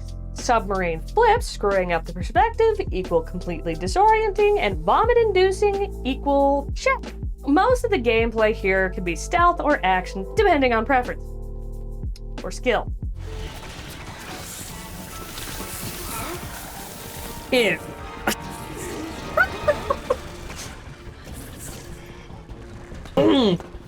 Ada watches a report addressed to her. It's a mission brief directing her to head to Edonia, find Jake Mueller, and discover whether he has antibodies for the C virus, as they don't want a vaccine to be produced for it. But Ada's like, nuh-uh, that was dated 6 months ago and I didn't go on that mission, so it must have been handed off to somebody else. She decides to leave the sub, but it begins to sink. So, action, action, action. Ada is forced to answer a series of questions into a microphone. A woman asks how she plans on atoning for the human experiments she performed in Edonia 6 months ago upon the orders of Derek. Ada refutes the accusation, as she doesn't work for Derek. Which, yes she does. Not in that particular case, but she does. As Ada is in the last steps of escaping the sub, she accepts a call from Derek, who villain-splains that there's going to be 2 simultaneous bioterror attacks, one in the US and one in China.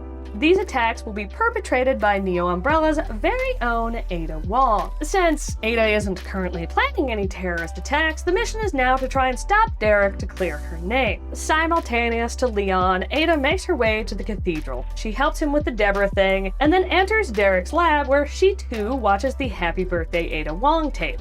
This leads Ada to the realization that who she's been talking to isn't Derek, but a Blue Ada. Derek, as head of the family, wants to maintain stability, but Blue Ada wants to create mass terror and destruction. She sets a bomb in the lab and calls up the actual Derek, telling him that his weird doppelganger thing that he made is trying to destroy the world. Whoosh! June 30th, 2013. Yip, China. Ada is trailing Chris and his team, taking advantage of their intel on Blue Ada. Action, action, action! Ada sees Jake and Sherry at the river. She recognizes Sherry, presumably from the mission brief back on the sub. Otherwise, hot damn, Ada is good at recognizing faces. She also recognizes Jake, though if you think about it, she really should at least make some joke about how terrible Sherry is at her job, because as far as we know, Ada doesn't know they were taken captive in Edonia 6 months ago, and should have no reason to think they would be in China. Sherry's job was to escort him to the United States. This little diversion lasts just long enough for her to hear the BSAA give a location update on Blue Ada, currently escaping in her fancy sports car. She pursues, arriving on the ship around the same time as Chris and Pierce, who, after seeing Blue Ada, chase after her, apparently convinced that Ada can hot swap outfits like a sim. Ada arrives just after Blue Ada is assassinated by some members of the family. Your hatred for Simmons drove you to tear down the world they created. But it was your conscience, Carla, that saw you fail. After all, isn't that why you brought me into this?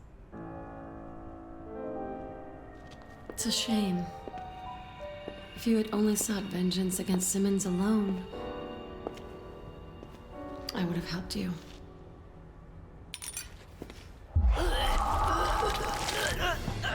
The now thoroughly infected Blue Ada proclaims that she's the real Ada and all of her plans are going just fine, thanks.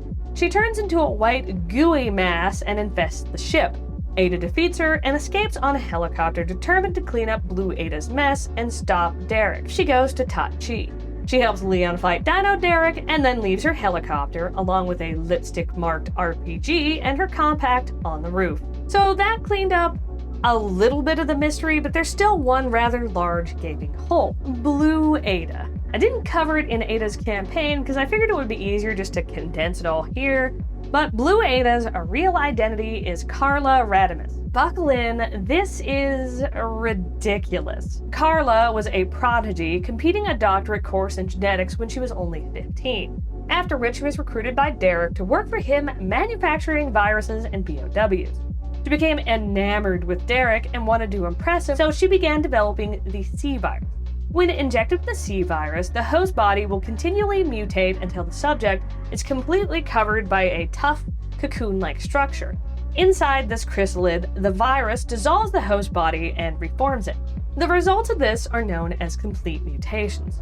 Derek wanted to utilize this specific aspect of the C virus to create a perfect clone of Ada. For experiment number 12,235, Carla was forced to be the next base, and this time it worked. Her rebirth as Ada Wong is captured on the VHS titled Happy Birthday, Ada Wong. He began to train and condition Carla to act like Ada. Why? Because Ada had to work for him and he became enamored with her. But Ada learned that Derek was the one who proposed the plan to nuke Raccoon City, and she didn't like that, so realizing it was dangerous to keep company with Derek, she left his employ. At least we can safely assume she had more than the equivalent word count of a tweet worth of interactions with Derek, as opposed to Leon. But yeah, they're using that same old plot point again, essentially. The game notes he isn't sure if he's attracted to her because of any true sense of love, or rather, just because she had intelligence to match his own. Carla retained a fragment of her true self, which haunted her, growing more and more powerful and resentful as the days carried on, until it surfaced and caused her to make a vow. Throw the world into complete chaos, because this is the exact opposite of what Derek and his family want. This led to the creation of Neo Umbrella by Carla, another part of her plan to destroy what Derek loved. As we covered during Ada's campaign, Carla planned on framing Ada for the attacks. Carla was directly responsible for the creation of Ustanok in a weird sort of twist on her own creation. After 322 failures, she found a subject who was highly compatible with the C virus. The unnamed subject, who I'm just going to call Ustanok, was not only fully aware of what the goal of the experiment was, but he was aware that he would likely lose his humanity, and still he was ecstatic at the prospect of gaining sweet, sweet BOW powers. On June 27, 2011, Ustanok was injected with the C virus and survived past 24 hours, being the very first to do so. The mission that Ada mentioned never going on was actually directed to Carla.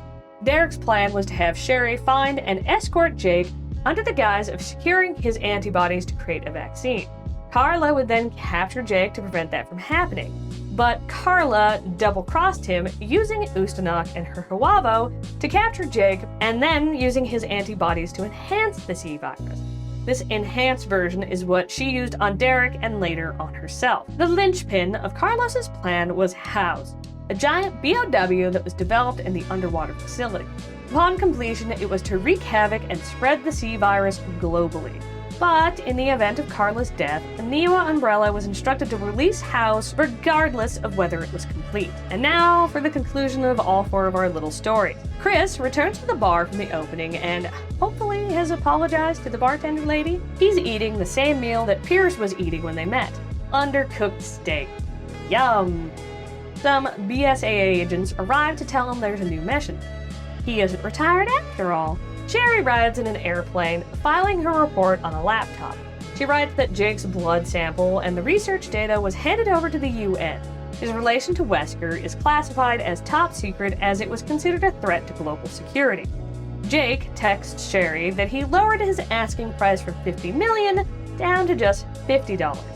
In a cutscene that for some reason plays at the end of any of the campaigns, we see that Jake is no longer motivated by greed, agreeing to fight off BOWs for a young child for the price of a single apple. Helena visits her sister's grave and is prepared to be arrested for her part in the assassination of the president, but Hunnigan says the investigating commission reviewed the case and decided that Helena shouldn't be punished.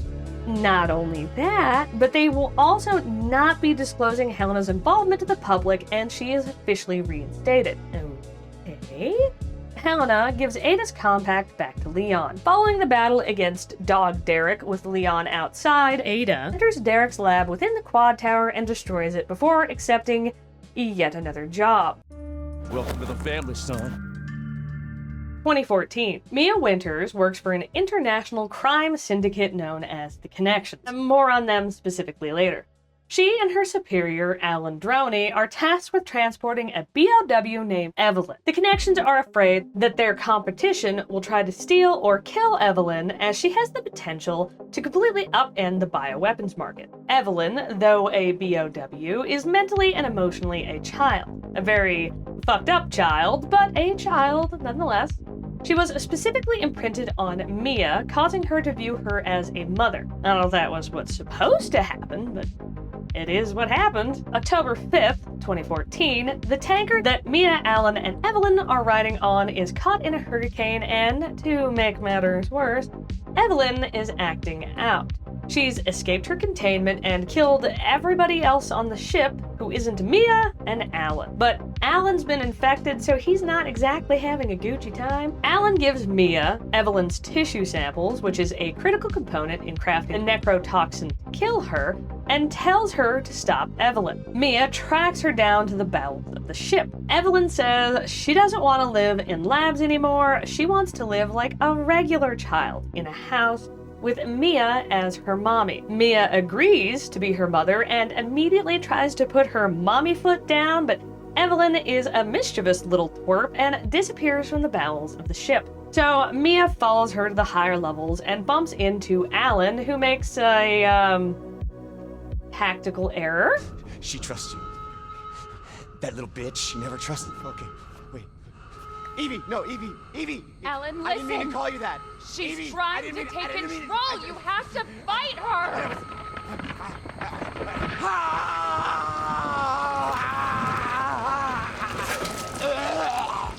Hey, sweetie, could you not murder mommy's boss? Evelyn infects Mia with mold. Yeah, it's a weird, gross mushroom thing they have going on in these newer Resident Evils.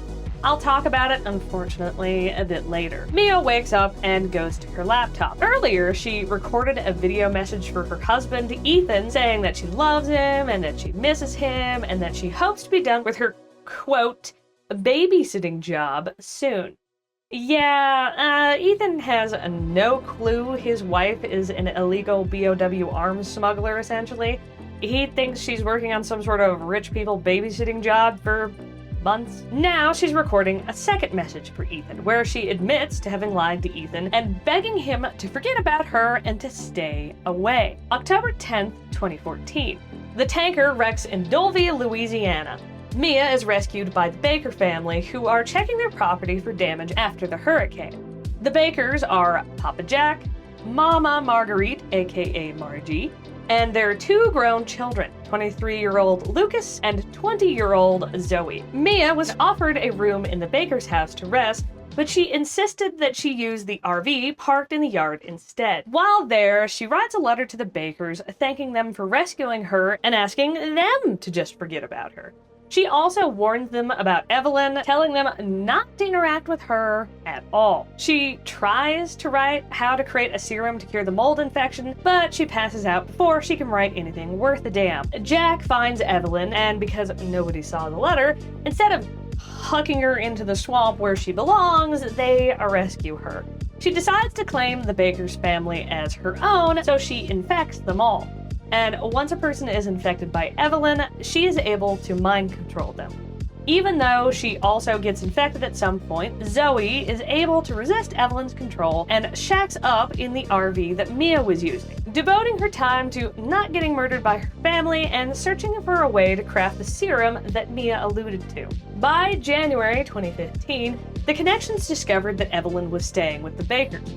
They were able to break her mental control over Lucas. Literally no idea how. In return, Lucas works with them as a mole and a researcher. November of that same year, Lucas locks Mia in a makeshift prison cell within the basement because she is incredibly violent while under Evelyn's control. September 2016. Lucas reports that Evelyn is starting to look like she's getting old all of a sudden, which she is. See, the Connections didn't want to have to actually wait for their kid BOW to grow up, so they boosted the age rate. To counter Evelyn's accelerated aging, she has to be routinely dosed with medication. Since the Bakers don't exactly have a supply of age slow in the old medicine cabinet, Evelyn has gone from 10 to like 80 in 2 years. Fast forward to July of 2017. Our POV character Ethan is suddenly contacted by Mia. She asks him to come and get her from a house in Dulve, Louisiana.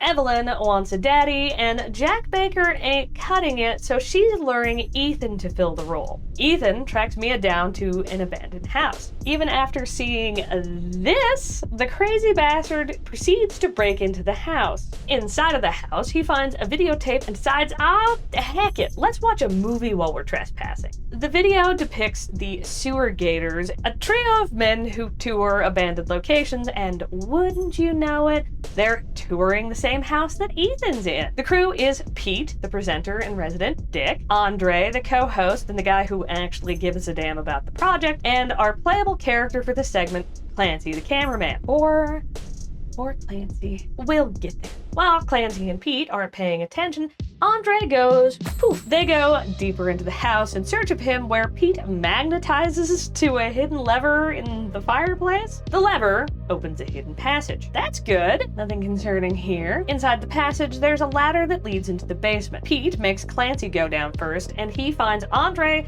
impaled through the mouth on a jagged, broken pipe, and the video ends. Ethan follows Pete's lead and proceeds through the partially flooded basement. On the other side, he finds his wife, Mia, still living in that padded cell that Lucas locked her in. Mia, oh, thank God I found you. It's me, it's Ethan. Ethan? Ethan? Are you all right? You shouldn't be here. What do you mean? You contacted me. No, I wouldn't. Did I? Did anyone see you? Did he see you? He? Who else is here? What the hell's going on? Daddy's coming. We need to go. Well, that couldn't have been any weirder. Ethan tries to get more out of her, but, and you can probably see this coming from a mile away, Mia has amnesia, because the plot completely implodes if she doesn't. Mia leads Ethan through the basement, but the door that should lead out has been covered up. Ethan steps away for like 45 seconds to investigate, and Mia is kidnapped by Jack. He heads up the stairs and tries to find her, but there's no sign. A knocking sound lures him back to the basement stairs, and again, no reason to panic. Nothing bad ever. She's wrinkly now. Mia has gone feral in the 5 whole minutes they've been apart and is now attacking Ethan with a knife. She eventually wrestles control back from Evelyn and bashes her head off the wall until she passes out. This lasts all of 30 seconds before she's back to being evil Mia, who comes at Ethan with a wooden spike. He defends himself with a conveniently placed hatchet, lodging it in Mia's neck. Gotta say, Ethan's taking killing his newly rediscovered wife pretty well. A phone rings in the hall and Ethan answers it. Yo, have you ever been a guest at another person's house in your life, Ethan?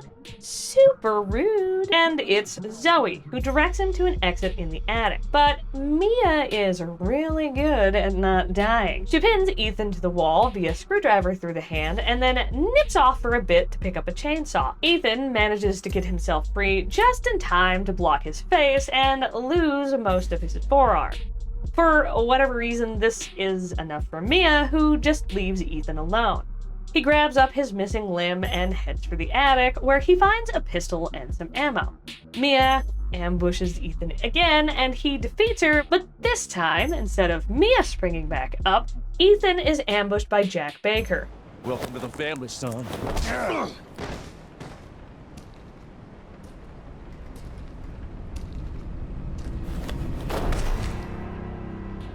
Ethan comes to briefly and sees someone stapling his hand back on. Next he knows, he finds himself at the least appetizing dinner table I have ever seen. It's like something out of the Warrens in Darkest Dungeon. The man who fed him a knuckle sandwich is there, along with Margie and Lucas. Lucas taunts Ethan, hurling bits of his food, if it can be so called, at him until Jack gets tired of his crap and chops Lucas's hand off. Don't worry, it'll grow back. Jack tries to feed Ethan some of the food, but he gags on it and Margie loses it. Jack is trying to force Ethan into compliance by stabbing him in the mouth with a knife when they hear the doorbell. This causes the family to leave. Ethan topples his chair, breaks free, and takes another call from Zoe.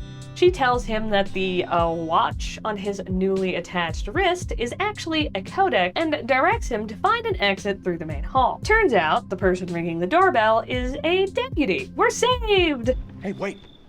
You gotta give me your gun. You must have lost your mind. Look, officer. Deputy. Right. Deputy. Now, do you want to see my name in the obituaries? Or do you want to be a hero and save my life?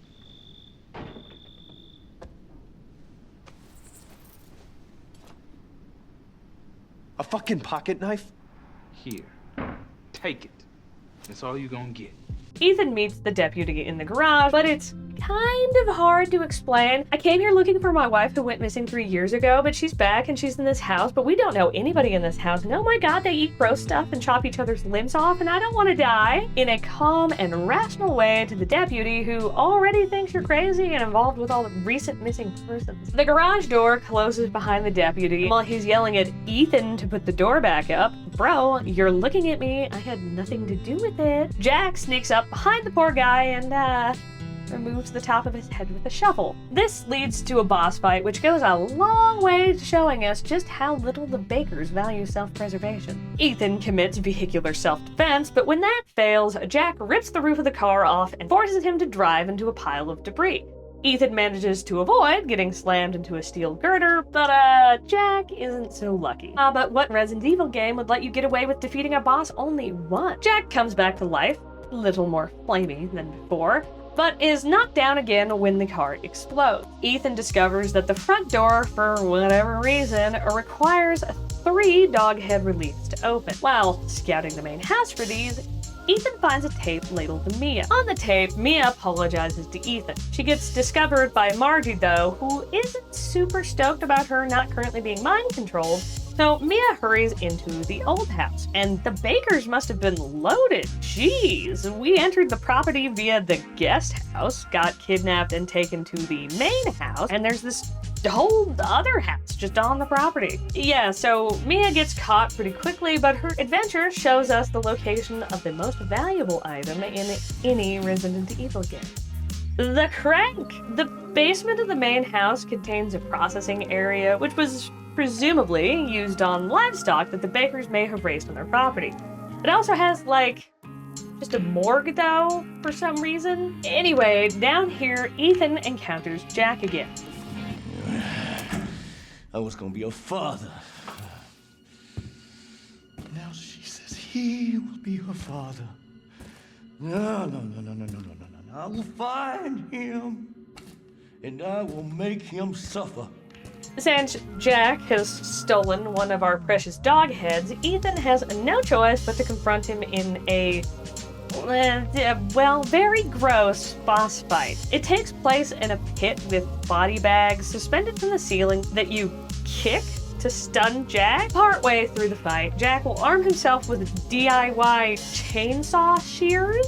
This isn't Dead Rising, Jack. Put that thing down. With Jack defeated yet again, Ethan is able to make it outside. Another phone call with Zoe where she explains the whole infection thing to Ethan and the serum. She believes that it could be found in the old house, which is guarded by her mother, Margie. And this whole section is gross and uncomfortable. If you don't like insects, I mean, who does really, then this is gonna be icky, but stick with me, okay? We'll be wigged out together. The house is infested with nests and spiders, and Margie also stalks the house, and if she sees you, unlike Jack, who attacks with farm tools and makeshift weapons, she uses this lantern to summon swarms of insects to attack you. Ethan fulfills the meme and uses a flamethrower that he pieces together to set fire to the nest. This lets him maneuver through the house without starring in an episode of Fear Factor. And in the basement, he encounters Mia, but they are separated by chain link. But I can only remember a little and the rest is just gone. Daddy, right? You mind if I borrow Mommy for a little bit? Why don't you stand there? Do something! Ethan, help! Well, at least we know where Mia is. Kinda. So we gotta find a serum somewhere in this nasty-ass house, though. A note stuck to a door with a dead crow pinned to it, poor fella, indicates that Zoe has tried to access the second floor and that Margie keeps some sort of sacred altar up there. So, we're gonna go up there. This initiates a boss fight with Margie where Ethan is thrown through the floor into a pit and sends wave after wave of bugs until you do enough damage and she falls into the pit and then mud. Let's call that mud. Moving on. Ethan finds a case with a mummified child inside of it. A file inside of the case explains that a serum can be synthesized using a cranial and peripheral nerve from the D series. The door to the shrine is locked by a scale which needs Margie's precious lantern. So, yeah, unfortunately we have to fight her again. What the fuck? Well, that's special. Are you human, Ethan? Do you feel emotions? At this point, I think you might be an android. Ethan tracks Margie down to the greenhouse and this fight, not more cozy than the last. Margie is larger now and crawls around on all fours, and there's a, let's call it a growth on her, groin area. Evidently, her regeneration is weaker than Jack's because this is her final boss fight, and I am not complaining. I can't imagine anybody would. Ethan snatches up the lantern, plops it on the scale, and then proceeds into an area that looks like it was decorated for a child. Except for this. I don't know why this is here. As Ethan continues on, Evelyn warns him to stay away. But Ethan must really love Mia because he keeps going. Inside of a hidden crawl space, Ethan finds the sacred altar, atop which is another mummified child's body. An arm has been attached to the mummy's body with the label D002. Ethan rips that sucker right off and heads to the trailer to meet up with Zoe, who already has the second part for the serum. But when Ethan answers the phone in the trailer, it's Lucas on the line. Me and me, right? Hey, buddy. I thought you should know. I decided that Zoe needed a timeout. She and Mia are here with me. And they're keeping each each other company. To get to the barn where Lucas is hiding, Ethan needs 2 keycards. One is found in an attic above Lucas's old room, and there's also a videotape here called Happy Birthday, which Ethan yoinks because he's a VHS collector, I don't know. So when I introduced Clancy, I said, poor Clancy. Unfortunately, it's time we found out why. So after finding Andre's body in the basement at the end of that first VHS, he is knocked out cold by Jack, which marks the beginning of his torturous stay with the baker. First, he's held captive by Margie, who's trying to force him to eat her famous cannibal cuisine.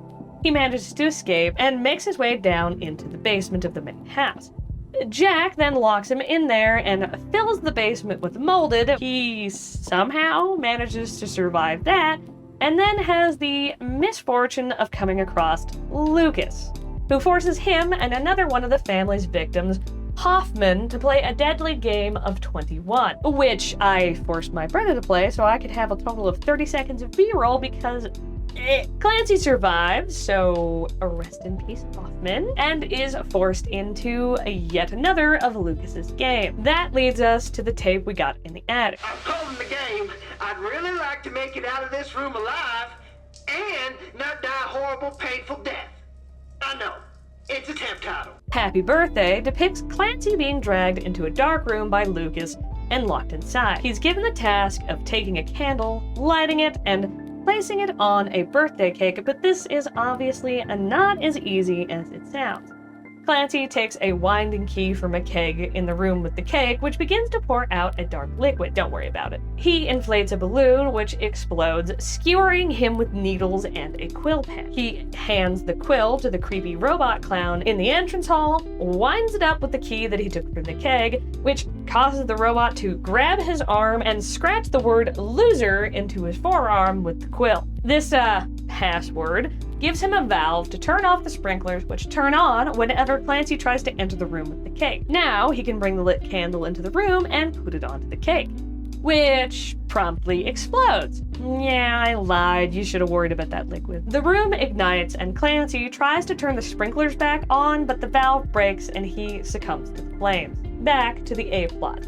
To save the ladies and get the final ingredient for the serum, Ethan has to face a series of challenges, including not getting blown up by wire traps, not getting murdered by a pendulum trap, defeating a chunky mold monster. Oh, I need a girlfriend real bad, Ethan. Can you help me find a girlfriend? What? And finally, clearing the Happy Birthday puzzle room. And Lucas is an idiot.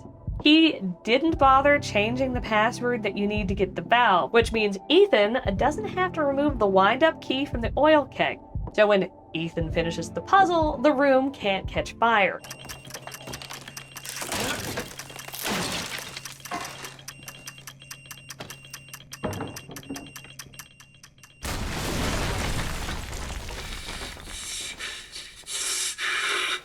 That was supposed to be for you, goddammit!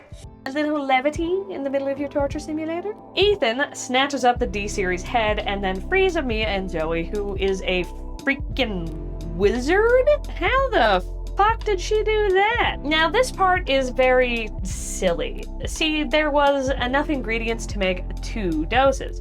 So, 1 for Mia, 1 for Zoe. She then presents both to Ethan, who takes them both for some reason. Then, bam! Jack is back. After the boss fight, Ethan is grabbed by Jack. Use the serum on him. You want me to cure him? He's too far gone. I think you'll kill him. And then not even 5 minutes later... I had to use one of them. There's only one left. There's only one left. There can't just be one left. What the hell are we gonna do now? That clunky scene with Ethan taking both of the serums earlier was a ham-fisted way for them to offer the player a choice.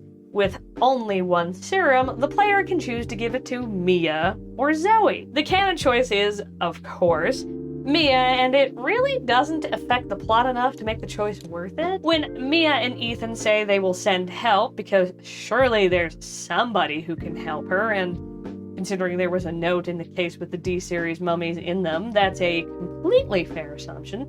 Zoe acts like a complete child and says, quote, This is my home. Apparently, I belong here. Girl, chill. As the happy couple leave on a boat, Ethan tries to get more out of Mia, who again just says she doesn't remember. They come upon the wreckage of the tanker and are attacked by mold and knocked out, both of their little boat and of consciousness. And now we're Mia, and the shoe has officially swapped feet. She must save Ethan from Evelyn, who is holding him captive within the wreckage. After watching another VHS at the request of Evelyn, Mia is miraculously cured of her amnesia. She declares that they'll never be a family, which seems like another one of those tactical errors, but luckily for Mia, Evelyn doesn't feel like killing her. Ethan has a vision of Jack and Zoe Baker. I really like this scene, but if your only context of Resident Evil 7 is my insane ramblings, then it's probably not as powerful, but here it is. I'm not gonna hurt you. Hell, I never would have if I could have helped you. What do you mean? I'm no killer, son. Neither is Marguerite, nor my boy Lucas, or even Zoe here. She forces her way into your mind, your soul. You can't fight back. Oh, you're a different person after that. Just like Mia. So Mia sent me that message because of Evelyn. Ethan. Free my family. Please. Ethan wakes up as Mia removes the mold cocoon. No time for happy reunions though. Mia gives Ethan the tissue samples he needs to make the necrotoxin to kill Evelyn, and then pushes him out of the room because apparently she's infected again and losing control. Damn it, Mia, there was only the one serum left. Ethan makes his way out of the tanker through a salt mine where he finds Lucas's workspace. He crafts the necrotoxin and makes his way back to the house where he finds Evelyn in the attic. That would be pretty anticlimactic though, right? So naturally, Evelyn turns into a huge fungus monster that amounts to a bullet sponge boss fight. Ethan is ejected from the house and sees helicopters overhead. He continues to fight Evelyn until one of the helicopters tosses down a case with a gun in it called the Albert 01. Once Evelyn is wounded enough, the necrotoxin takes effect, calcifying her. One of the men from the helicopters pops off his mask and with the wrong face, body, and voice declares that he is Redfield. The fuck took you guys so long? Shut up, Ethan. Also, fair question. Off Ethan and Mia go on a copter while Chris attends to the last loose end. Lucas. I'm sure you remember that he rather unceremoniously dipped out of the plot after Ethan returned his stick of dynamite. Yeah, I should probably talk about the whole good guy umbrella thing, right? So, in 2007, former Umbrella employees reincorporated as an anti-BOW private military company. They differentiate themselves from the defunct baddie Umbrella by swapping out that evil red to the sweet, innocent color blue. This also gives them the nickname Blue Umbrella. Blue Umbrella and the BSAA pal up to take out the Bakers, specifically involving Chris because of his vast experience in handling bioweapons. So, a bunch of Lucas torture shenanigans later, including Chris disarming an explosive on his wrist by plunging his hand into a barrel of liquid nitrogen, and he eventually finds Lucas in his lab. After a sad, pathetic attempt of killing Chris with a knife, what a dweeb, Lucas goes all moldy. Chris kills him, blasts all of the computers, and heads off to another mission. Anybody out there wondering what happened to Zoe? No? Too bad. Uncle Joe Baker is a hermit living in the swamps around the Baker estate. Why not on the estate in one of the 8 buildings that the Bakers own? No clue. Maybe he said something off-color at one of the family gatherings. Joe stumbles on some BSAA agents looking at Zoe, who has started to crystallize, calcify, petrify. Somehow, Joe sneaks up on these 2 agents and knocks them both out. He kidnaps one of these agents, proceeds to beat the snot out of the guy as he is trying to explain what is going on. The poor BSAA guy tells him there's a cure for Zoe, so off Joe goes to get the medicine. And I can't not bring up the fact that Joe fights with his fist. Like, he just punches the mold to death. But not the Swamp Gators. Those are a whole nother league, okay? If for some reason the guy that had the medicine is dead, well, that's not really the confusing part. We all saw that coming. But the medicine he has is only half full, so it won't be enough to save Zoe. BSAA guy gets deleted by Jack. Yeah, he's back. Shocking, I know. Joe puts Zoe on a boat and they zip off into the swamp to escape. Joe finds his way onto the wrecked tanker and finds a blue umbrella machine that should mix him up another batch of the cure, but aw, bummer, doesn't work. So he fixes it the Joe way by punching the shit out of it. Zoe gets kidnapped by Jack, forcing Joe to chase him through the swamp back to the main house. He gets this power gauntlet, which he uses to defeat Jack. He gives Zoe the medicine, and she's back in tippy-top shape. A hero searching for his daughter. How the actual fuck is 8 so highly rated? 9 out of 10 on Steam? Did we play the same game? Did the writers do drugs before writing that script? After the events of Resident Evil 7, the truth was covered up by the BSAA. The deaths were attributed to gas which built up in the mudrock underneath the property. They closed off the area to the public, declaring that it wouldn't be habitable for 10 years. Ethan and Mia are put under witness protection and moved somewhere in Eastern Europe. They have a daughter and they name her Rosemary. Mia and Ethan squabble about how appropriate some fairy tale she's reading the 6-month-old baby is, and about the events of Resident Evil 7. Ethan is stressed out about it, like a pansy bag, but Mia refuses to talk about it and is annoyed that Ethan wants to. She is also, at best, annoyed by the bullet that just entered her shoulder. Multiple gunmen burst in and completely unload their clips into her. The attack is perpetrated by none other than Chris Redfield and an elite BSAA team that he operates known as Hound Wolf Squad. He also takes a few pot shots at her with his pistol. He refuses to answer Ethan's completely fair question of, why the fuck did you just turn my wife into Swiss cheese? And arrests Ethan. Can you arrest a 6-month-old? I'm going with yes, and they also arrest Rosemary. Next thing Ethan knows, he's waking up beside the crashed van, his escort dead. He staggers his way through the snowy woods into an abandoned village. He encounters a panicked old man who refuses to answer his questions. This is a trope that the writers of this game love, and is then attacked by the village equivalent of a zombie. Lycan. No need to check the subtitles, you heard that right. Lycan, werewolf. Half of Ethan's left hand is bitten off. I won't be mentioning every injury that Village throws Ethan's way, but just know that the devs use a plot point later as an excuse to be gratuitous with the lowest form of horror. Ethan survives the Lycan attack and shacks up with some more survivors where he learns 2 things. Lycan attacks are not a village standard, and they're contagious. I know, shocking, right? Lycan zombies are contagious. All of the villagers end up dead, but we have a baby to save. As Ethan tries to enter a different part of the village, he's attacked by Magneto.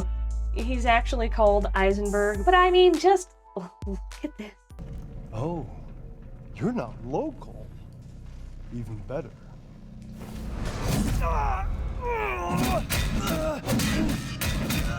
Mother Miranda's gonna love you.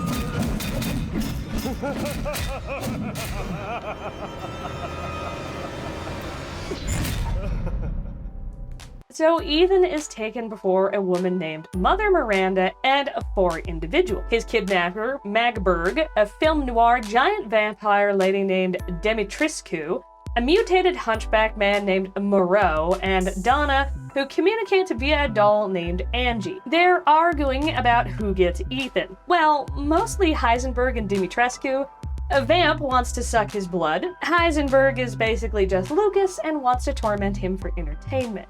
And much like Lucas, Heisenberg is an idiot. Ethan escapes, meets up with the Duke, who is both the merchant for the game and also kind of just a helpful dude.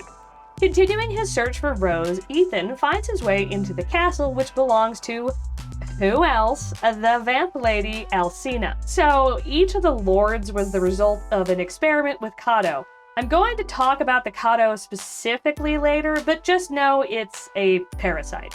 The Kato gave Dimitrescu incredibly fast regeneration, which is also used as an explanation for why she's so large. She can also grow her fingernails into very long and very sharp claws at will. Dimitrescu has a hereditary blood disease that is never specified, of course. After receiving the Kato, she had to start consuming human flesh and blood on the reg to maintain her impressive regeneration. Miranda suspects that if Alcina fails to maintain her regeneration, she will mutate horribly. So while she is kept on as a trusted lord and a part of Miranda's family, she is deemed a failure for the Kato experiment.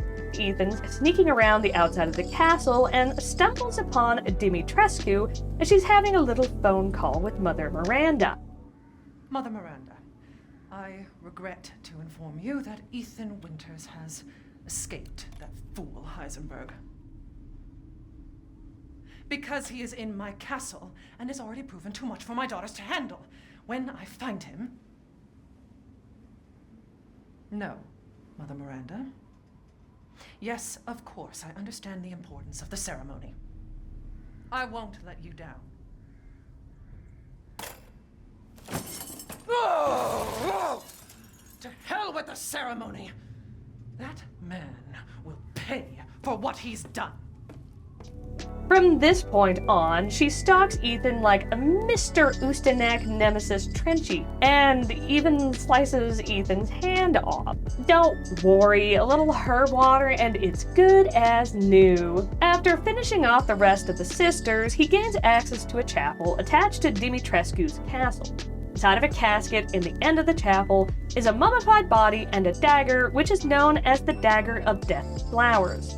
Forged during the medieval period, the dagger is said to be steeped in toxins from all throughout the Eurasian continent. The thought process was if they could just coat it in everything deadly, it could kill anything. Like, say, spooky monsters, demons, or a 12-foot-tall vampire lady who is angry that you murdered her daughters. And that is also what the mummified body in the casket thought. He attempted to assassinate Lady D with it, and she kept the dagger and his body in order to prevent further attempts. Well, the dagger. She probably just kept the body out of spite. Ethan stabs Dimitrescu with it, but loses it before he can go for another, 100 or 200 more. The trauma from the attack causes her to transform into a dragon. Ethan is knocked into another part of the chapel area and defeats Lady Dragontrescu. And isn't that convenient? The area he was knocked into has a golden flask which, when taken, opens the door to freedom. Ethan gripes to the Duke about Rose not being in the castle, but the Duke is like, dude, do you not know game logic? Look at the item you just picked up.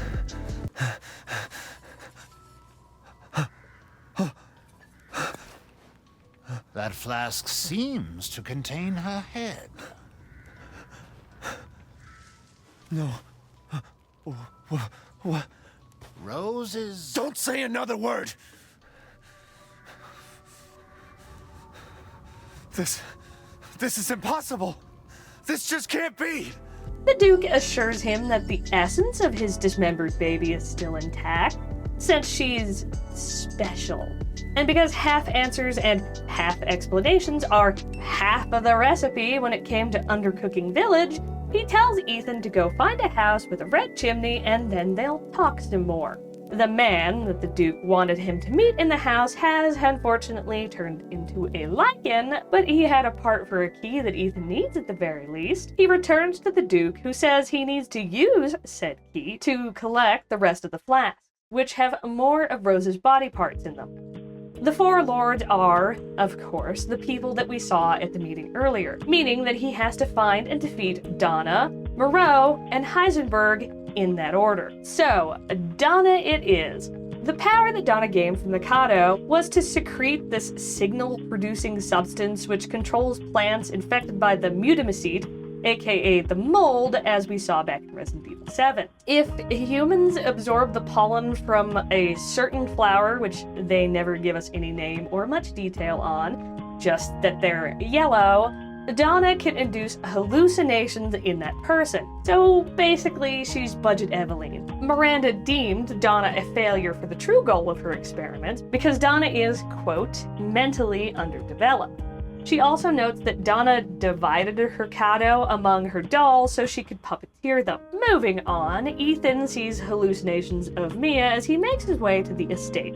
This is one of the shortest segments in the game, and actually probably the best part of the game, and not only just because it's the shortest part. It's a series of small puzzles, a dodge the OP stalker character, and then the designers kinda just shit the bed.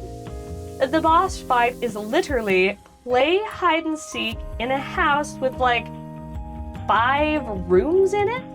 Do that 3 times and that's it.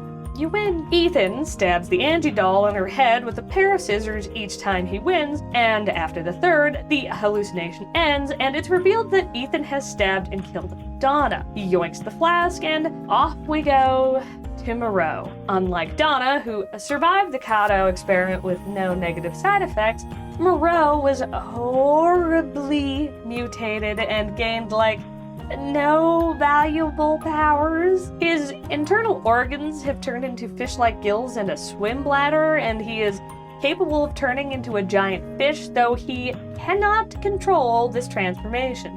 He can cause these dew-like pustules to grow, but I'm pretty sure it's limited to his own area, which is the far northern part of the village that he flooded because he's a damn fish, and spoiler, those need water. Based on the random vomiting and the constant gross burping and farting sounds, I genuinely doubt he's even in control of creating those goo pustules. This segment sucks. It gets basically all of the negative points for being water-based. Moreau is just gross to look at, but any fear factor there might be is completely kneecapped by shit like this.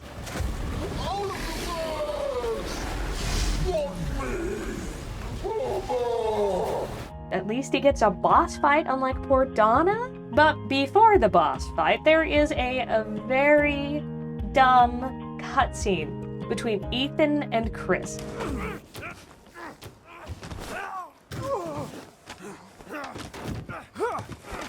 off of me! Stay the fuck down! Ethan! I gotta say, I'm surprised you made it this far. It'd be a shame if something happened to you now. Sure, Chris. Why not? You killed Mia. Now do me and finish the job. Hey, Cap. I'm getting some serious motion readings out here. We should move on. What kind of readings? What's moving? Unknown, but my guess is we've been here too long, and Miranda knows it. Hey, did you say Miranda? How are you involved? Leave it alone, Ethan. You are out of your depth. What about the sample analysis? It's definitely related to the mold.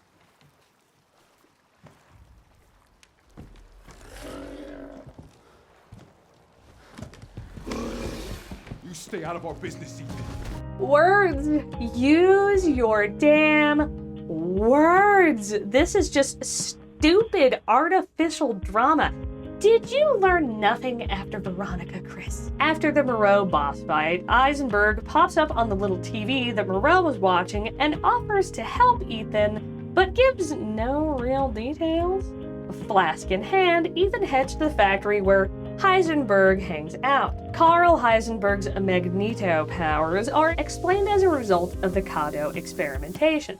He developed organs similar to electric rays, aka flat electric eels.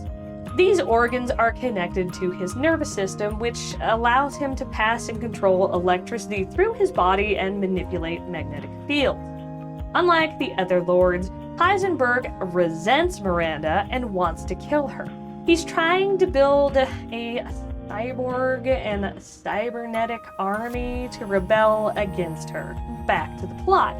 Heisenberg tells Ethan that acquiring the flask is actually just a test for Miranda to see if he's strong enough to become a part of the family. Gonna be honest, being a part of Ethan's family doesn't seem to work out. Maybe want to backpedal on that one. Heisenberg says that they can rescue Rose together and then use her to defeat Mother Miranda. But Ethan is not so stoked about using his 6-month-old daughter as a weapon, so he denies. Heisenberg then pushes Ethan into the worst segment of the game. As much as I want to just play you the cutscene right before Heisenberg's fight, I just pulled that earlier. So Ethan runs into Chris, who knocks him down, disarms him, and chastises him like a child and not an adult man, fully capable of understanding what is going on if Chris would just stop spouting macho, vague nonsense and explain. Thankfully, there's not enough runtime left for him to pull more bull, so Chris actually does explain the situation. The Mia we saw receive cartoonish levels of overkill was not Mia, but Mother Miranda. She's a BOW with the ability to shapeshift, so she replaced Mia for reason. Chris and his team did not double check that the BOW died, even though Chris is the most seasoned anti-bioterrorist in the goddamn world. So Miranda survived, broke free, attacked the van carrying Ethan and Rose, and abducted the baby. Ethan's like, why didn't you just tell me my wife was replaced by a crazy bioweapon? And Chris says, because I knew you would want to be involved and this job is hard enough without civilians getting in the way. Okay, ignoring the part where Ethan did everything in Resident Evil 7, so he's obviously a little bit above your average civvy. Riddle me this, Captain Christopher Redfield.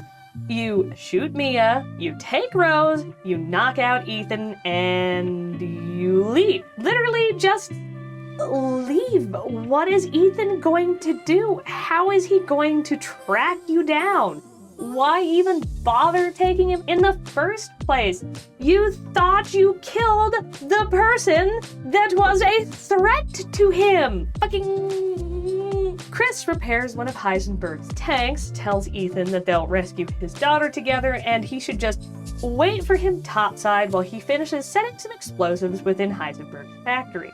Ethan takes the tank to the surface and uses it to battle Heisenberg, who has magnetoed himself a mech suit out of crap. This fight is a man in a makeshift tank with chainsaws, unlimited ammo, rockets versus a man in a scrap metal suit who says crap like this. That boulder punching asshole! But you're first! Look, when they made Wesker reference his own meme line in the Resident Evil 4 remake, it made sense, because Wesker said both quotes. How would Heisenberg even know that happened? There were 3 people who were there. Wesker, Chris, and Sheva. Wesker is dead. Sheva shouldn't have been able to see it even happen. Does Chris meme himself? That is pretty funny and absolutely not something these modern writers would let Chris do. After Heisenberg, Ethan is ambushed by Miranda. She villain-splains that Rose is Evelyn's true, complete form and will eventually be able to control the whole Megamachete. In Miranda's eyes, Rose is the perfect vessel. So, what is the Megamachete and what does she mean by vessel? First, the Megamachete, also known as the Fungal Root and the Black God, is the original mold super colony. Evelyn was creating a different fungal root in Louisiana, but the one in Village is the original one. It was discovered by Miranda in around 1919 in a cave, and she views it as a god. It absorbs and stores the consciousness and knowledge of the dead. This isn't given a lot of specifics. I assume if the mold touches people and bodies, it can start absorbing them, and not that it like vacuums up people's memories from the air, but you know what? This is Village. Who knows? So essentially, the Metamecete is a big old squishy and probably smelly hard drive.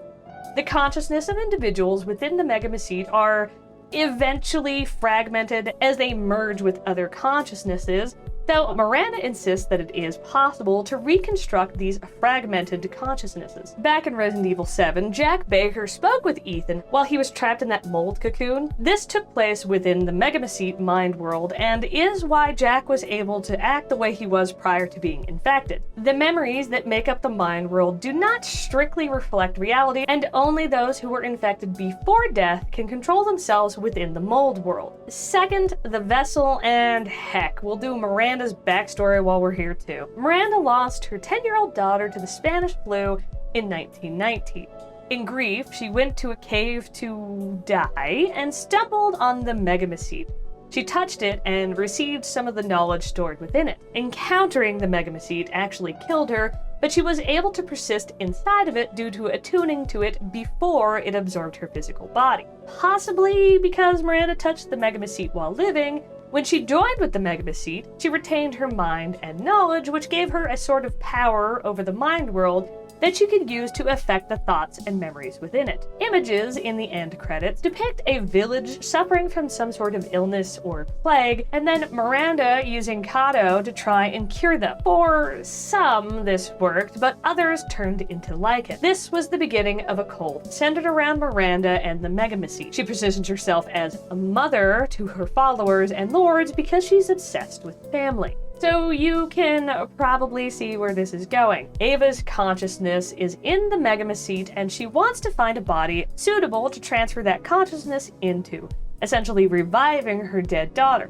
And she believes that Rose can be that vessel. Back to the plot. Miranda tears Ethan's heart out, saying that she'll make sure he's cataloged before squeezing Ethan's heart blood on her face.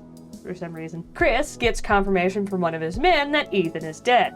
No shit, Sherlock. So Chris goes on to do a recap where he claims that the reason he took Ethan and Rose was because he was afraid that Miranda had infected them while pretending to be Mia. That makes no sense.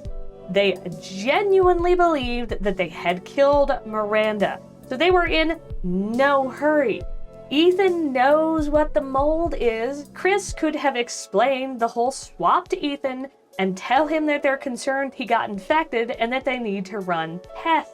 Evidently, Chris and his team pulled out after they watched Ethan die because we see them infiltrating the village again. The BSAA are also here, but the BSAA is bad now because the direction for 7 and 8 appears to be, oh, what can we do to shock Twitter? Chris is bad? Check. BSAA is bad? Check. Umbrella is good?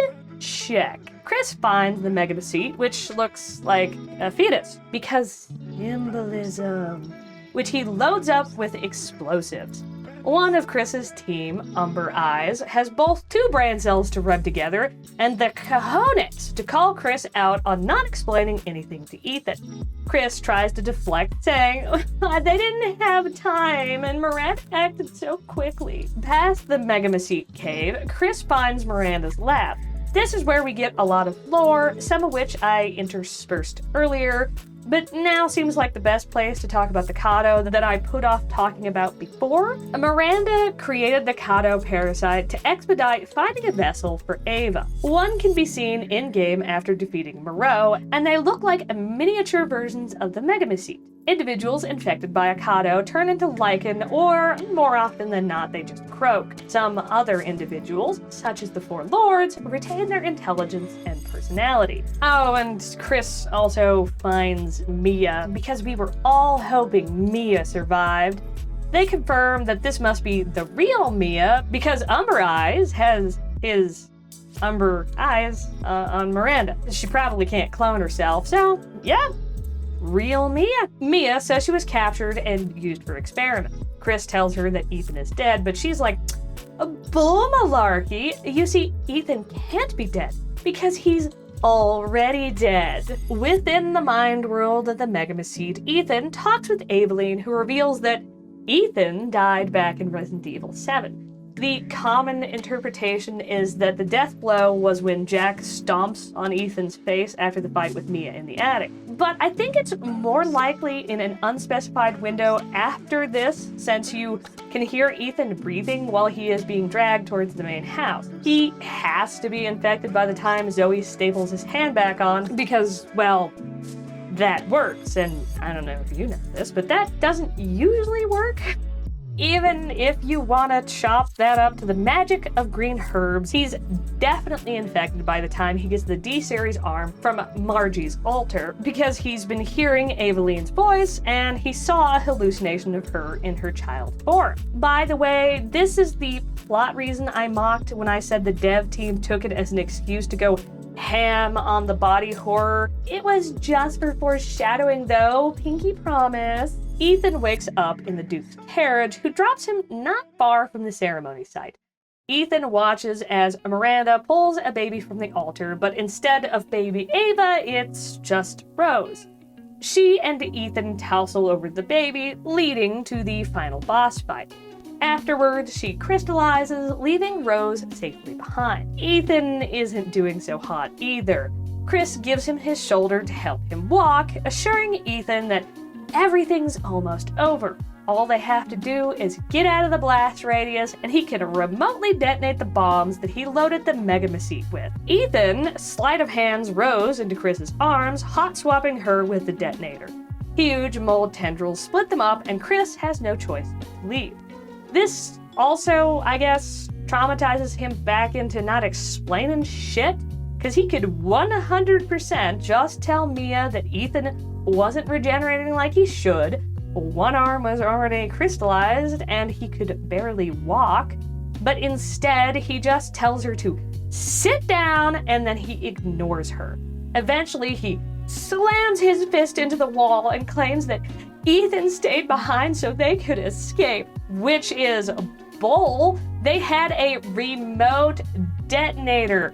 Ethan didn't have to stay behind. All I can think is this is supposed to be Chris lying to comfort Mia or himself. Fast forward. Rose is now 16 years old. She's been raised in protective custody due to being, superhuman, half mold zombie baby. She was eventually able to start school, but she sweats white mold goo when she gets nervous, so other kids bully her. She meets with one of the hound wolves, K9, and immediately tells him she's uninterested in joining the squad. K9, also known as K, but I'm just gonna call him K9, is basically meeting with her to offer the opposite. They found a possible way for her to purge herself of her mold powers, which Rose leaps at. K9 brings her to a lab and explains that Miranda obsessively researched the Megamacete, which led to the discovery of a purifying crystal that can do just that. There are a lot of silly quasi or straight up magical elements in this part, which normally I'm all for, but not in the middle of my mostly sci-fi game. K9 asks her to enter the Megamacete mind world to track down information on the crystal, because all of Miranda's knowledge should be in there.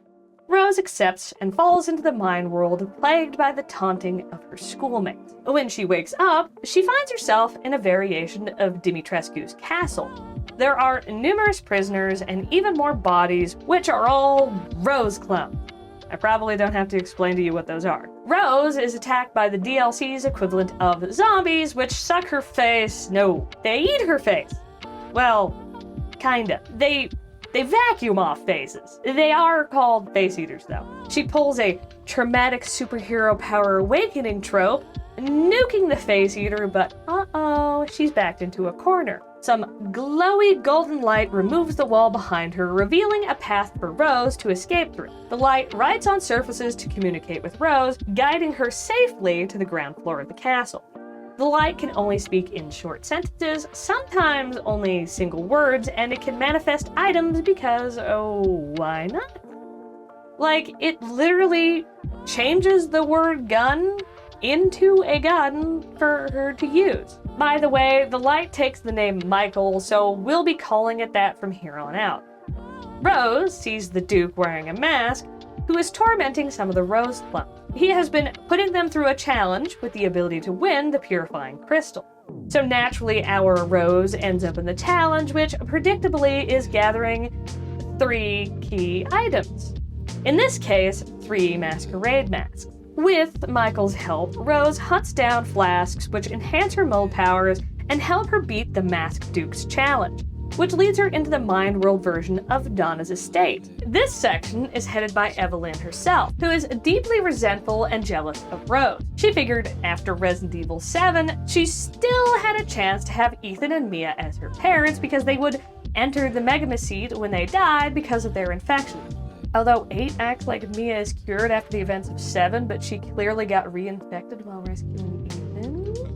But then they had Rose, and how dare they, Mia and Ethan became invested in their own child and not the mold monster that tortured them in the bakers and killed like so many people. Rose talked with Michael about Ethan, how she only knows that he died protecting her, and she wishes she knew more about him. If you're thinking, surely Mia can tell her all about Ethan, well, you're forgetting that Mia is bad, whether she's actually in the villain role or in the hero role. We literally have no idea where she is or when she left Rose, because all Rose says on it is that she hasn't seen Mom in ages. Michael brings Rose to the mind world version of the Winter's home, where she interacts with Ethan's memories, hearing his voice for the first time. In Ethan's office, she uncovers a letter he wrote to her on her half-birthday. Happy half-birthday, Rose.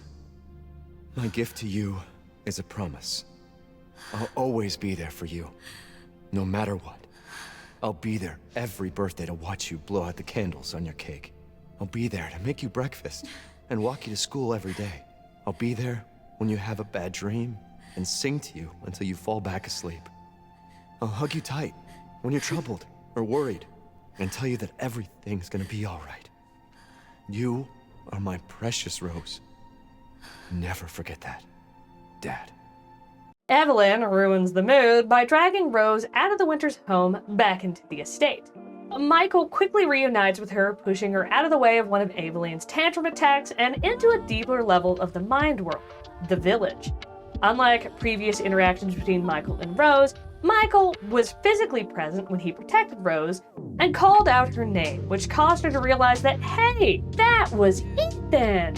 Inside of Miranda's lab, Rose learns that Miranda has been trying to clone her, hoping that one of these clones will be an acceptable vessel. But they aren't good enough, because some of the clones will occasionally display flashes of Rose's mold powers when scared. She created the Masked Duke to specifically torment them. Past the lab and the location where the Megamycete used to hang grossly from the roof, Rose finds the crystal and uses it to purge her power. Miranda manifests and explains that this was planned, well, she was trying this for like more than 100 years. She's probably past Z and onto AB or some crap. Anyway, her plan was to lure Rose into the mind world and have her relinquish her powers willingly, because Rose was too powerful for Miranda to take on directly. The K9 that told her about the crystal was all an illusion that Miranda had made. Ethan shows up and helps her escape from Miranda. He says he didn't tell her that he was actually Michael because he didn't want to complicate things, and that he disappeared until now because he was trying to find a way for her to exit the mind world. Miranda catches up and Ethan begs Rose to just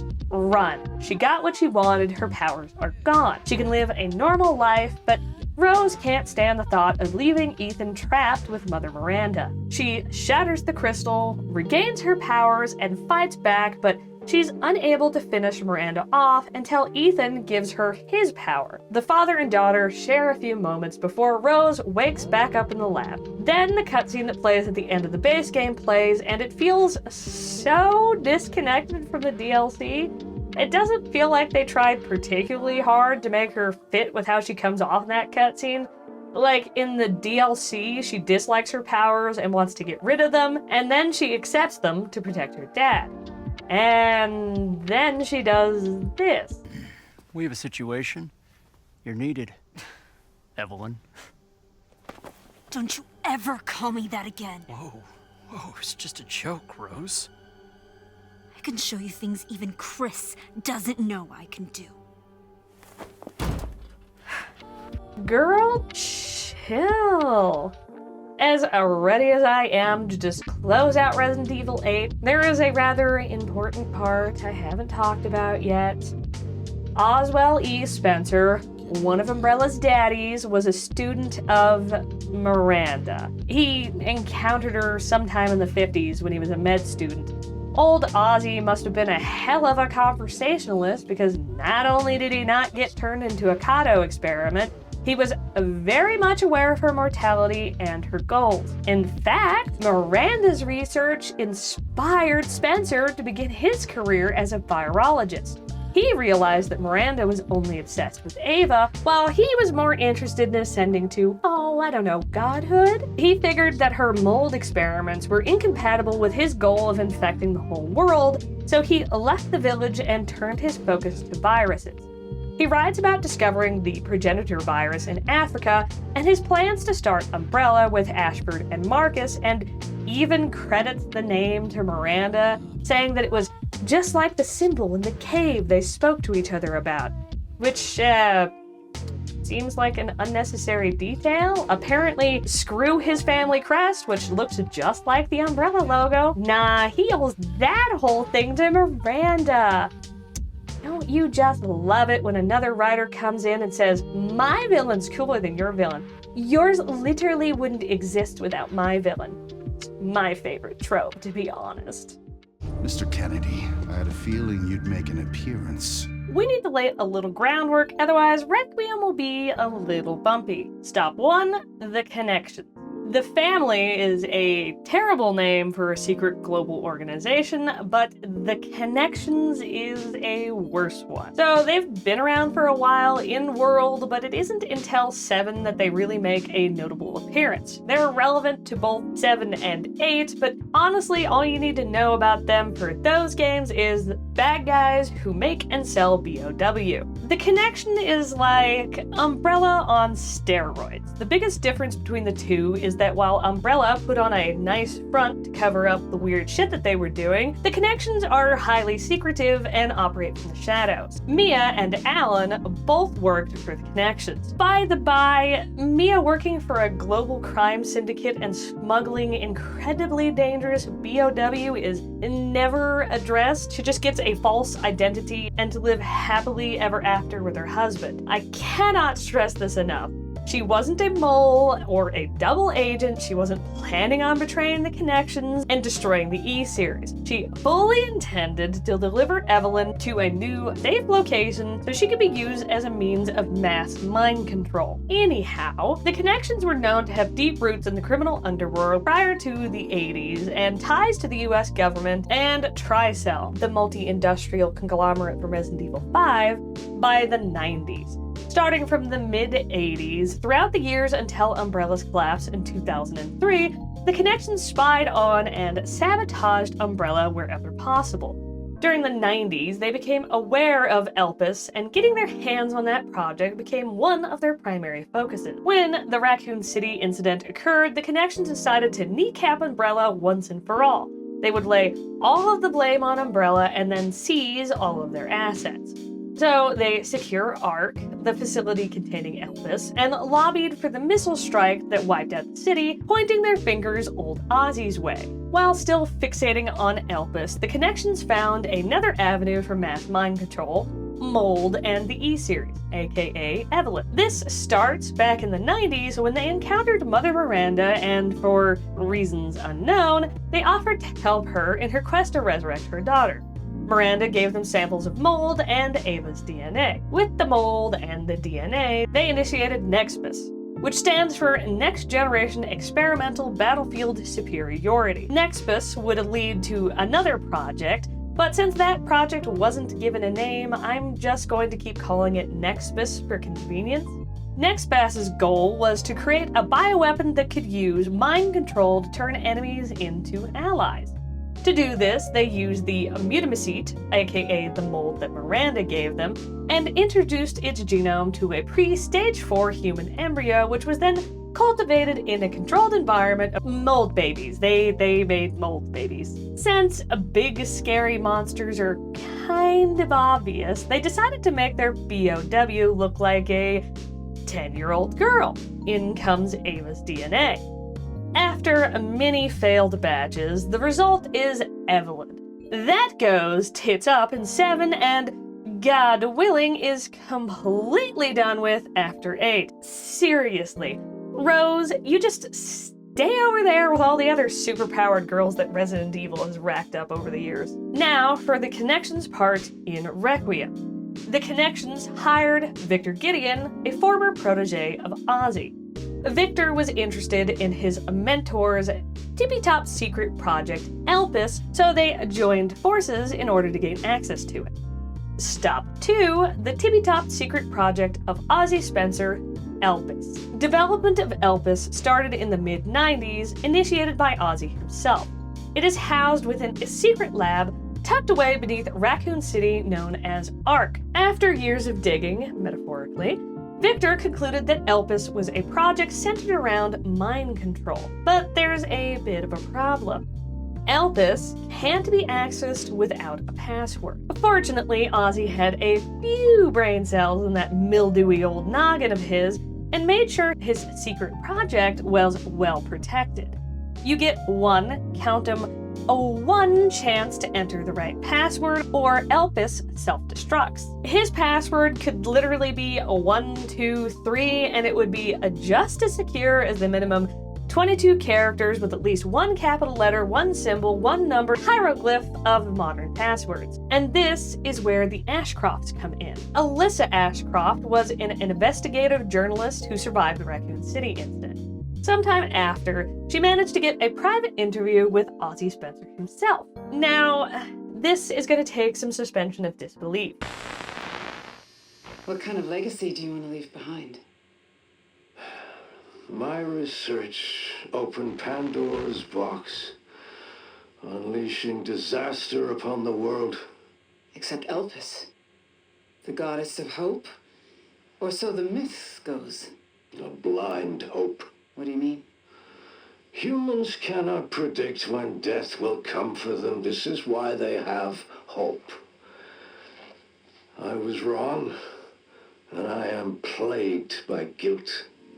During a break in the interview, Ozzy has his adopted baby daughter Grace brought to him. He tells Alyssa that adopting her was his way of doing some sort of good and that she's, quote, his hope. I do find it a bit hokey that Ozzy felt remorseful about starting Umbrella and kick-starting bioweapon development because of how he is portrayed in the previous games. I mean, we really only get to see him in person for a little bit in 5, which takes place after this conversation does. 2 things on that front, though. They do acknowledge the inconsistency, not well, but it is acknowledged. They basically just chop it up to senility. And 2, they might be basing Spencer not on the one that we have seen in 5, but in how he is portrayed in a pending remake of 5. Is that a good idea? No, but hey, if that means they tone down Ozzy in Resident Evil 5, I'm kind of for it. Anyway, so sometime around 2006, Alyssa receives a letter from Patrick, the Ozzy simp that I mentioned back in Resident Evil 5. He includes an excerpt from Oswell Spencer's last will and testament, which indicates that he wants Alyssa to be the guardian of Grace. He believes Grace will be safe in Alyssa's care. Why was Ozzy concerned for Grace's safety? Well, it all boils down to 2 very large misunderstandings. Misunderstanding number 1 is Grace was created as part of a genetic experiment, and she's not just a regular old baby that Ozzy adopted. Misunderstanding 2.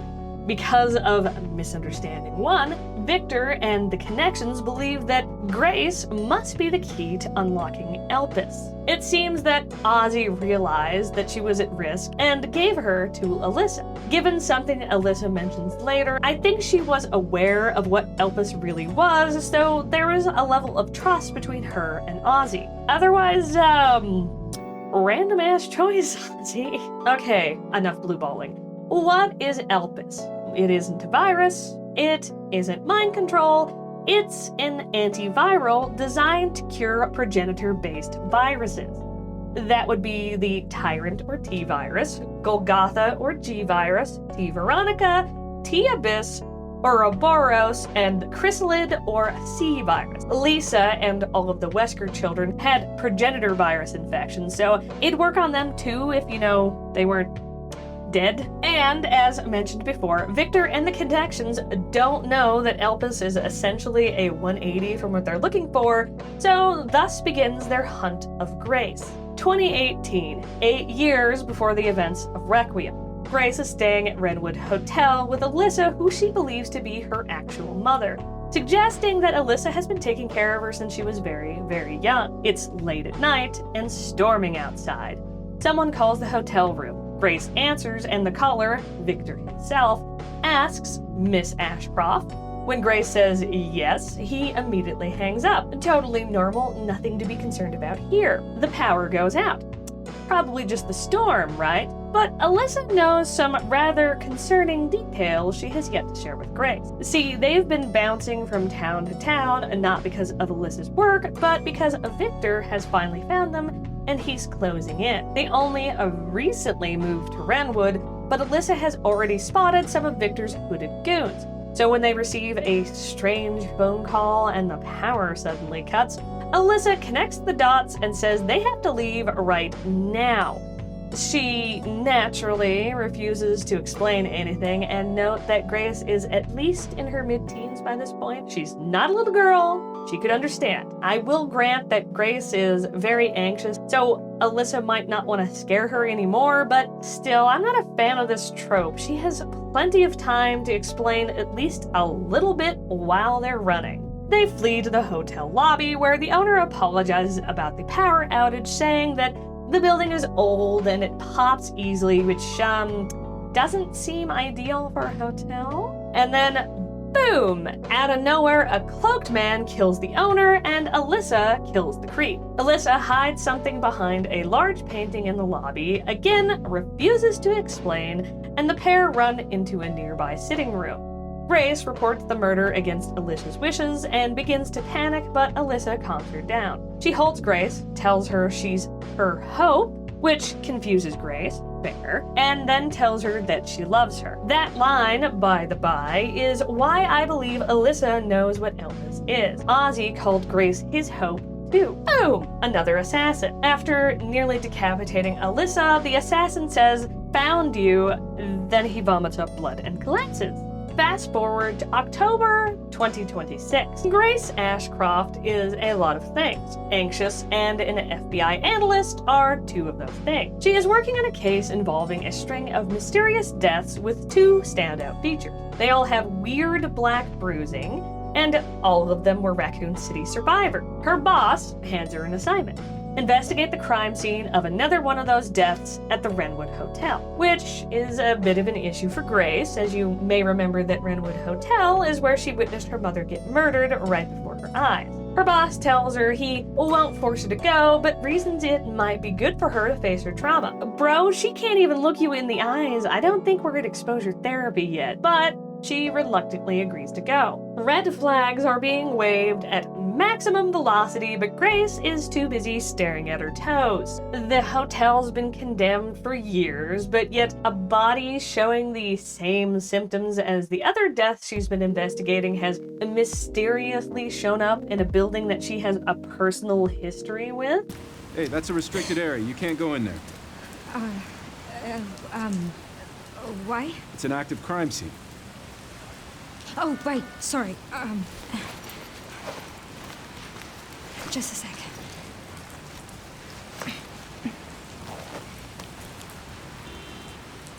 Oh, you're FBI? Yeah. Inside of the hotel, Grace finds a photo of herself with a key strapped to it, asking her to come to room 204 to talk. Get a hard pass on meeting with my stalker in the brick-and-mortar manifestation of my teenhood trauma. But Grace doesn't get that choice because somebody has locked the entrance behind her. So off to room 204 she goes, where she finds a billboard-sized red flag, a buttload of pictures of her and her mother, Alyssa. including one of her on the night of her mother's murder, sitting on the very same bed that she's looking at right now. Yeah, what are the survival rates of jumping out a second-story window? Because I think I'll take my chances. Grace is finally ready to cheese it, but first she wants to see if whatever her mother hid behind the big-ass painting is still there, which it is. It's a package containing her mother's journal and an MO disc. The journal shows that Alyssa knew that they were already being stalked in Renwood, and the disc, which she won't be able to look at until the last 10 minutes of the game, is the interview between Alyssa and Ozzy. Out of nowhere, the cop from outside is now inside and right in front of Grace. He mentions being stung by something and then goes feral. Poor fella was infected by Victor and sent to... Isn't that kind of dangerous, Victor? What if he kills her? He certainly tries. Grace pushes the cop out of a second-story window. Well, there goes my escape plan. She hears music and goes to investigate. Behind a door that clearly says exit, she finds Victor listening to a Victrola. He freely offers up that he lured her to the hotel because she's the special chosen one. Unfortunately, Grace doesn't think to cheese it before the door mysteriously closes. Victor chokes her unconscious, and we cut away to Leon. He's in the town of Elbridge, investigating another Raccoon City Syndrome death. Sherry, yes, that Sherry, and may I just say, I'm disappointed that she's been reduced to a support op, and also that miraculously, she actually has the same voice actor as she did in 6. Anyway, Sherry tells Leon that a person of interest has been identified in connection to the death, Victor, and that a police officer has gone missing near where the 5th body was found. So off Leon goes to Renwood. He arrives in town just in time to see Victor carrying a passed out Grace over his shoulder like a sack of potatoes. Jesus, it takes a long time for anyone to go, hey, sir, kidnapping is bad, okay? Victor whips out his sting piece and darts the lady, as well as some unfortunate passers-by who were 100% willing to just let the tall, freaky man kidnap that woman. Then this happens? Help me! Are you okay? What are you doing?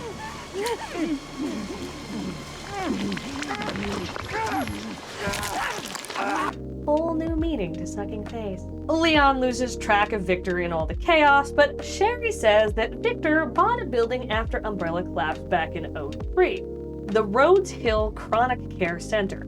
This is also where we get the reveal that Leon is suffering from Raccoon City Syndrome, which, his most famous quality is probably Raccoon City Survivor.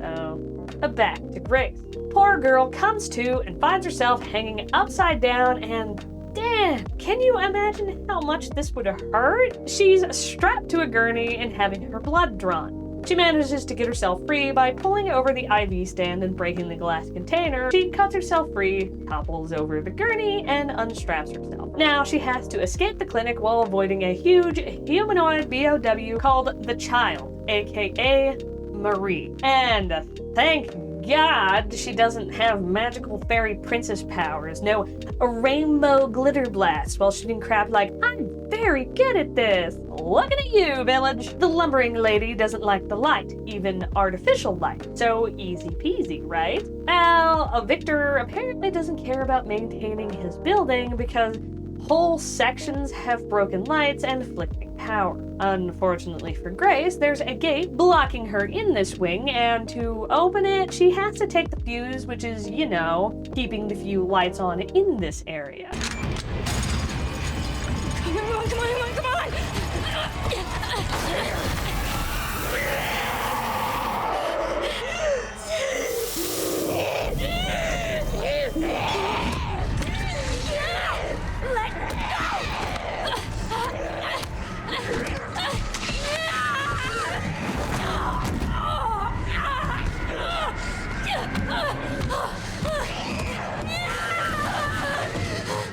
Back to Leon. He arrives at Rhodes Hill, and surprisingly, Victor does actually have employees. One of them tells Leon that Victor is awaiting to meet with him. She gives him a spiel about the clinic taking care of numerous long-term patients and how they're on the cutting edge of research, so they keep a low profile. While sitting around waiting for Victor, all hell breaks loose.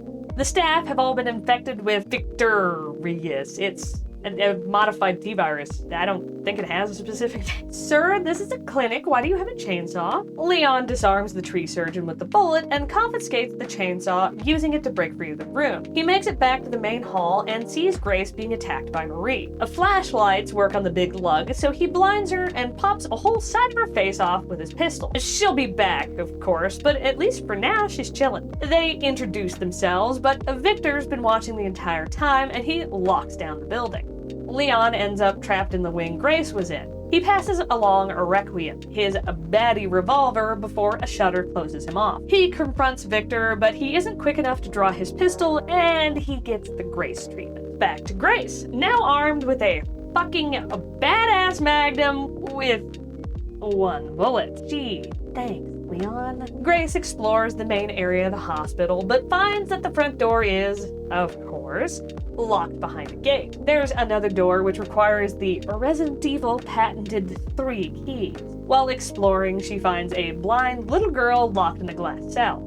Her name is Emily, but she doesn't have much information to give for obvious reasons. The cell next to Emily's used to belong to Marie. She takes the keycard to the west wing from the body on the floor next to Marie's cell and heads that way. The virus that Victor used to infest the clinic and the poor randos on the streets is a variant of the T-virus strain, as mentioned before. Unlike the nearly brain-dead zombies of the previous games, these infected act like weirder versions of themselves. For example, the chef.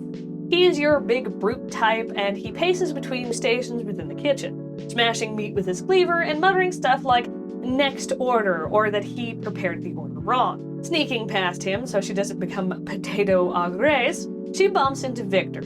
She tries to get him to explain why he kidnapped her, but of course he isn't forthcoming. He tells her she's unique because his master made her, and that she can free Elpis. Grace takes a momentary distraction as cue to get the heck away from the snake-themed weirdo. Exploring some more, she finds a wristband with 3rd level security clearance, which is high enough to open Emily's cell, which is lucky for all involved in more ways than one. See, the puzzle that will yield the 3rd and final key is blocked by Braille.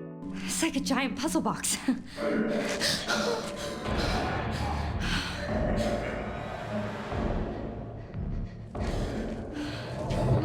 Stay here, Emily. You handle this. I'll, handle that. After handling that, Grace returns to the room and...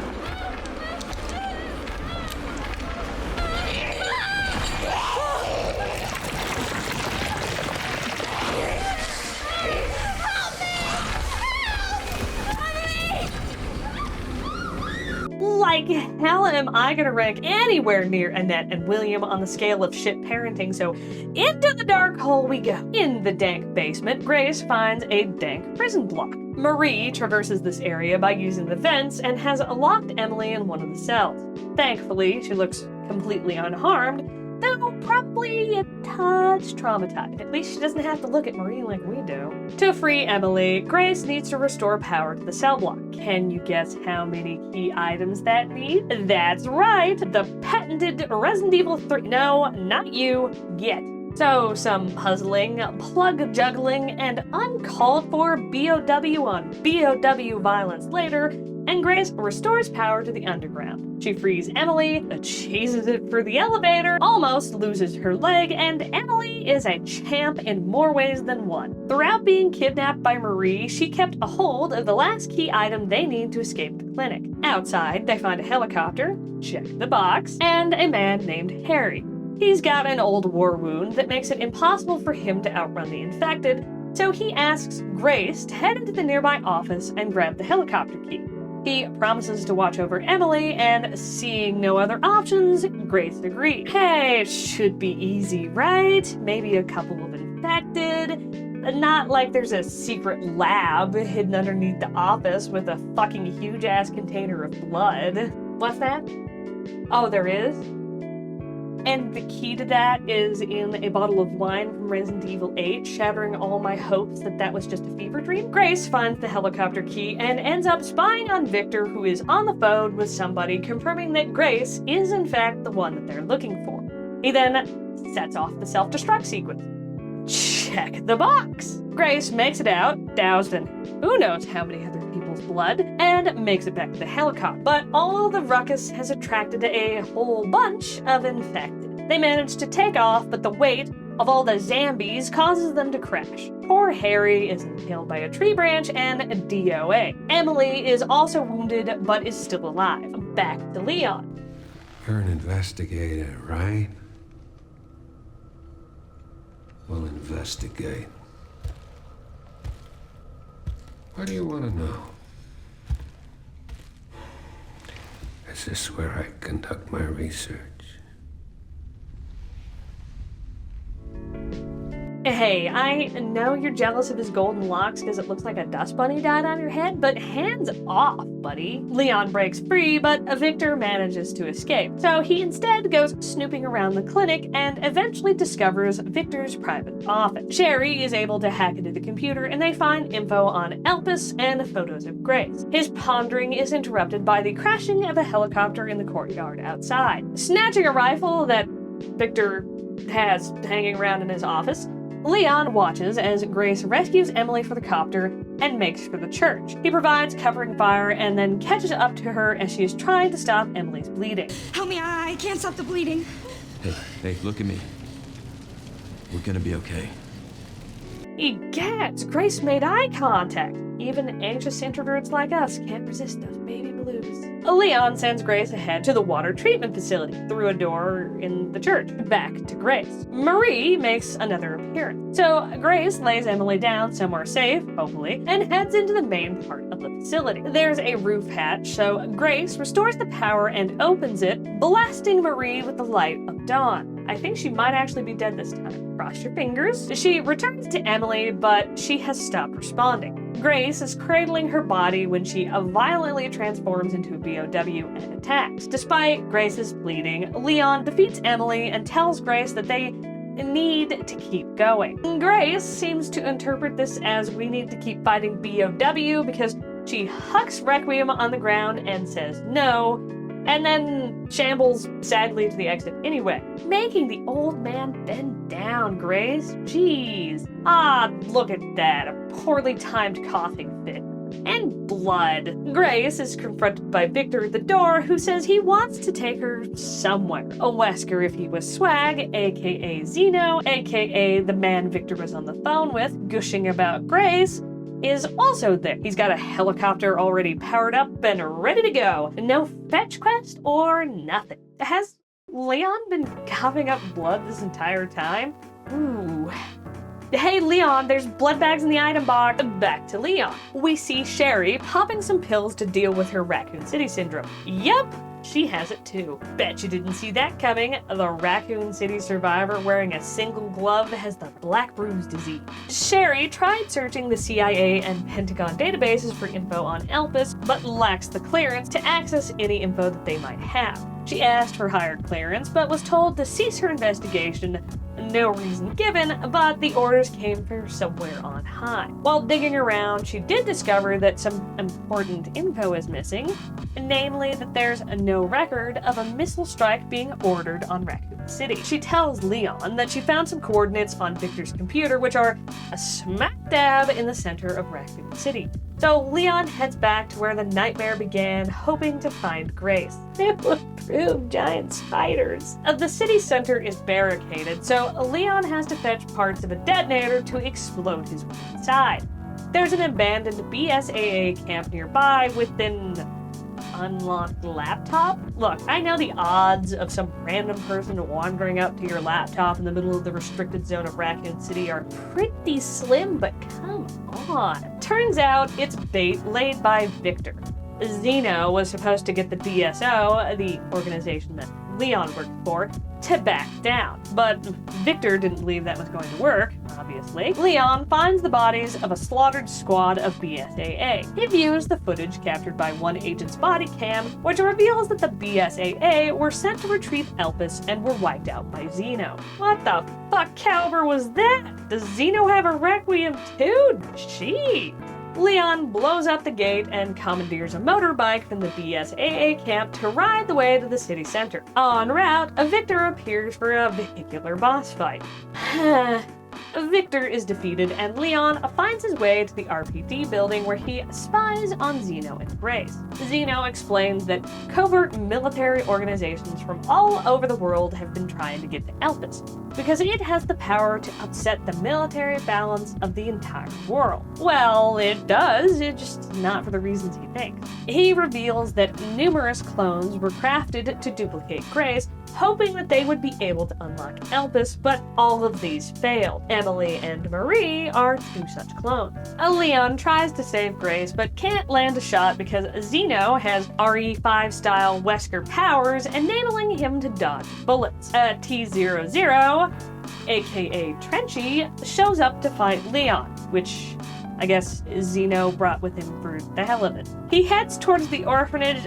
It's still there. Why did that of all things have to survive the missile strike? Leon catches up to Zeno and Grace in Ark, but is roughed up pretty badly. Realizing that Zeno needs her alive, Grace threatens herself, buying enough time for our heroes to escape into the depths of Ark. The two pair up to destroy Ark, but have to split up pretty much immediately. While exploring Ark, Grace finds a computer which is capable of reading MO disks, so she checks out the disk that Alyssa had hidden behind the painting. This is where she sees the interview with Ozzy, which lets her piece together what the password to Elpis is. Hope. She reunites with Leon, who is on his last legs, and returns to the central chamber, where she tells Zeno that she will enter the passcode if he'll let Leon live. He agrees, and the player is presented with the choice to destroy or release Elpis. The canon ending is to release Elpis. Zeno immediately injects himself with a dose of it, thinking that it'll give him more awesome BOW powers, but ends up curing him of his bullet-dodging powers and Raccoon City Syndrome instead. Hey, this is still a net up, right? Just, stop getting shot at.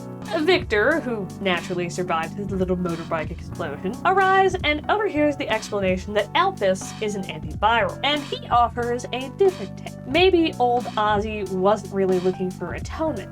Maybe he was just aiming to sow chaos by introducing a complete counter to the bioweapons on the market, disrupting the world order. And Victor thinks that is just a nifty plan, so he decides to carry the torch. Him and Zeno get into a little catfight about Spencer, with Victor calling Zeno nothing but a cheap imitation, and Zeno declaring that the connections are done with Victor. Victor decapitates Zeno, and then gently stabs Grace in the tummy. She collapses beside Leon, taking the opportunity to give him a dose of Elpis, which immediately clears up those icky Raccoon City Syndrome bruises. He wakes up just as Victor snatches a single vial of Elpis. He pokes at the keyboard, which causes the building to start collapsing. Leon defeats Victor, but there's no sign of an exit, so he plops down next to Grace as they wait for the most calm Resident Evil self-destruct sequence to complete.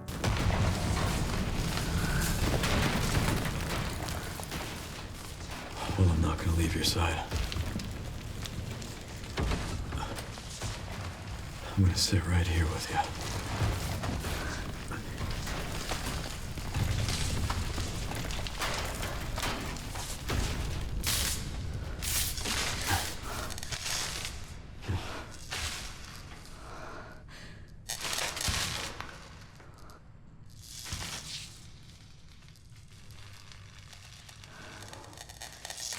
In swoop the Hound Wolf Squad sent by Chris. They're rescued and BSAA secure the area. Leon tells Sherry he's got a dose of Elpis for her and that she'll be back in action in no time. Grace is still upset about not being able to save Emily. I imagine the extra little bit of backstory and context she learned isn't exactly helping with the guilt. But Leon assures her that he didn't actually shoot any of Emily's vitals, so maybe they can save her with the help of Elpis. It works, and Emily is adopted by Grace, who is back at work with the FBI and much more confident. A final post-credit sequence shows a pair of unknown operatives in the ruins of Ark, having killed the BSAA agents that were guarding the place. They're retrieving something and evacuating before the Hound Wolf Squad can be sent in. If you enjoyed and like these type of videos, consider subscribing. If not, a hi in the comments or a like would be much appreciated. Thanks for watching this monster